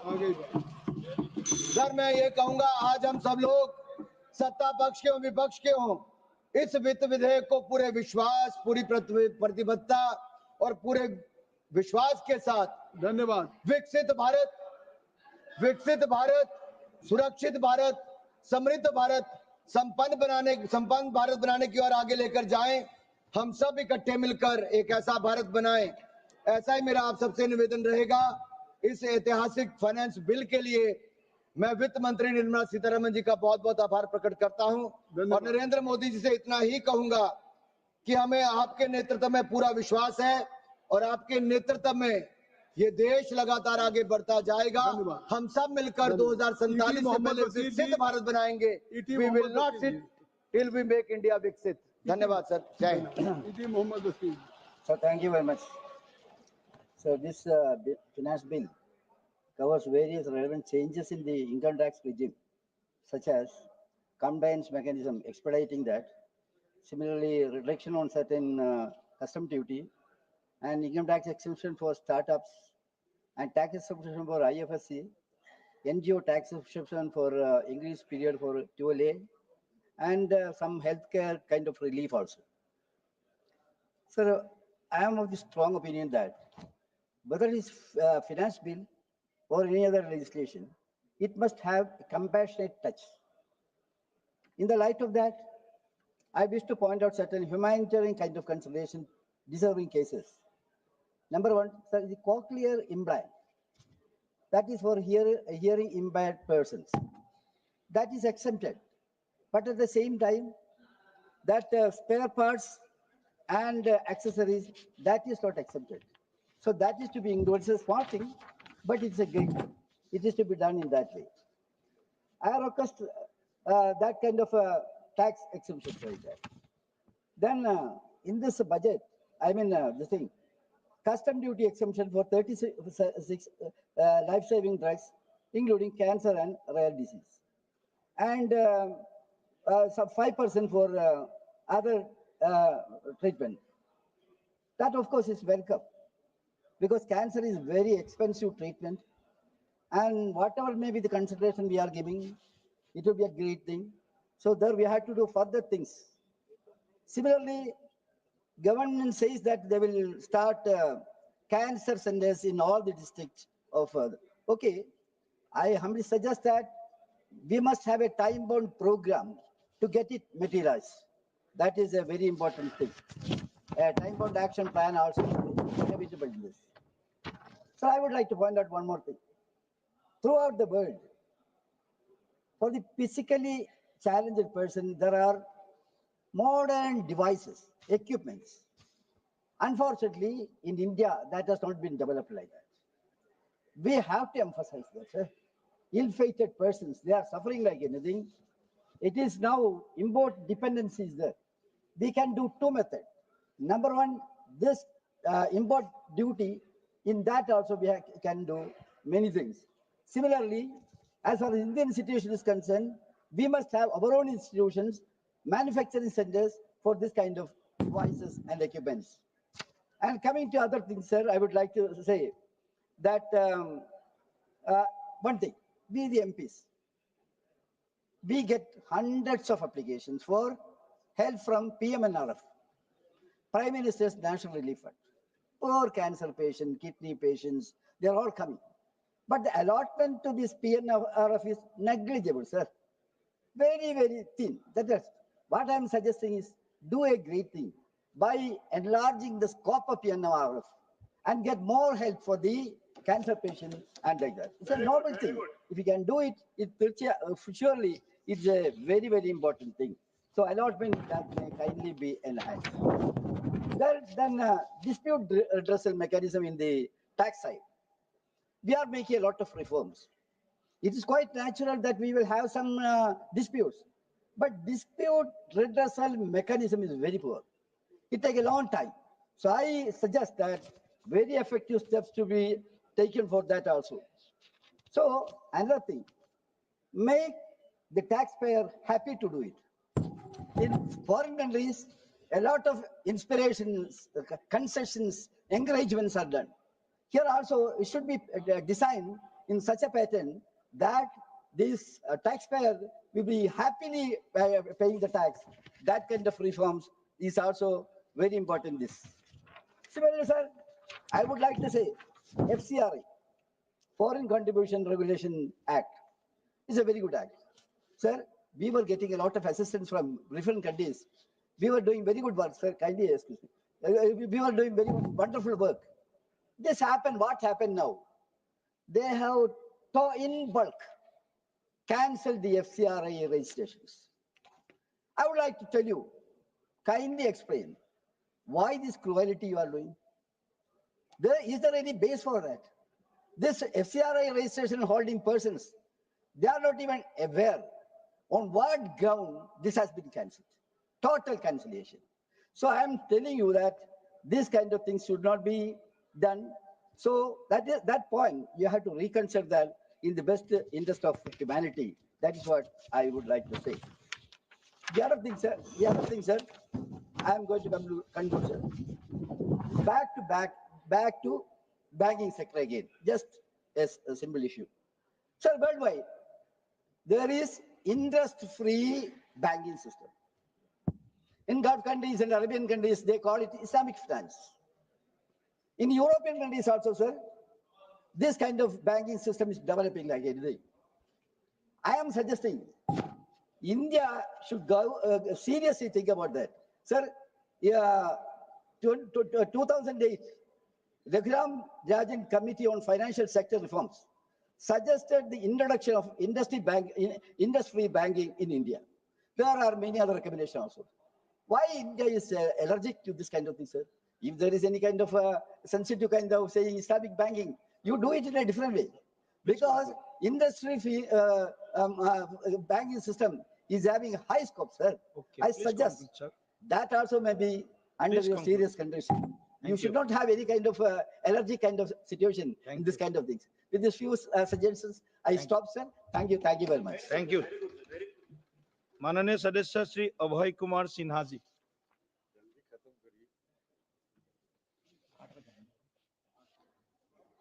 धन्यवाद सभापति महोदय।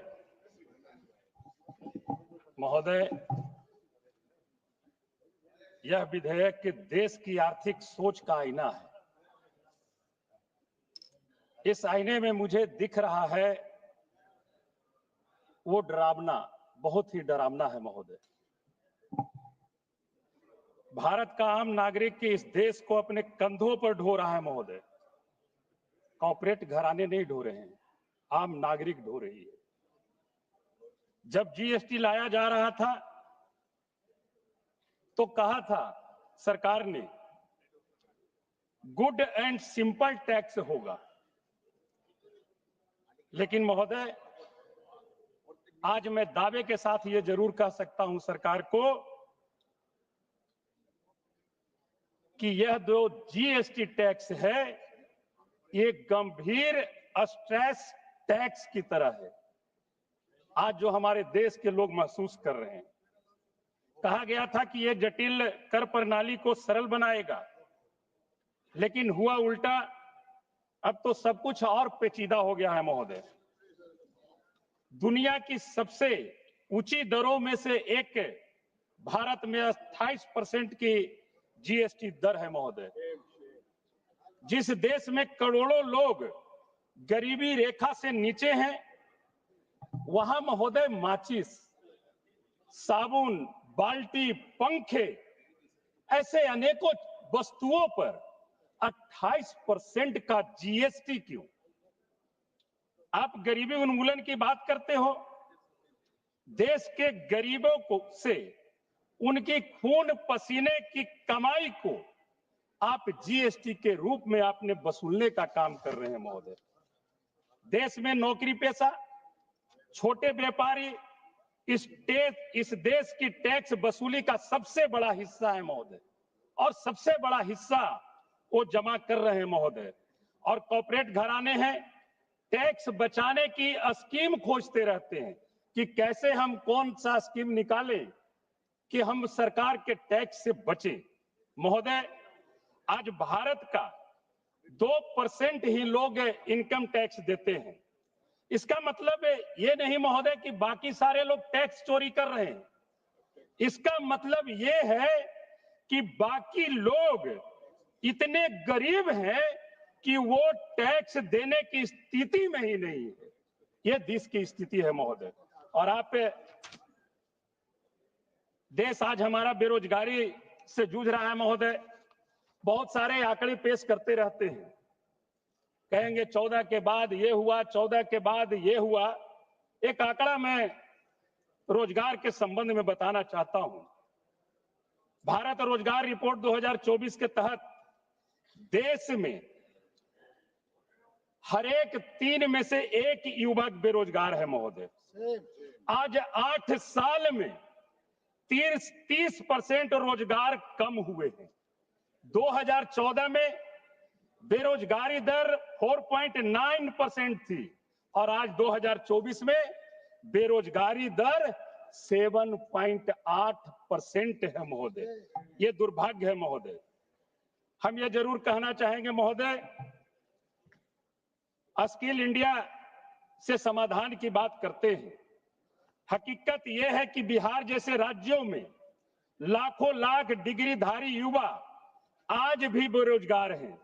बिहार जैसा राज्य दशकों से बिहार के विकास के कतार में सबसे पीछे खड़ा है महोदय। कोई बड़ा निवेश बिहार को आगे बढ़ाने के लिए नहीं किया गया है महोदय। 17 महीने की सरकार महागठबंधन की थी, तेजस्वी जी उप मुख्यमंत्री थे। जाति आधारित जनगणना कराई गई और जाति आधारित जनगणना में सर्वे में पाया गया कि 94 लाख से ज्यादा परिवार महोदय, 94 लाख से 6,000 से मासिक आय, 6,000 से तक का मासिक आय है। आप समझ सकते हैं महोदय, यानी राज्य की 1/3 6,000 मात्र मासिक आमदनी है उनकी 94 लाख परिवारों की। और आज आप दिल्ली में किसी बड़े रेस्टोरेंट में बैठ जाइए तो एक टाइम के खाना 6,000 में लोग खा लेते हैं। भारत की 15% आबादी बहुआयामी गरीबी से जूझ रही है। बिहार में ये आंकड़ा और चौंकाने वाला है महोदय। 33.76%, यानी बिहार का हर तीसरा व्यक्ति आज बहुत ही गरीबी अवस्था से जूझ रहा है। हम एक चीज 2-3 मिनट और लेंगे महोदय, समय बहुत 2 मिनट ही है। बिहार के नौजवान अपने घरों में काम न मिलने के कारण बहुत कठिन से ट्रेनों में धक्का मुक्की कर खड़े खड़े या एक दूसरे पर बैठकर लोग चेन्नई, दिल्ली, मुंबई दिहाड़ी मजदूरी के लिए जाते रहते हैं। सरकार गर्व से कहती है 80 करोड़ लोग को हम फ्री अनाज दे रहे हैं। ये किस तरह का गरीबी उन्मूलन की बात करते हैं महोदय। यह आत्मनिर्भर राष्ट्र की जो तस्वीर दिखाते हैं, ये 80 करोड़ लोगों को फ्री अनाज देना, यह दिखलाता है कि देश का गरीबी का जीता जागता यह प्रमाण है महोदय। हम 1-2 बात का जिक्र, माननीय वित्त मंत्री जी हैं, बहुत सारे हमारे बिहार के भी अभी माननीय मंत्री जी, केंद्रीय मंत्री जी कह रहे थे कि 32 करोड़ नौकरी हमने सृजन कर दिया है। 2014 में तो एक बातें आई थी, अभी केंद्रीय मंत्री कह रहे हैं इसी सदन में, अभी कुछ देर पहले बोल के गए हैं, एसएमई के मंत्री जी हैं केंद्रीय मंत्री, 32 करोड़ लोगों को रोजगार देने का वो वादा करके गए हैं। अब आगे देख लीजिएगा उस पर क्या होता है। मैं माननीय वित्त मंत्री जी से अनुरोध करना चाहता हूं कि कृपया एक बार बिहार के क्रेडिट डिपॉजिट रेशियो पर नजर डाला जाए।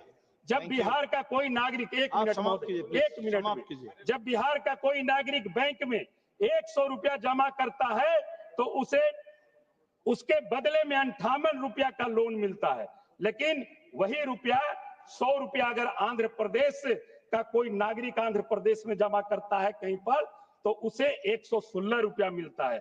और तमिलनाडु के अगर वही 100 रुपया जमा करते हैं तो उन्हें 123 रुपया मिलता है। और बिहार को 100 रुपया जमा करने पर 58 रुपया मिलता है। तो बिहार कैसे आगे बढ़ेगा महोदय?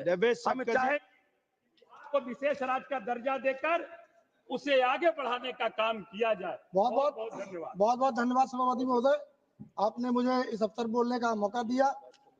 मैं सबसे पहले समाजवादी पार्टी के राष्ट्रीय अध्यक्ष आदरणीय अखिलेश यादव जी का आभार व्यक्त करना चाहता हूं और साथ ही साथ अपने एटा कासगंज की जनता का आभार व्यक्त करना चाहता हूं, जिन्होंने इस लायक मुझे समझा और सदन में भेजा।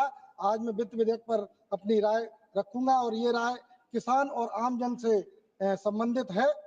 जब उत्तर प्रदेश में 2017 के चुनाव हुए थे तो इस देश के प्रधानमंत्री, आदरणीय प्रधानमंत्री जी चुनाव में गए थे और उन्होंने वादा किया था किसानों की आमदनी दोगुनी करने का, बैंकों से कर्ज माफ करने का, सस्ते बीज का, सस्ती सिंचाई का और एमएसपी की गारंटी का। जुमला आज जुमला ही कहेंगे, क्योंकि वो किसानों की जो किसानों ने बड़े भाव से भारतीय जनता पार्टी की सरकार बनवाई थी, उनके साथ जुमला परोसा गया। जबकि उस जुमले के एवज में उनको उत्तर प्रदेश में सत्ता तो ले ली, लेकिन उत्तर प्रदेश के किसानों के लिए इनमें से एक भी कार्य पूरा नहीं किया। किसानों को कोई राहत नहीं दी, उल्टा किसानों के संयंत्र, ट्रैक्टर और हार्वेस्टर पर 12% टैक्स, गुणवत्ता वाले बीजों पर 5% टैक्स, खाद की बोरियों पर 1350 रुपए की बोरी, उसके बावजूद डीएपी की कमी और सूक्ष्म सिंचाई पर 18% टैक्स से किसानों की चिंता बढ़ा दी। इतनी मेहनत करने के बावजूद जब किसान अपनी खेती ऋण के पैसों से जैसे तैसे पैदा भी कर लेता है तो वह उस पर अनाज का मूल्य नहीं ले पाता है, जिसके कारण उसको आत्महत्या करनी पड़ती है।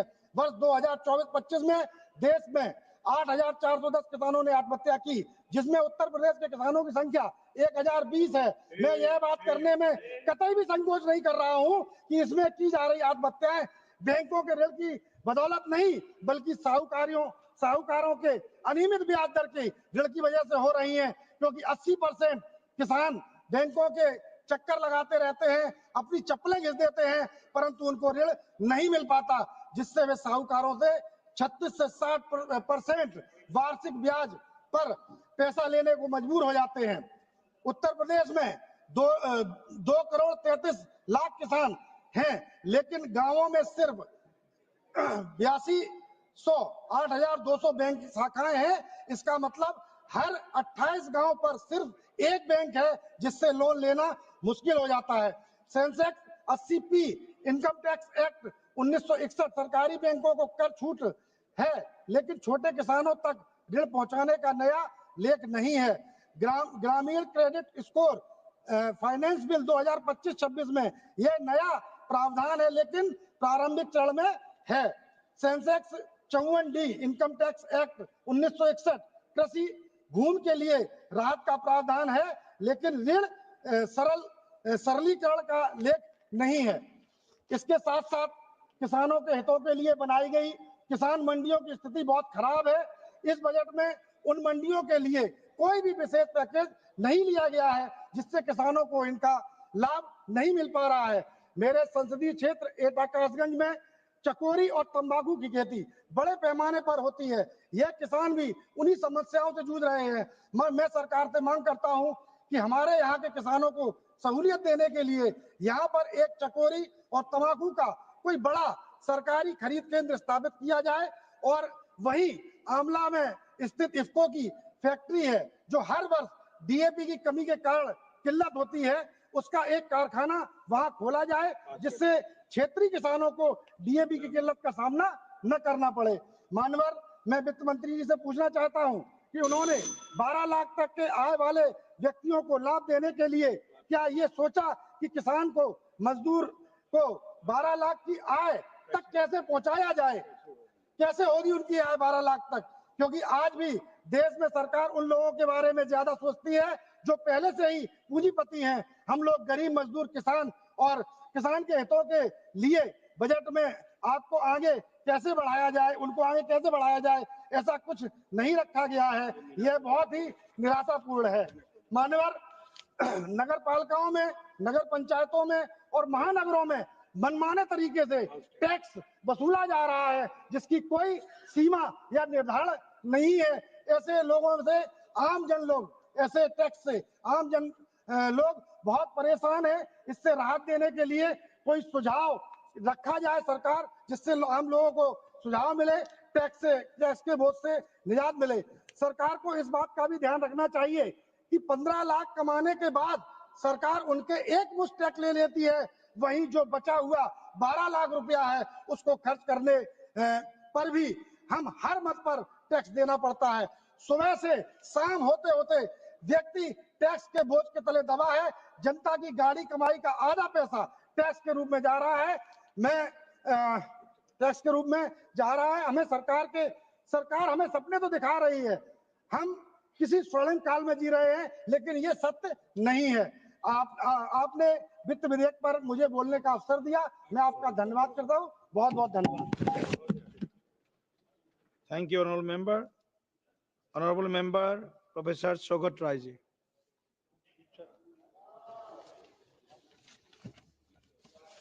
Sir, I don't have so much time in my hand, so I'll not quote too many figures. But let me start by telling you that last year budget I had told that in the India's critical situation, we needed a Manmohan Singh, not a Nirmala Sitharaman. I repeat my statement again, because India is in an economic crisis which we don't see. This big talk of the government that will going to be the third largest economy is all bunk up. If you really ask, India has not yet reached $5 trillion. China has an economy of $19 trillion. US has economy of $32 trillion. What is this third largest economy, this talk? Sir, main problem facing the economy of the world today is Mr. Donald Trump. But he is powerful.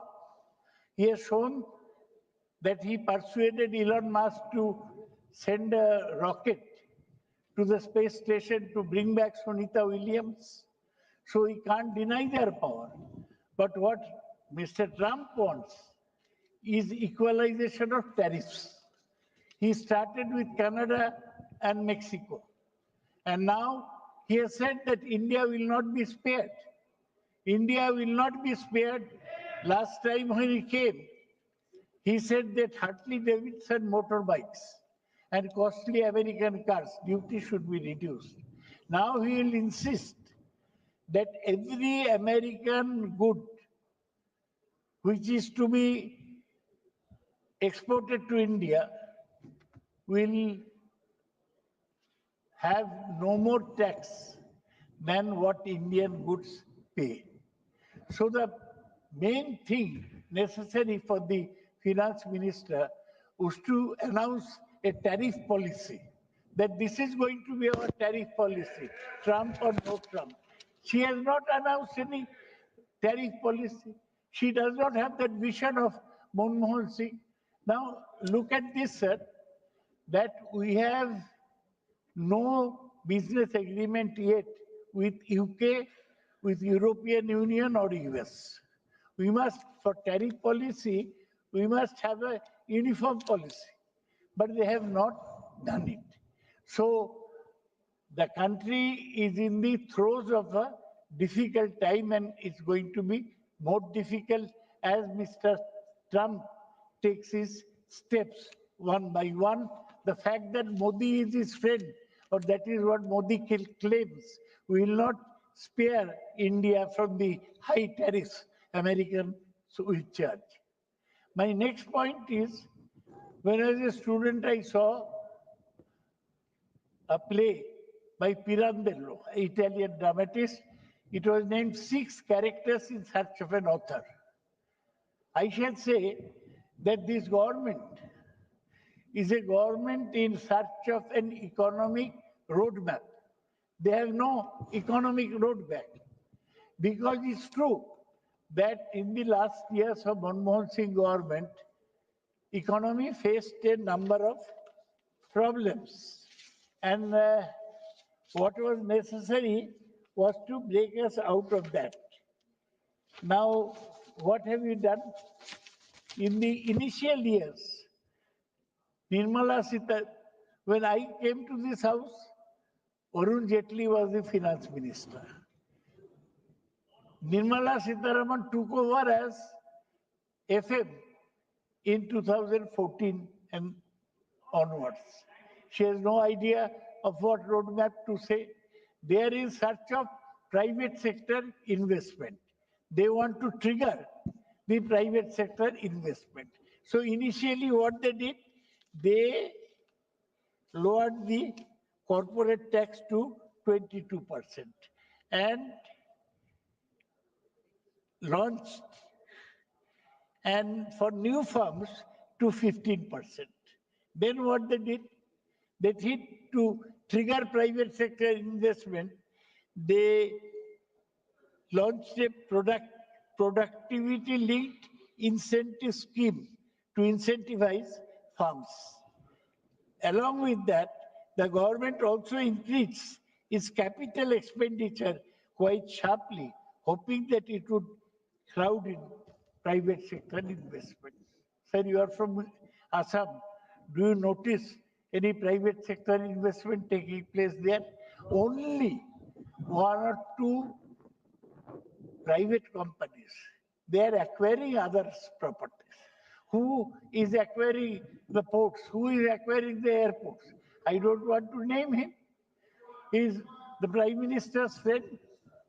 No, I can name other names. Honorable member, Cut off the just a name. minute. Honorable member, you are a senior Yes, sir.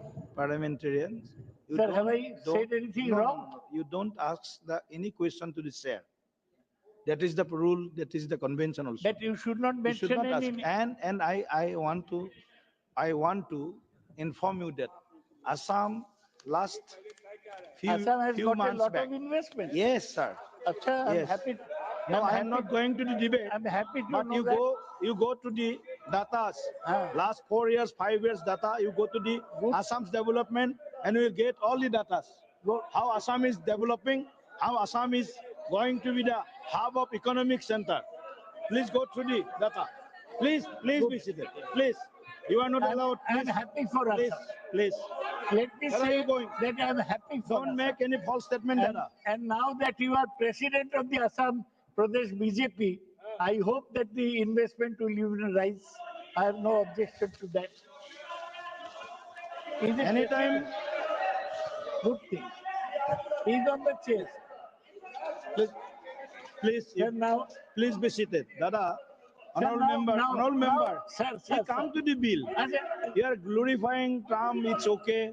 You are criticizing Nirmala Sitharamanji. It is your part. The entire country is seeing your voices. Why are you being sensitive? Please go. Sir, why are you being sensitive? Sir, my next point is. Please conclude, sir. That there was this problem that some analysts are happy with the projected fiscal deficit to 4.4%. But it is still above any pre-COVID budget deficit of the Modi government.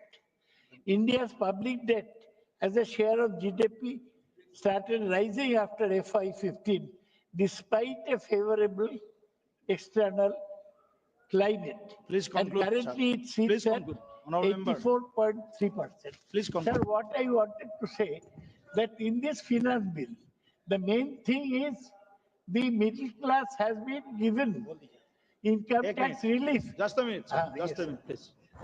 सभा की अनुमति हेतु आज की सभा की कार्यवाही 8 बजे तक के लिए बढ़ा दी जाए. Thank you. Please conclude. Please conclude. Sir, the main point is that you reduced the tax on individuals to 12 lakhs. There will be no tax. It was thought that it will be very popular. But, sir, the lowering of private income tax on private individuals will not incentivize private member, thank you. It has never happened. Honorable member Sri D. Malaya Rasanji. Sir, that is why I say. D. Malaya Rasanji. Please conclude in 30 seconds, sir. Please, Malaya Rasanji. Please. I oppose this. Please conclude. I oppose this finance bill. All the assumptions made in this finance bill are false. This does not face the challenges faced by the economy, both external factors and internal. Investment is not rising, unemployment is at its highest, and country is in a bad way. Thank Please you. accept Thank that. you. Thank you. Honorable Member D. Malayar Assanji. மாண்புமிகு அவைத்தலைவர் அவர்களே, நிதி மசோதாவில் உரையாற்றும் போது பொதுவாக சில திட்டங்களுக்கு ஒதுக்கிய நிதி போதாது என்றும் சில திட்டங்களில் இவையெல்லாம் கருத்தில் கொள்ளப்படுமா என்றும் வினா எழுப்பி இடையளிக்க வேண்டும். ஆனால் இந்த ஒன்றிய அரசின் நிதிநிலை அறிக்கையிலே உணவருந்த காத்திருந்த முன்னாள் வெற்றிகளை மட்டுமே போடப்பட்டு மற்ற பக்கத்து இலைக்காரர்களுக்கு விதவிதமாய் பரிமாறப்பட்டு பார்க்கிற பசியுள்ள ஒருவன் மனநிலையில் தமிழ்நாட்டை சார்ந்த நான் உங்கள் முன்னால் நிற்கிறேன். நமது நிதி பாதையை கோடிட்டு காட்டும் இந்த மசோதா கூட்டாட்சி முறையை புறக்கணித்து தமிழ்நாடு போன்ற மாநிலங்களில் உண்மையான தேவையை ஒதுக்கி தள்ளுவதாகவே தெரிகிறது. நிதி கூட்டாட்சி முறையை அழித்தல். மாண்புமிகு அவைத்தலைவர் அவர்களே, ஒரு மாநிலத்திற்கான வரவு செலவு திட்டத்தை தமிழக முதல்வர் தளபதியார் அவர்களின் வழிகாட்டுதலில் தாக்கல் செய்த போது தமிழ்நாட்டின் எல்லா பகுதிகளையும் எல்லா தரப்பினரையும் உள்ளடக்கியதாக அமைந்திருப்பதாக ஏடுகள் பாராட்டின. ஆனால் ஒன்றிய அரசின் தற்போதைய போக்குகள் ஒரு சமநிலையற்ற மாற்றாந்தாய் மனநிலையை ஏற்படுத்துகிறது. அரசியல் ஆசானாய் உலகுக்கு வழிகாட்டும் வள்ளுவர் அவர்கள் இயற்றலும் ஈட்டலும் காத்தலும் காத்த வகுத்தலும் வல்லது அரசு என்று கூறியிருக்கிறார். பொருள் வரும் வழிகளை மென்மேலும் இயற்றலும் வந்த பொருட்களை சேர்த்தலும் தவறான வழியில் நிதி போய்விடாமல் காத்தலும் காத்தவற்றை முறையாக வகுத்து செலவு செய்வதுமே நல்ல அரசாகும். தமிழக முதல்வர் தளபதியார் இதை பின்பற்றுகிறார் என்பது உலகறிந்த விஷயம். இப்போது பார்த்தால் வரி வருவாயில் தமிழ்நாட்டிற்கான பங்கு குறிப்பிடத்தக்க சரிவை கண்டுள்ளது. 9வது நிதி ஆணையத்தின் கீழ் 7.831% இருந்த நிதி 15வது நிதி ஆணையத்தின் கீழ் வெறும் 4.079% வெறும் 4.079% குறைந்துள்ளது. இது மிகவும் எங்களுக்கு விட அதிர்ச்சி ஊட்டும் விதமாக அமைகிறது. அது மட்டுமல்ல, அவைத்தலைவர் அவர்களே, ஜனவரி 2025 ஒன்றிய அரசு 1,73,030 கோடியை வரி பகிர்வு மாநில அரசுகளுக்கு வெளியிட்டது. இதில் தமிழ்நாட்டுக்கு வெறும் 7,057.89 கோடி மட்டுமே ஒதுக்கப்பட்டது. அதே உத்தரப்பிரதேசத்திற்கு 31,039.84 கோடியை பெற்றது. இது மிகவும் வேதனை அளிக்கிறது. இந்த அடிப்படையில் ஏற்றத்தாழ்வு ஒரு வகுப்பில் சிறப்பான செயல்படும் மாணவருக்கு பாடம் நடத்தாமல் தண்டிப்பது போன்றதாகும். இந்த அதிகாரத்தை குவியலோடு கூடிய ஒன்றிய அரசு முறையை அரசியல் வல்லுநர்கள் கடுமையாக குறை கூறியுள்ளார்கள். ஒன்றிய அரசின் வாயிற்படியில் நின்று பிச்சை கேட்கும் பிச்சைக்காரர்களாக மாநிலங்கள் ஆகிவிடும் என்று கே. சந்தானம் அவர்கள் கூறியதும், ஒன்றிய அரசு செயலகத்தின் வடபுற பிளாக்கில் நிற்கும் தர்ம குழந்தைகளைப் போல மாநிலங்கள் நடத்தப்படும் என்றும் விஸ்வநாத தாஸ் கூறியதும் இன்று நிதர்சனமாகி வருவதை கண்கூடாக இந்த நிதி மசோதாவில் காண முடிகிறது. ஜிஎஸ்டி இழப்பீடு. மாண்புமிகு அவைத்தலைவர் அவர்களே, மாநிலங்கள் அடையக்கூடிய வருவாய் இழப்புகளுக்கு இழப்பீடு வழங்குவதற்கான உத்தரவாதங்களுடன் கூடிய சரக்கு மற்றும் சேவை வரி ஜிஎஸ்டி அறிமுகப்படுத்தப்பட்டது. இருப்பினும் இழப்பீட்டு காலம் நிறுத்தப்பட்டதால் மாநிலங்கள் நிதி நிச்சயமற்ற தன்மைக்கு போராடி வருகின்றன. வலுவான உற்பத்தி மற்றும் சேவை துறைகளுக்கு பெயர் பெற்ற தமிழ்நாடு மோசமாக பாதிக்கப்படுகிறது. COVID-19 இந்த உருவாகிய எதிர்பாராத நிதி நெருக்கடிகள் காரணமாக எமது தமிழ்நாடு அரசு பிற மாநிலங்களும் ஜூன் 30, 2022 அப்பாலும் ஜிஎஸ்டி இழப்பீடு செஸ் வரி நீடிக்க கோரின. ஜிஎஸ்டி இழப்பீடுக்கு ஜெஸ் காலக்கெடு சுமார் 2026 வரை நீடிக்கப்பட்டாலும் கூடுதல் நிதிகள் ஒன்றிய அரசுக்கு பயனளிக்கின்றன. ஆனால் மாநிலங்களுக்கு இழப்பீடு வழங்குவதற்கு ஏற்பாடுகளை உள்ளடக்கவில்லை. மேலும் ஒன்றிய அரசு அதை நீடிக்கவில்லை. இதன் காரணமாக தமிழ்நாடு ஆண்டுதோறும் 20,000 கோடி இழக்கும் என்று மதிப்பிடப்பட்டுள்ளது. முதலமைச்சர், எங்களது தமிழக முதலமைச்சர் அவர்கள் திரு மு.க. ஸ்டாலின் 20,000 கோடி இழப்பை குறித்து இந்த பிரச்சனையை தொடர்ந்து எழுப்பி வருகிறார் என்பதை தாங்கள் வழியாக தெரிவித்துக் கொள்கிறேன். விவசாயிகளின் துயரம். நாட்டின் முதுகெலும்பு விவசாயம். தமிழ்நாட்டை சேர்ந்த அனைத்து விவசாயிகளும் அதிகரித்து வரும் இயற்கை இடர்பாட்டை சவால்களாக எதிர்கொள்கிறார்கள்.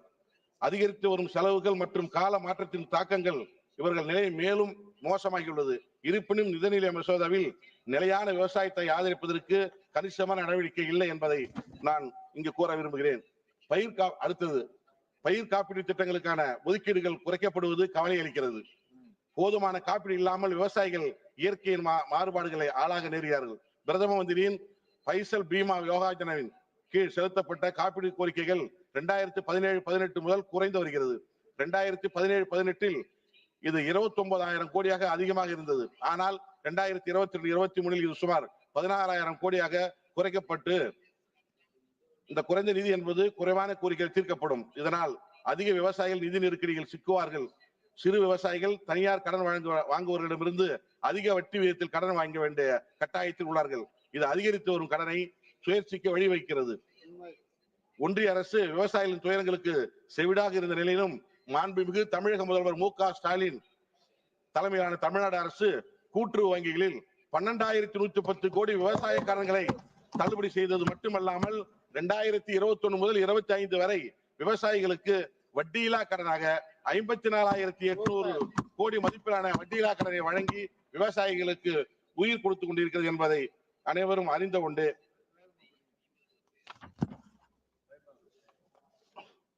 உட்கட்டமைப்பு மற்றும் புறக்கணிப்பின் கதை பொருளாதார வளர்ச்சியில் முதுகெலும்பு உட்கட்டமைப்பாகும். இருப்பினும் தமிழ்நாட்டில் முக்கிய திட்டங்கள் தொடர்ந்து கவனிக்கப்படவில்லை. 3 ஆண்டு கால தொடர்ச்சியாக போராட்டங்களுக்கு பிறகு சென்னை மெட்ரோ ரயில் விரிவாக்கம் நிதி வெளியிடப்பட்டது. அதேபோல் மதுரை எய்ம்ஸ் திட்டத்தை கட்டுமான பணி அடிக்கல் நாட்டியதோடு சரி, இன்னும் அந்த பணியும் முடியவில்லை. பொதுமக்களுக்கு அந்த பயன்பாடும் அந்த எய்ம்ஸ் மருத்துவமனை அளிக்கப்படவில்லை என்பதை இதன் மூலம் தெரிவித்துக் கொள்கிறேன். ஆனால் தமிழக முதல்வர் அவர்கள் கலைஞர் நூற்றாண்டு என்ற ஒரு மருத்துவமனை 15 மாதங்களிலே 1000 படுக்கை கொண்ட ஒரு மருத்துவமனை உருவாக்கி பொதுமக்களுக்கு பயன்பாட்டில் கொண்டு வந்து அனைத்து மக்களும் பயன்பெறுகிறார் என்பதை இதன் மூலம் தெரிவித்துக் கொள்கிறேன். சமூக நலனை குறைப்பதற்கு உட்படுதல் பின்தங்கிய ஒரு படி. மாண்புமிகு அவைத்தலைவர் அவர்களே, கல்வி, சுகாதாரம் மற்றும் சமூக பாதுகாப்பை உறுதி செய்வதில் மாண்புமிகு தமிழக முதல்வர் அவர்கள் சீரிய காட்டுப்பதில் தமிழ்நாடு முன்னோடியாக உள்ளது. மகாத்மா காந்தி தேசிய ஊரக வேலைவாய்ப்பு உத்தரவாத சட்டம் MGNRGA, மதிய உணவு மற்றும் விளிம்பு நிலை சமூகங்களுக்கான உதவித்தொகை போன்ற திட்டங்களுக்கான நிதி மசோதாவில் குறைப்பு அல்லது தேக்க நிலை பல 10 ஆண்டு காலம் முன்னேற்றத்தை பின்னுக்கு தள்ளும் அச்சுறுத்தி வருகிறது என்பதை இதன் மூலம் தெரிவித்துக் கொள்கிறேன். அந்த MGNRGA மாண்புமிகு அவைத்தலைவர் அவர்களே, தேசிய அளவிலான மகாத்மா காந்தி தேசிய வேலைவாய்ப்பு உறுதி திட்டத்தை MGNRGS செயல்படுத்தி தமிழ்நாடு அரசு எப்பொழுதும் முன்னோடியாக செயல்பட்டு வருகிறது. நபர் நாட்கள் உருவாக்கம், பெண்களின் பங்களிப்பு, மாற்றுத்திறனாளிகளுக்கான வேலை மற்றும் சரியான நேரத்தில் ஊதியம் வழங்குதல், வேலையை முடித்தல் மற்றும் சொத்துக்களை உருவாக்கம் போன்ற அளவுகளில் தமிழ்நாடு எப்பொழுதும் சிறந்து செயல்திறன் கொண்டு மாநிலமாக இருந்து வருகிறது. 24-25 ஆண்டில் 10/3/25 வரை 29.79 கோடி நபர்கள் நாட்கள் எட்டப்பட்டுள்ளது. மேலும் 24-25 ஆண்டிற்கான தொகுதியாளர் பட்ஜெட்டில் 35 கோடி நபருக்கு நாட்களாக திருத்துவதற்கான முன்மொழி இந்திய அரசின் ஊரக வளர்ச்சி அமைப்பிற்கு அனுப்பப்பட்டுள்ளது. அதுபோல 10/3/25 வரை எந்த நிதியும் வெளியிடப்படவில்லை. இதனால் தமிழ்நாட்டில் உள்ள தொழிலாளர்களுக்கு 2.839 கோடி மொத்த ஊதியம் MGNRGயில் வழங்கப்படவில்லை. இதனை உடனடியாக வழங்க வேண்டும் என்பதை ஒன்றிய அரசை கேட்டுக்கொள்கிறேன். அது மட்டுமல்ல, கல்விக்கு தமிழக முதல்வர் 2,172 கோடி நிறுத்தப்பட்டுள்ளது. ஜல்சக்தி திட்டத்துக்கு 3,000 கோடி நிறுத்தப்பட்டுள்ளது. தமிழ்நாட்டு மக்கள் தொடர்ந்து மத்திய ஒன்றிய அரசால் புறக்கணித்து வருகிறார் என்பதை இதன் மூலம் தெரிவித்துக் கொள்ள நான் கடமைப்பட்டிருக்கிறேன். இந்திய ஒன்றியத்தின் வளர்ச்சி பாதையில் கொண்டு செல்வதில் முதன்மை பங்கு வகிக்கின்றது. இந்திய ஒன்றியத்தை உலக அளவில் எழுந்து நிற்க செய்வதில் பெரும் பங்காற்றுகிற தமிழ்நாடு போன்ற மாநிலங்களை வலிமையிக்க செய்தால் இந்திய ஒன்றியத்தின் நிலை என்னவாகும் இருக்கும் என்பதை இந்த மாமன்றத்தில் சிந்தித்து பார்க்க வேண்டும். ஒவ்வொரு மாநிலமும் செழித்து வளர, ஒவ்வொரு குடிமகனும் முன்னேற்றம் பெற மற்றும் நமது கூட்டாட்சி அமைப்பு வலுவாக இருக்க ஒரு இந்திய ஒன்றியமே எங்கள் தொலைநோக்கு பார்வை.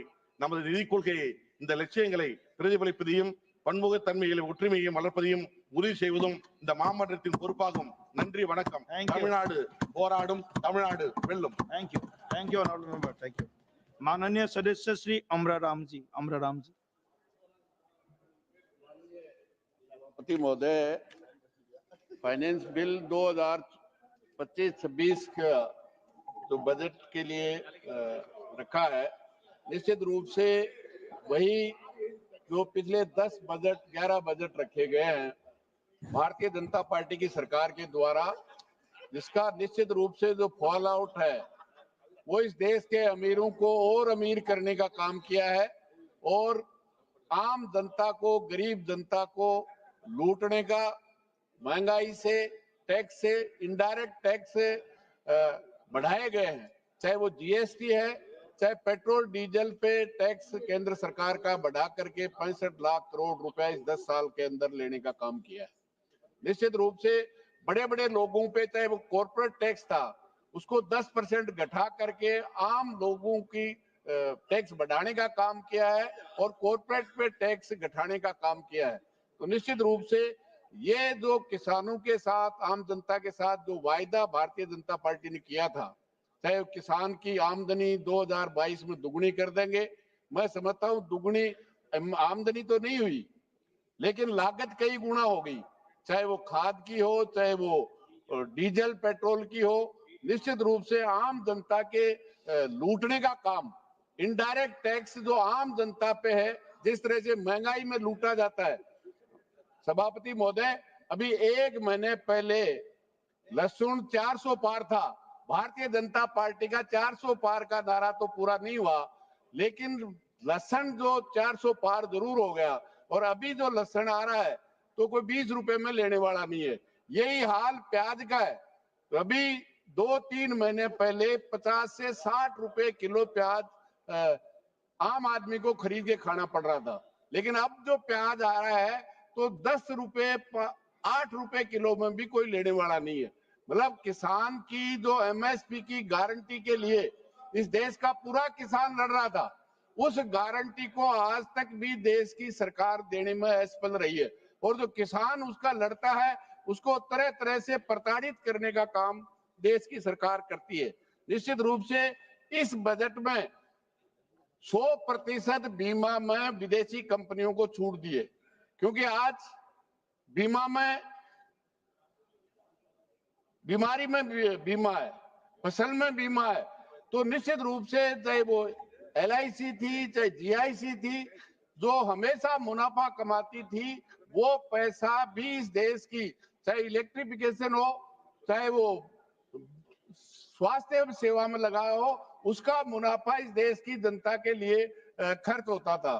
जहां तक देश की सरकार वो सार्वजनिक उपक्रम चाहे वो जितने भी है उनको बेचने का काम कर रही है। और निश्चित रूप से गरीब को जो आरक्षण के माध्यम से संविधान से मिला था वो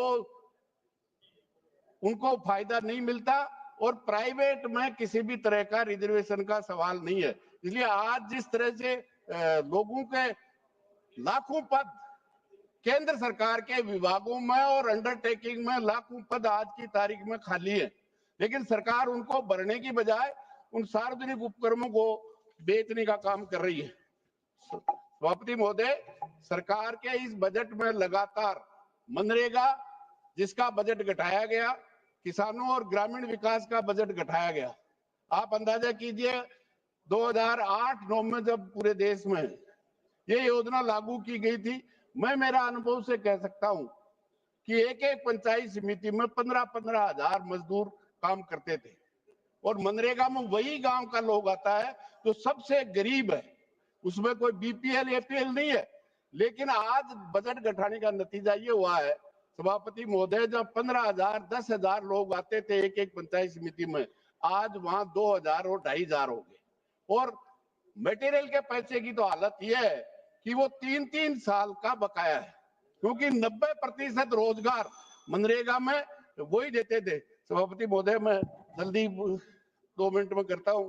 निश्चित रूप से अभी सरकार बता दे 16 लाख करोड़ रुपया बड़ी बड़ी कंपनियां जो 1,000 करोड़ से ज्यादा एनपीए था उनको राइट ऑफ करने का काम किया है। पिछले ही हफ्ते मेरे ही प्रश्न के उत्तर में सरकार ने उत्तर दिया है, मंत्री जी दे दे।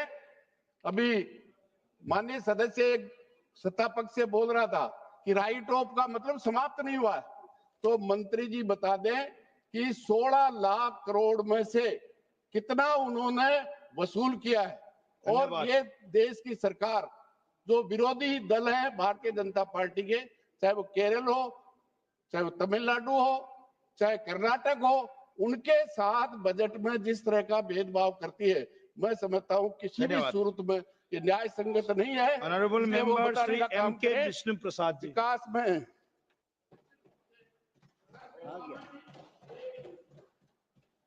Thank you chairperson.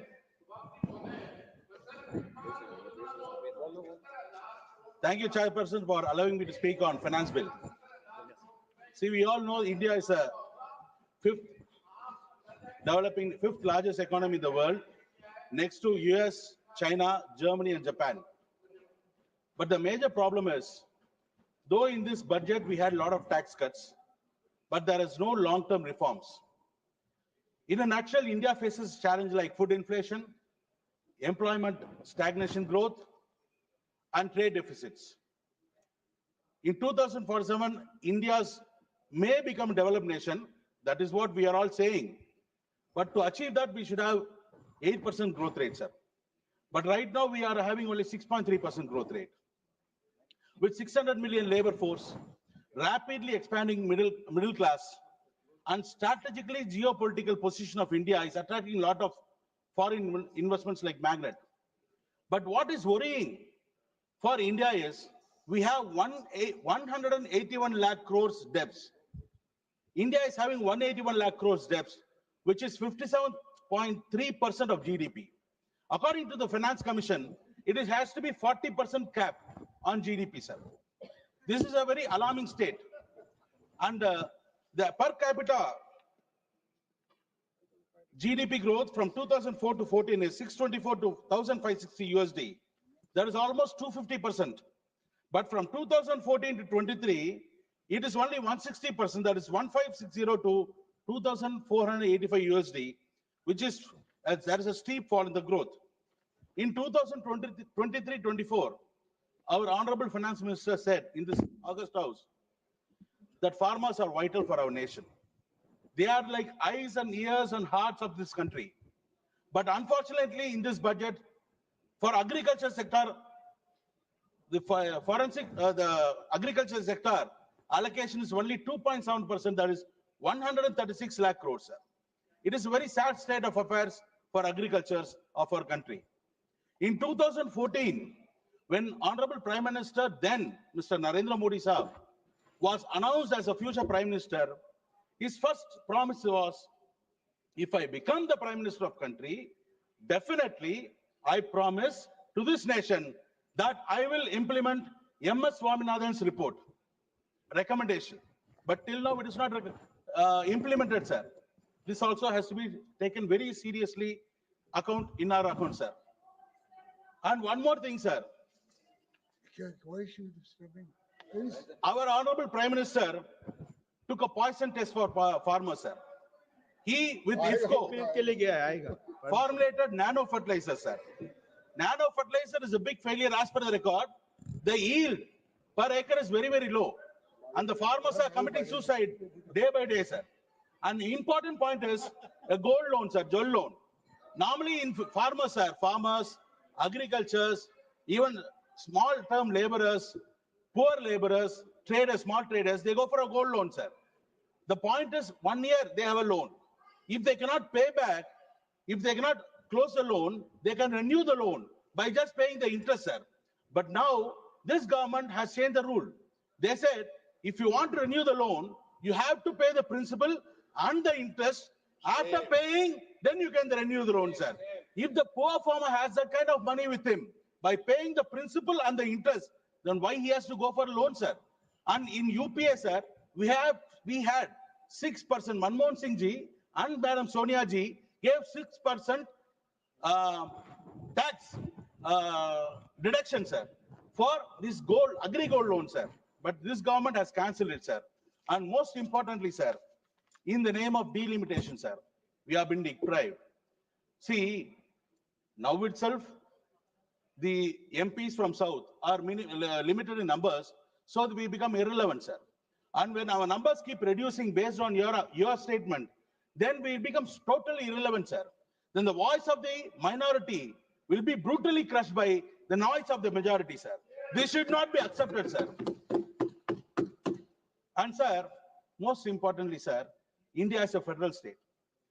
The Prime Minister and this government, union government, should look as a father and mother, like parents to the children, sir. Every state is important, sir. But unfortunately, Gujarat is having 16,000 allocation for railway, but Tamil Nadu has only 6,000 crores for railway, sir. And in Gujarat, recently 150,000 crore worth of project for developing a port is taking place, sir. But in Tamil Nadu, in Kadalur, my constituency, sir, only 150 crores was given in Sagarmala scheme. But till now, there is no work happening in my constituency, sir. And Jal Shakti also, 19.36 lakh crores. Out of that, only 15.53 crore tap connection has been given. Only 80.2% has taken place, sir. Moreover, sir, NEP, this National Education Policy, sir, we are sending rockets, ISRO, where mainly Tamils, mainly Malayalis, mainly Kannadas, mainly Telugus are working, sir. They are only sending that kind of rocket science, sir. They didn't have any NEP like this before, sir. We are very, very far. In our education policies, too high. Our standards are very high, sir. See, we look at our other states, like brothers. We wanted all to come with our pace, sir. But we don't want to grab anybody's leg, sir. But NEP, showing this NEP and depriving our funds is not at all fair, sir. Shame. This government should seriously, sir. There are broken classrooms, sir. Broken blackboards, sir. Poor students are suffering, sir. Can't you, this government approach them with a motherly vision, sir? Why you have to threaten? Why you have to blackmail? Sign this, accept the NEP, then only we'll give the funds of 2,500 crores, sir. This Indian Meteorological Department is again a big failure, sir. So much of cyclone, so much of disaster, so much of catastrophes, but nothing. When we ask for funds, this government is turning a blind eye, sir. Moreover, sir, most importantly, technically, I'll come to some points, sir. There are personal income tax rates.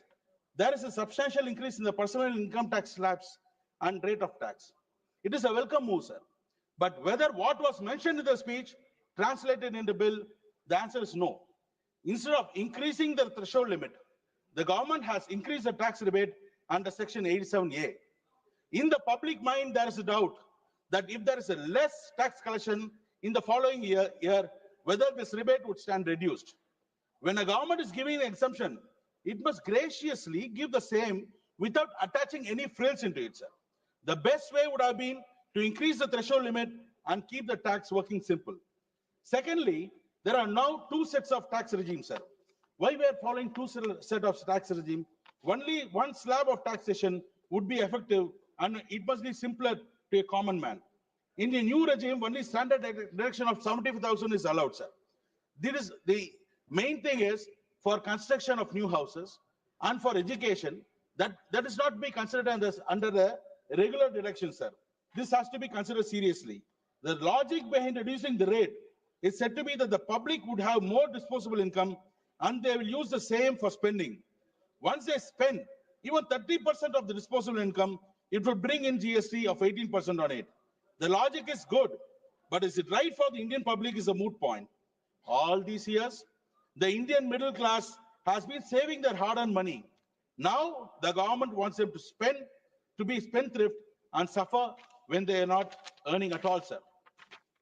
Mainly in MSME sector, sir, the government had inserted by Finance Act 2023 a new subsection 43BH in the act to ensure timely payments of dues to micro and small sector.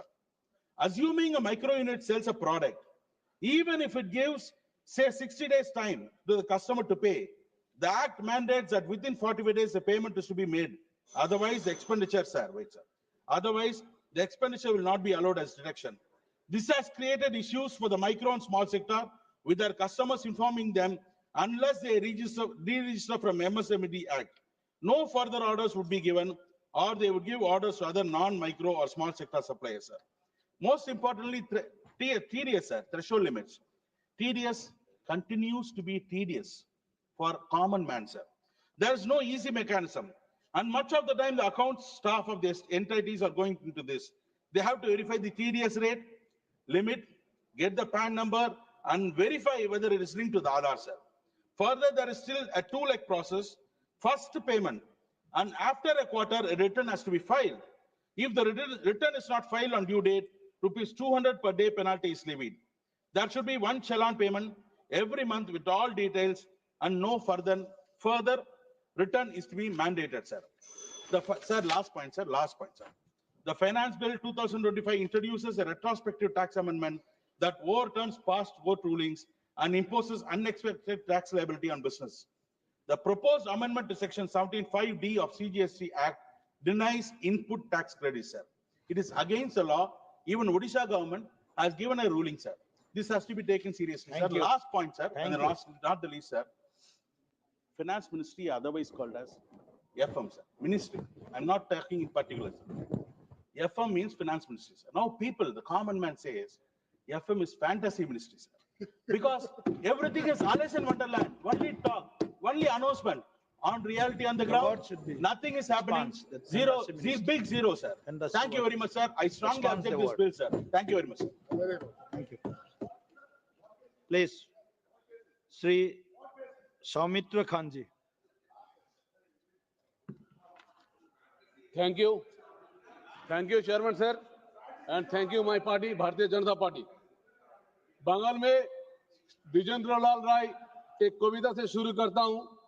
धन धान्य पुष्पे भरा आमादेर এই বসুন্ধরা তাহার মাঝে আছে দেশ এক সকল দেশের সেরা বসে স্বপ্ন দিয়ে তৈরি সে দেশ স্মৃতি দিয়ে ঘেরা বসে সকল দেশের রানী সেজে আমার জন্মভূমি সেজে আমার জন্মভূমি সেজে আমার জন্মভূমি এই ভারত मेरा जन्म स्थान है ये भारत हमारा पहचान है ये भारत हमारा निशान है ये भारत हमारा देश है और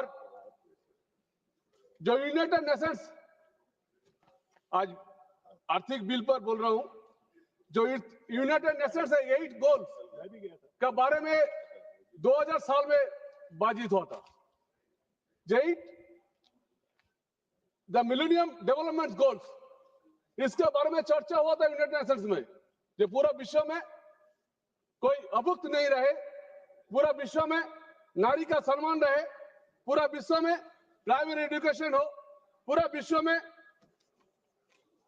चाइल्ड मोर्टालिटी कम हो पूरा विश्व में पार्टनरशिप का डेवलपमेंट हो पूरा विश्व में सस्टेनेबिलिटी हो आज हमारा देश का प्रधानमंत्री नरेंद्र मोदी जी ने पूरा देश को नया दिशा दिखाया हम लोग कभी सोचते नहीं थे ये भारत हमारा 5 का अंदर आएंगे ये भारत हमारा थर्ड तो 3 नंबर थर्ड इकोनॉमी तो दूर की बात है हमारा कभी 5 के अंदर आएंगे कभी सोचा ही नहीं था लेकिन नरेंद्र मोदी जी ने करके दिखाया कि हम लोग आगे बढ़ सकते हम लोग मोदी जी ने प्रधानमंत्री आवास योजना के लिए 3 करोड़ परिवार को 5,36,000 करोड़ बजट में आवंटन किया है आज आयुष्मान भारत योजना में 6 करोड़ वरिष्ठ नागरिक को 5 लाख रुपया का निःशुल्क स्वास्थ्य बीमा योजना किया है स्वच्छ भारत मिशन के लिए 12 करोड़ शौचालय बनेगा प्रधानमंत्री उज्ज्वला योजना के लिए 10 करोड़ परिवारों को मुफ्त एलपीजी कनेक्शन दे चुका है आज भारत में 80 करोड़ देशवासी को मुफ्त में राशन देने के लिए तैयार हो गया आज प्रधानमंत्री जी ने 41,000 करोड़ किसान को सम्मान निधि में किसान को डायरेक्ट बेनिफिट दिया आज मोदी जी ने 25 करोड़ लोगों को जो गरीबी बना था उसको उससे हटाया आज कभी सोचा नहीं था हम लोग चंद्रयान भेजे लेकिन मोदी जी का समय में हम स्पेस सेक्टर में 1,000 करोड़ रुपया हम लोग दिया है पीएम मुद्रा लोन में 20 लाख युवा का भविष्य के लिए पहले से डबल 20 लाख रुपया लोन का योजना किया है फर्स्ट टाइम एम्प्लॉय के लिए 15,000 direct benefits up to 3 instalment में दे चुका है आज 20 लाख गरीबी से बाहर आया है आज 1 करोड़ हाउस को 300 यूनिट फ्री बिजली मिल रहा है 2 लाख करोड़ का जॉब क्रिएशन हो रहा है आज हमारा जो टैक्स में की बात होती थे तो 2014 में हम लोग जब सरकार में सत्ता में आया तो उस टाइम हम लोग टैक्स जीडीपी था 6.5 2025 में हमारा जीडीपी है 11.7%, 2009 में था 6.8। आज हमारा बजट का जो बात होता है, बजट में हम लोग 47 लाख तक 7 लाख करोड़ तक हम लोग बजट में सैंक्शन कर रहा हूं। आज वही बात, पूरा भारत जैसे आगे जा रहे, हम लोग कभी सोचा नहीं था हमारा भारत में बुलेट ट्रेन का कोई बात कर सके, हम लोग को सोचा नहीं था एक वर्ल्ड क्लास वंदे भारत का ट्रेन हमारा हर स्टेट में चले। हम लोग कभी सोचा नहीं था ये पूरा भारत में हर जगह में काम ही एक काम होगा। दूसरी प्रांत में हमारा नॉर्थ ईस्ट को कभी सोचा नहीं था, हमारा पश्चिम बंगाल से लेकर नॉर्थ ईस्ट तक कोई भी जितना सारा सेंट्रल गवर्नमेंट था, मोदी जी का पहले, निर्मला सीतारमण जी का पहले, कोई भी पूर्वोत्तर के लिए कभी नहीं सोचा। लेकिन आज देखिए असम प्राइवेट इन्वेस्टमेंट हो रहा है, असम में 4 लाख करोड़ का, 4 लाख प्राइवेट करोड़ का इन्वेस्टमेंट हुआ है। अपर दिख से हमारा पश्चिम बंगाल ऐसे कोई बिजनेसमैन नहीं है जो पहले पश्चिम बंगाल में कोलकाता में नहीं आया, लेकिन आज ऐसे हो गया। हमारा कोलकाता का पब्लिक पूरा देश में जा रहा है, क्योंकि हमारा टैक्स में जो रोजगार आते हैं वो टैक्स में पश्चिम बंगाल का डेवलपमेंट नहीं होता है। हर दिन मैं सुनता हूं कि पश्चिम बंगाल में क्या किया है। पश्चिम बंगाल में 34,684 करोड़ का ग्रांट किया है इस बजट में। आपका release under special assistant of states for capital expenditure 7,659 crore का इन्वेस्ट किया है। और यही यूपीए गवर्नमेंट रेलवे में कितने किए थे जो उस टाइम, अभी पश्चिम बंगाल का जो सीएम था कितने अलॉटमेंट हुए थे 4,380 करोड़। अभी कितने हो रहे 13,955 करोड़। ये छोटी बात नहीं है। 13,000 करोड़ का रेलवे बजट का सैंक्शन हुआ। आज अमृतसर स्टेशन रेलवे में कितना हुआ, आज हमारे 1,647 किलोमीटर ट्रैक वेस्ट बंगाल में इलेक्ट्रिसिटी हुआ है। आज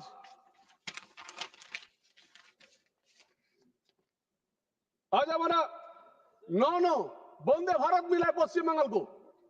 आज पश्चिम बंगाल में रोडवेज में 32,937 करोड़ अलॉट किया है। कभी सोचा था? लेकिन आज खड़गपुर टू मोड़गांव कॉरिडोर जो मेरा कॉन्स्टिट्यूंसी में आ रहा है, इसमें 10,000 करोड़ 247 करोड़ सैंक्शन हुआ है। आज वाराणसी, रांची, कोलकाता, खड़गपुर, सिलीगुड़ी कॉरिडोर, इसके लिए 2,309 किलोमीटर के लिए भी पैसा अलर्ट हुआ है। लेकिन सर आप तो भेज रहे, मैं मंत्री जी को धन्यवाद देना चाहता हूं, फिनांस मिनिस्टर को धन्यवाद देना चाहता हूं। आप तो भेज रहे, आप पैसा भी दे रहे। आज सबसे बड़ी बात है, आज विष्णुपुर तारकेश्वर जो रेल पथ है, ये रेल पथ के लिए इतने सारे इन्वेस्टमेंट किया है रेलवे ने, लेकिन पश्चिम बंगाल गवर्नमेंट ने जमीन का अधिग्रहण नहीं किया। जमीन का अधिग्रहण नहीं किया किस लिए? थोड़ा सा 2 किलोमीटर के लिए पूरा के पूरा भारत एक विष्णुपुर से तारकेश्वर जुड़ सकते हैं, लेकिन 2 किलोमीटर के लिए जमीन अधिग्रहण नहीं हुआ। आज पूरा रेलवे प्रोजेक्ट वहां पे पड़ा चुका है।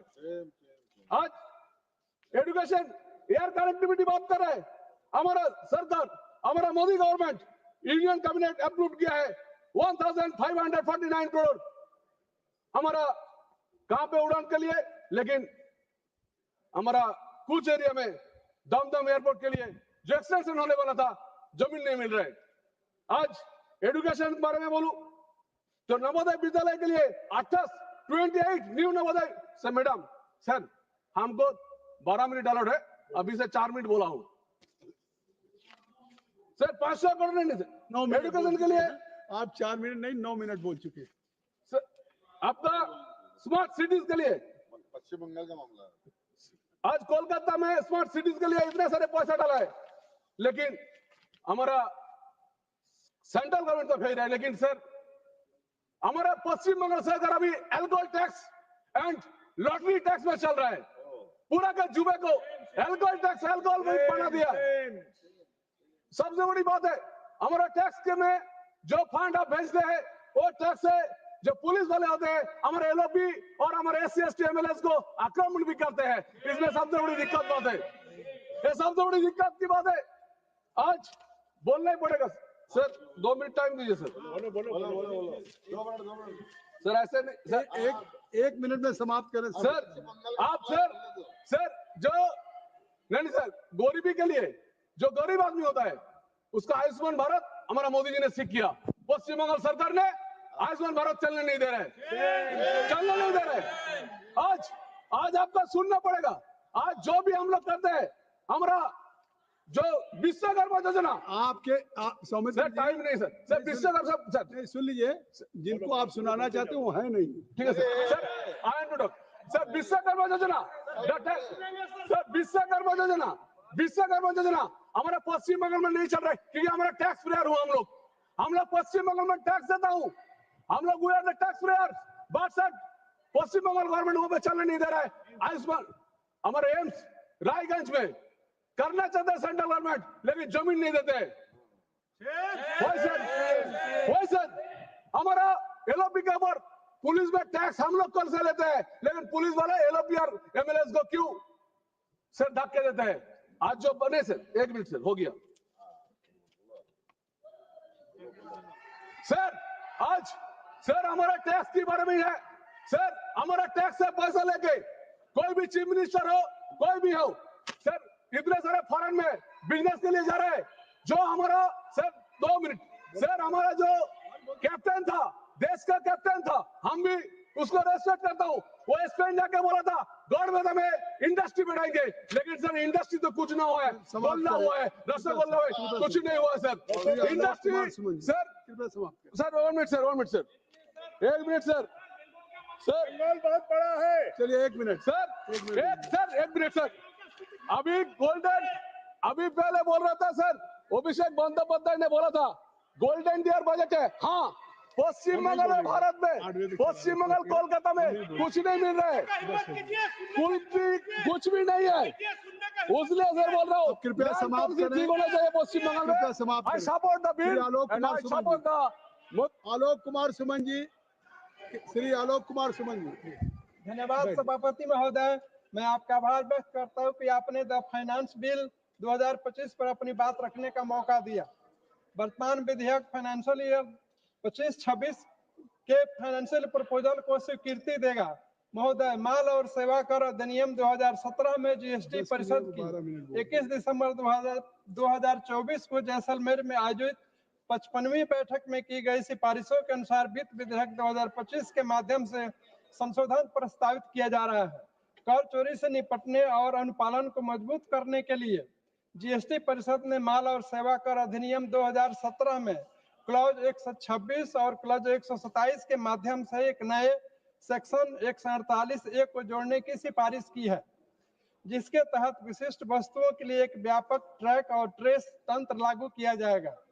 महोदय विश्व की अर्थव्यवस्था ट्रेड टेंशन, अनसर्टेनिटी और टैरिफ वार के दौर से गुजर रही है। ग्लोबल फाइनेंशियल मार्केट में ग्लोबल ग्रोथ स्लो होने के कारण भी तरह तरह की शंकाएं बढ़ रही हैं। इन सब परिस्थितियों के बावजूद भारत की अर्थव्यवस्था मजबूती के साथ आगे बढ़ रही है। महोदय कंज्यूमर प्राइस इंडिसेज क्षमा करेंगे महोदय, कंज्यूमर प्राइस इंडिसेज इन्फ्लेशन फरवरी 2025 में 3.6% था, जो कि 7 महीने में सबसे कम है। महोदय आज पॉलिसी मेकर्स के सामने बढ़ती महंगाई, टैरिफ वार, करेंसी डिप्रिसिएशन और वैश्विक अर्थव्यवस्था की धीमी होने वाली समस्याओं को भी ध्यान में रखना महत्वपूर्ण हो गया है। इनसे के डाटा ये रिलीज किया है, जिसमें यह प्रोजेक्ट किया गया है कि बस 2024-25 में भारत में 6.5% ग्रोथ बरकरार रहेगा और जीडीपी 6.2% के हिसाब से क्वार्टरली वृद्धि करेगा। महोदय गवर्नमेंट स्पेंडिंग होने से भारतीय इकोनॉमिक ग्रोथ को बल मिला है। महत्वपूर्ण सेक्टर जैसा कि कंस्ट्रक्शन, फाइनेंशियल सर्विसेज, ट्रेड और भी सभी सेक्टर्स मजबूत बने हैं। अप्रैल 2024 से लेकर फरवरी 2025 तक भारत का निर्यात 0.1% से 3.395% $1 बिलियन तक बढ़ा है, जिसमें इलेक्ट्रॉनिक गुड्स, इंजीनियरिंग गुड्स, दवाइयां और फार्मास्यूटिकल्स आदि सामानों का निर्यात बढ़ा है। महोदय, फाइनेंशियल बिल के अध्ययन करने से यह पता चलता है कि यूनियन गवर्नमेंट का टोटल एक्सपेंडिचर 6.1% की दर से बढ़ा है। कैपिटल एक्सपेंडिचर तथा रेवेन्यू एक्सपेंडिचर भी बढ़ा है। ग्रॉस टैक्स रेवेन्यू में रिकॉर्डेड 10.3% की वृद्धि और टोटल रिसिप्ट में 6.6% की वृद्धि हुई है। इनकम टैक्स और जीएसटी में सबसे ज्यादा टैक्स कलेक्शन हुआ है। कॉर्पोरेट टैक्स का कलेक्शन एवरेज रहा है। कस्टम ड्यूटी और एक्साइज ड्यूटी से कलेक्शन में वृद्धि देखी गई है। महोदय, विश्व में हमारी जनसंख्या ज्यादा है। फाइनेंशियल बिल पर अपनी बात रखते हुए मैं अपना सुझाव देना चाहता हूं कि टैक्स का कलेक्शन और इक्वल डिस्ट्रीब्यूशन ऑफ टैक्स हो, ताकि भारत की इकोनॉमी और मजबूत बने। यह सरकार के कुशल नेतृत्व का ही परिणाम है कि देश में वर्ष 2024-25 में जीएसटी का कलेक्शन 20.13 लाख करोड़ हुआ है, जो कि पिछले साल से 9.5% ज्यादा है। महोदय,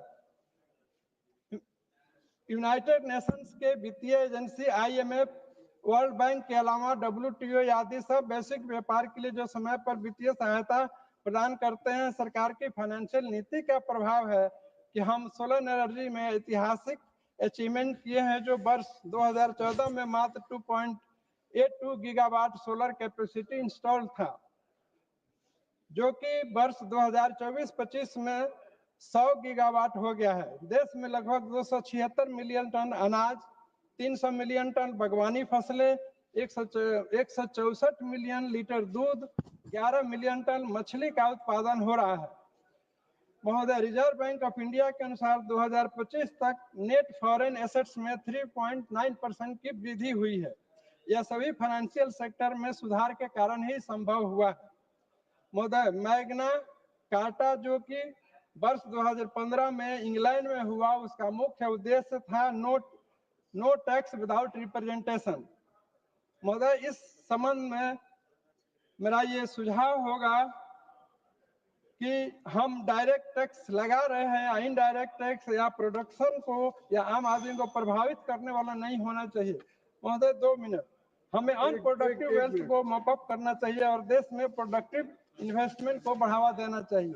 महोदय, मैं माननीय प्रधानमंत्री श्री नरेंद्र मोदी जी और माननीय मुख्यमंत्री श्री नीतीश कुमार जी एवं हमारे माननीय वित्त मंत्री श्रीमती सीतारमन जी का आभार व्यक्त करता हूं, जिन्होंने बिहार की अर्थव्यवस्था को आगे बढ़ाने के लिए मखाना बोर्ड की स्थापना, ग्रीनफील्ड हवाई अड्डे का प्रावधान, कोसी नहर परियोजना को आगे बढ़ाना तथा IIT पटना की क्षमता में विस्तार की।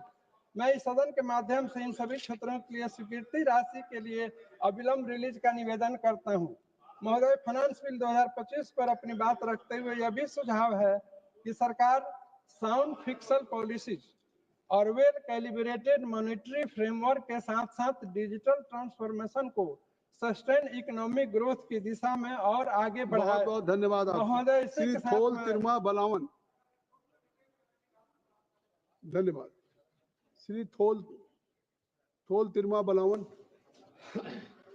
மாண்புமிகு அவைத் தலைவருக்கு வணக்கம். மேனால் பிரதமர் வாஜ்பாய் அவர்களின் ஆட்சி காலத்தில் நிதி மேலாண்மை தொடர்பான சட்டம் ஒன்று இயற்றப்பட்டது. Fiscal responsibility budget management act. அந்த சட்டத்தின்படி 2022-2023 நமது தேசிய மொத்த உற்பத்தி GDPயில் கடன் சுமையின் அளவு 38.7% குறைக்க வேண்டும் என்கிற இலக்கு நிர்ணயிக்கப்பட்டது. ஆனால் இந்த அரசு, பாஜக அரசு, நம்முடைய தலைமை அமைச்சர் நரேந்திர மோடி அவர்களின் தலைமையிலான அரசு பதவியேற்ற போது 51% கடன் சுமை இருந்தது. இப்போது அது 57% உயர்ந்திருக்கிறது. இது இந்த அரசின் பொருளாதார மேலாண்மையில் ஏற்பட்டிருக்கிற தோல்வியை உறுதிப்படுத்துகிறது. மொத்தத்தில் 37% கடனுக்காக, மொத்த வருவாயில் 37% கடனுக்கான வட்டியை கட்டுவதிலேயே அரசு திணறிக் கொண்டிருக்கிறது. இதனால் வளர்ச்சி திட்டங்களுக்கு போதிய நிதியை ஒதுக்கீடு செய்ய முடியவில்லை. மாநில அரசுகளுக்கு ஒதுக்க வேண்டிய நிதியையும் ஒதுக்க முடியவில்லை. குறிப்பாக தமிழ்நாட்டுக்கு கல்வி துறைக்கு ஒதுக்க வேண்டிய நிதி ஒதுக்கப்படவில்லை. பேரிடர் நிவாரண நிதி ஒதுக்கப்படவில்லை. இந்தியா முழுவதும் 100 நாள் வேலை திட்டம், அந்த திட்டத்திற்கென்று ஒதுக்க வேண்டிய நிதியை ஒதுக்க இயலவில்லை. தேசிய கல்விக் கொள்கையின்படி 6% நிதி ஒதுக்கீடு செய்ய வேண்டும் என்று இந்த அரசே உறுதிப்படுத்தி இருக்கிறது. ஆனால் கல்விக்கென்று 3% கூட நிதியை ஒதுக்க முடியாத அளவுக்கு கடன் சுமையில் இந்த அரசு திணறிக் கொண்டிருப்பதை நம்மால் பார்க்க முடிகிறது. அதே போல சுகாதாரத்திற்கு நிதியை ஒதுக்கீடு செய்ய இயலாத காரணத்தினால் ஸ்வச் பாரத் போன்ற திட்டங்கள் எல்லாம் முழுமையான தோல்வியை அடைந்திருக்கிறது என்பதிலே யாரும் மாற்று கருத்தை சொல்ல முடியாது.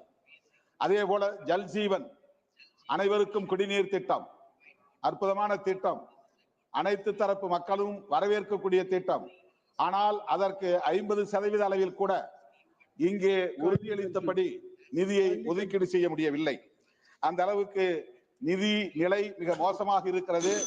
ஜிடிபியிலே கடன் சுமை அதிகரித்திருக்கிற நிலையில் இந்த அரசு தனது தோல்வியை ஒப்புக்கொள்ள வேண்டும் என்பதை இந்த இடத்திலே நான் வலியுறுத்த கடமைப்பட்டிருக்கிறேன். அத்துடன் ஒரு முக்கியமான கோரிக்கையை சொல்லி நான் முடிக்க விரும்புகிறேன். புத்தகயாவில் பௌத்த பிக்குகள் தொடர் உண்ணாநிலை அறப்போராட்டத்தில் ஈடுபட்டு வருகிறார்கள். இது நாடு விடுதலை பெறுவதற்கு முன்பிருந்தே இந்த கோரிக்கை இருக்கிறது. அந்த புத்தகயா டெம்பிள் என்பது அசோகர் காலத்திலே கட்டப்பட்டது. நம்முடைய பகவான் கௌதம புத்தர் ஞானம் பெற்ற புனித தலம். பீகாரில் உள்ள பௌத்தர்கள் மட்டுமல்ல, உலகம் முழுவதும் இருக்கிற பௌத்தர்கள் எல்லாம் வந்து செல்லக்கூடிய ஒரு இடம். அந்த இடத்துல அதை நிர்வகிக்கக்கூடிய அதிகாரத்தை கொண்ட ஒரு கமிட்டி, புத்தகயா டெம்பிள் ஆக்ட் அடிப்படையில் அங்கே ஒரு கமிட்டி அமைக்கப்பட்டிருக்கிறது. அந்த கமிட்டியில் நான் புத்திஸ்ட் அதிகமாக இருக்கிறார்கள், புத்திஸ்ட் இல்லை. எனவே அந்த டெம்பிள் நிர்வாகத்தை புத்திஸ்ட் சமூகத்திடம் ஒப்படைக்க வேண்டும் என்கிற கோரிக்கையை சொல்லி நான் முடிக்க விரும்புகிறேன். I would like to raise here some demands. Transfer the management of the Mahabodhi temple to the Buddhist community. Second one, amend the Bodh Gaya Temple Act 1949 to ensure that the temple management committee is exclusively composed of Buddhist members. Third demand, restrict the conduct of non-Buddhist religious ceremonies within the premises of Mahabodhi temple. This is very essential and sensitive issue. So I request our union government to intervene in this issue to restore the Buddha temple to Buddhist. Thank you. Shri Sudama Prasad ji. धन्यवाद माननीय सभापति महोदय। ये जो मैं budget के व्यवहारिक पक्ष पर अपनी बात रखूंगा कि जो इतना भारी भरकम बजट पेश हुआ है उसका नीचे क्या हो रहा है। हम लोग तो देख रहे हैं कि प्रखंडों में जो है, अंचलों में न भयानक ढंग की लूट मची है। किसी भी अंचल कार्यालय में चले जाइए, दाखिल खारिज करवाना है, परिमार्जन करवाना है, जमीन का रसीद कटवाना है, यहाँ तक कि छात्रों का आवासीय जातीय बनवाना है, आय प्रमाण पत्र बनवाना है। बिना पैसे के एक काम नहीं हो रहा है। इंदिरावास में खुलेआम जो है 50,000 40,000 का माने ये घूस लिया जा रहा है। माने सूची में नाम रहते हुए जो बिचौलिए हैं नाम कटवा दे रहे हैं। भोजपुर जिला के उद्वत नगर प्रखंड में गजराजगंज एक गांव है, वहां के साहेब प्रजापति को 2000। आप वित्त विधेयक पे बोल रहे हैं ना, ये तो राज्य की कार्यदायी संस्थाओं की तरफ उल्लेख कर रहे हैं, राज्य का विषय है जो उठा रहे हैं। आप वित्त विधेयक पे बोल रहे हैं ना, तो विधेयक तो पैसे बजटे पर ना है सर। अब बजट नीचे जा करके हो क्या रहा है सर? तो बजटवा खुलेआम जो है खर्च कराना, खुलेआम चैलेंज सर कर रहे हैं लोग कि जहां जाना है जाओ, जहां जाना है जाओ, इतना पैसा लगेगा तो मिलेगा। 5 किलो राशन का हला हुआ है, 5 किलो के जगह 4 किलो राशन मिल रहा है। गरीब त्राही मांग कर रहे हैं। कई डीलरों से हम लोगों ने कहा कि भाई काहे आप दे रहे हैं, तो हम लोग क्या करें, 50 किलो बोरा के में जो है 42 किलो मिल रहा है। तो सर इस ढंग से जो है बजट का पैसा लूटा जा रहा है नीचे में।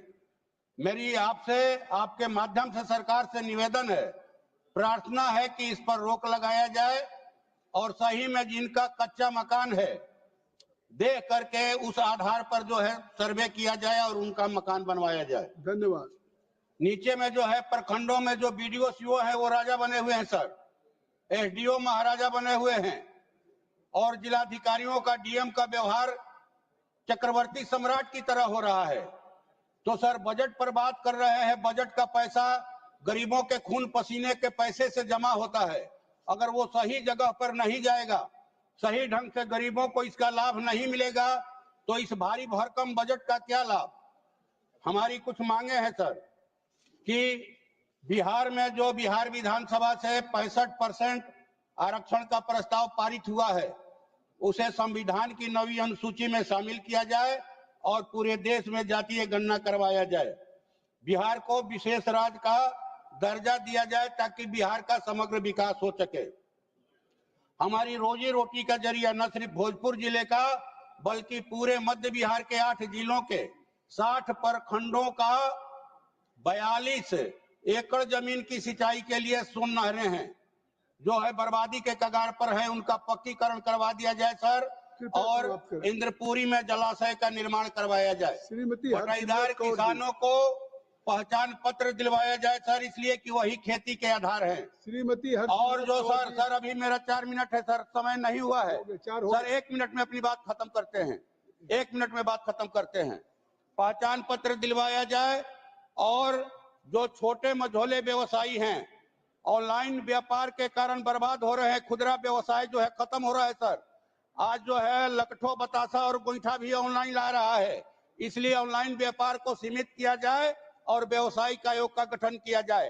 और अंत में सहारा के जो निवेशक हैं सर, ये जो पोर्टल पर आवेदन दे रहे हैं, 90% उनके आवेदन तकनीकी कमी दिखाकर खारिज किए जा रहे हैं। तो आपसे निवेदन है आपके माध्यम से सरकार से, बहुत धन्यवाद। वो एजेंटों के माध्यम से पैसा। श्रीमती हरसिमरत कौर बादल जी। Thank you, sir. So I rise to oppose this budget because the budget 25-26 falls extremely short for addressing several challenges and pressing economic concerns. I also oppose it for the fact that in the last 10 budgets, the name of Punjab has not even been mentioned by the Honorable Finance Minister. It seems to me that Punjab does not seem to exist for them in the map of India, which is highly, I would say that it is extremely sad that a state which has contributed so much towards the nation, that state is not considered despite all the issues that is having. Today, Niti Aayog's Fiscal Health Index shows that Punjab has ranked lowest amongst the 18 major Indian states with a score of just 10.7, which is far behind Odisha with the leading score of 67.8. Due to the present AAP government and the previous Congress government's mishandling of their expenditure, of the revenue mobilization, of the debt management and the state exchequer, we have reached a state of this fiscal mismanagement where today we are ranked lowest among the 18 major states. But despite that, even though Bihar may be worse off than us, in this budget it is mentioned 6 times and receives the lion's share of all the largesse of the government. But Punjab, which has all these issues, receives nothing. So I agree that the economy has grown, but there is no doubt that it has been a jobless growth of economy. Today, the Indian youth accounts for almost 83% of the unemployment workforce, sir. The young people with secondary and higher education among the total unemployed Indians has risen from 35% in 2002 to 65% in 2022, which clearly shows that this government's focus towards job creation has not been successful, or it is not in the agenda. What is even worse off that in this budget, there is no strategy for the layoffs which are happening due to computerization, artificial intelligence, and the layoffs in the various, be it the IT sector or be it in the other various sectors. Sir, the MSME sector, which is the most important sector, which is like the backbone of the country, contributes 30% to our GDP and 50% to our exports. After agriculture is the second largest employment generator. Despite only 20% of the investment, MSME employs 80% of the industrial workforce. Unfortunately, in this government's budget, there is no focus on the MSME. PLI schemes are there for the big corporates who can put in big money. But sir, why don't they tweak the PLI scheme? This is my suggestion to them, to bring in those industries which generate employment. They don't have the big money like the big corporates to be able to fund it, but they actually generate employment. So why don't you extend the PLI scheme to those small industries, be it the bicycle factory of Ludhiana in my state, be it the sports good industry, be it the brass industry of Moradabad, be it any of the hand tools industry, all these small industries which generate jobs. Why is the PLI scheme not extended to them, where they can increase the revenues, increase exports, as well as provide employment? This is my suggestion to the government, sir. But instead of looking at it this way, it is unfortunate that this budget, for example, on bicycles, it has cut import duties from 35% to 20%. And this is making our bicycle industry vulnerable to Chinese and Taiwanese inputs, which is what this government should be safeguarding against and giving incentives to this industry to upgrade itself. Sir, there was a scheme earlier where there was a CLCSF, which was credit links capital subsidy scheme, where MSMEs could upgrade their technology. Unfortunately, this has been discontinued. So you don't give them anything new, you discontinue what they had earlier, and the huge segment which provides employment, you disregard that. So, sir, I would say that immediately this needs to be done. Also, the government's decision to increase MSME turnover from the threshold of 250 to 500 crores, I think this is highly disproportionate. How many MSMEs have this 200, 250 to 500 crore, sir, their business model? There's hardly 1% of MSMEs who will receive 95% of these benefits. And sir, 99% of the MSMEs are below 1 crore and the 10 lakh group, but they get nothing. So I would ask them to look into this. And eventually, sir, what I'm extremely sad about, that there was not a single mention in this budget about the MSP. हमारे किसान पिछले 5 साल से आंदोलन कर रहे हैं, मार खा रहे हैं, डंडे खा रहे हैं, जेलों में जा रहे हैं, सर्दी गर्मी में बैठ के एमएसएमई जो वादा किया था, इस पूरे बजट में उसका नाम तक जिक्र तक नहीं है। आपने वादा किया था, अब उससे भी मुड़ गए। और सर, इस सरकार से मैं अश्योरेंस मांगती हूँ कि ये ट्रम्प सरकार जो यहाँ पे जोर लगा रही कि हमारा एग्रीकल्चर मार्केट खोल देना चाहिए, market should be open up, वो अपना फ्रूट, वेजिटेबल, दूध, मीट, पोल्ट्री हिंदुस्तान के बाजारों में बेचना चाहते हैं, तो हमारा गरीब किसान कहाँ जाएगा? ये अश्योर करे कि आज से पहले किसी सरकार ने has not given in to this WTO pressure, and this government will also not do it. I demand an assurance, and I hope they give it. Thank you. Shri Highway Aden ji, Shri Highway Aden.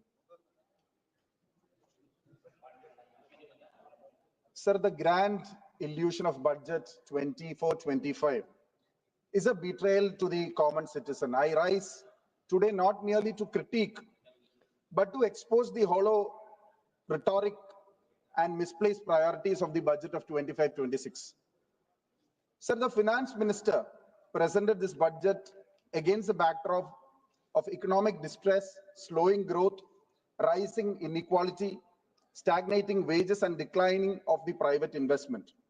Yet instead of addressing these pressing issues, the budget presents a mirage of progress, concealing deeper economic failures and policy missteps. Sir, budgets are not just numbers. They reflect the government's vision for a country. This budget, unfortunately, presents a vision that is prioritizing on fiscal consolidation and corporate appeasement over social welfare and economic resilience. The government's narrative to Economic strength and inclusivity stands in stark contrast to the reality on the ground, where millions continue to struggle with rising prices, unemployment, and stagnating wages, sir. This speech seeks to unpack the layers of deception in this budget. Sir, what is our state of economy? The government projected a nominal GDP growth of 10.5%, but the first advanced estimate, FAE, for 24-25 is at its lower at 9.8%. Real GDP growth expected is to between 6.5 to 7%, has settled to 6.4%, a decline from 8.2% the previous year. These numbers alone expose the government's overestimated claims and fragile state of our economy, sir. Sir, economic growth in isolation does not indicate prosperity. We must examine how the growth is distributed across sectors among different segments of our society. A closer look at the sector trends reveals troubling signs, sir. Manufacturing, a critical driver of the employment, has slowed down from 9.9% to 5.3%. Mining growth has plummeted from 7.1% to 2.9%. Trade and transport growth has dipped from 6.4 to 5.8%. Bank credit growth has fallen drastically from 21 lakh crores to 11.5 lakh crores. Sir, cement production, again a core indicator of the infrastructure growth of a country, has dropped from 10.3% to 3.1%, sir. Sir, these indicators make one thing abundantly clear. The government's claims to robust economic growth are built on a quicksand. The so-called high GDP growth does not translate into higher employment opportunities nor increased wages of workers. Instead, its corporate profits are surging even as real wages for workers stagnate or decline, sir. Sir, there is a clear divide whenever it comes to the matter of progress. Whenever it is compared to any other statistics, we can see a clear divide between the north and the south, sir. Even we know that the government is always famous for dividing the country on the basis of religion, on the basis of food we eat, on the basis of the clothes we wear.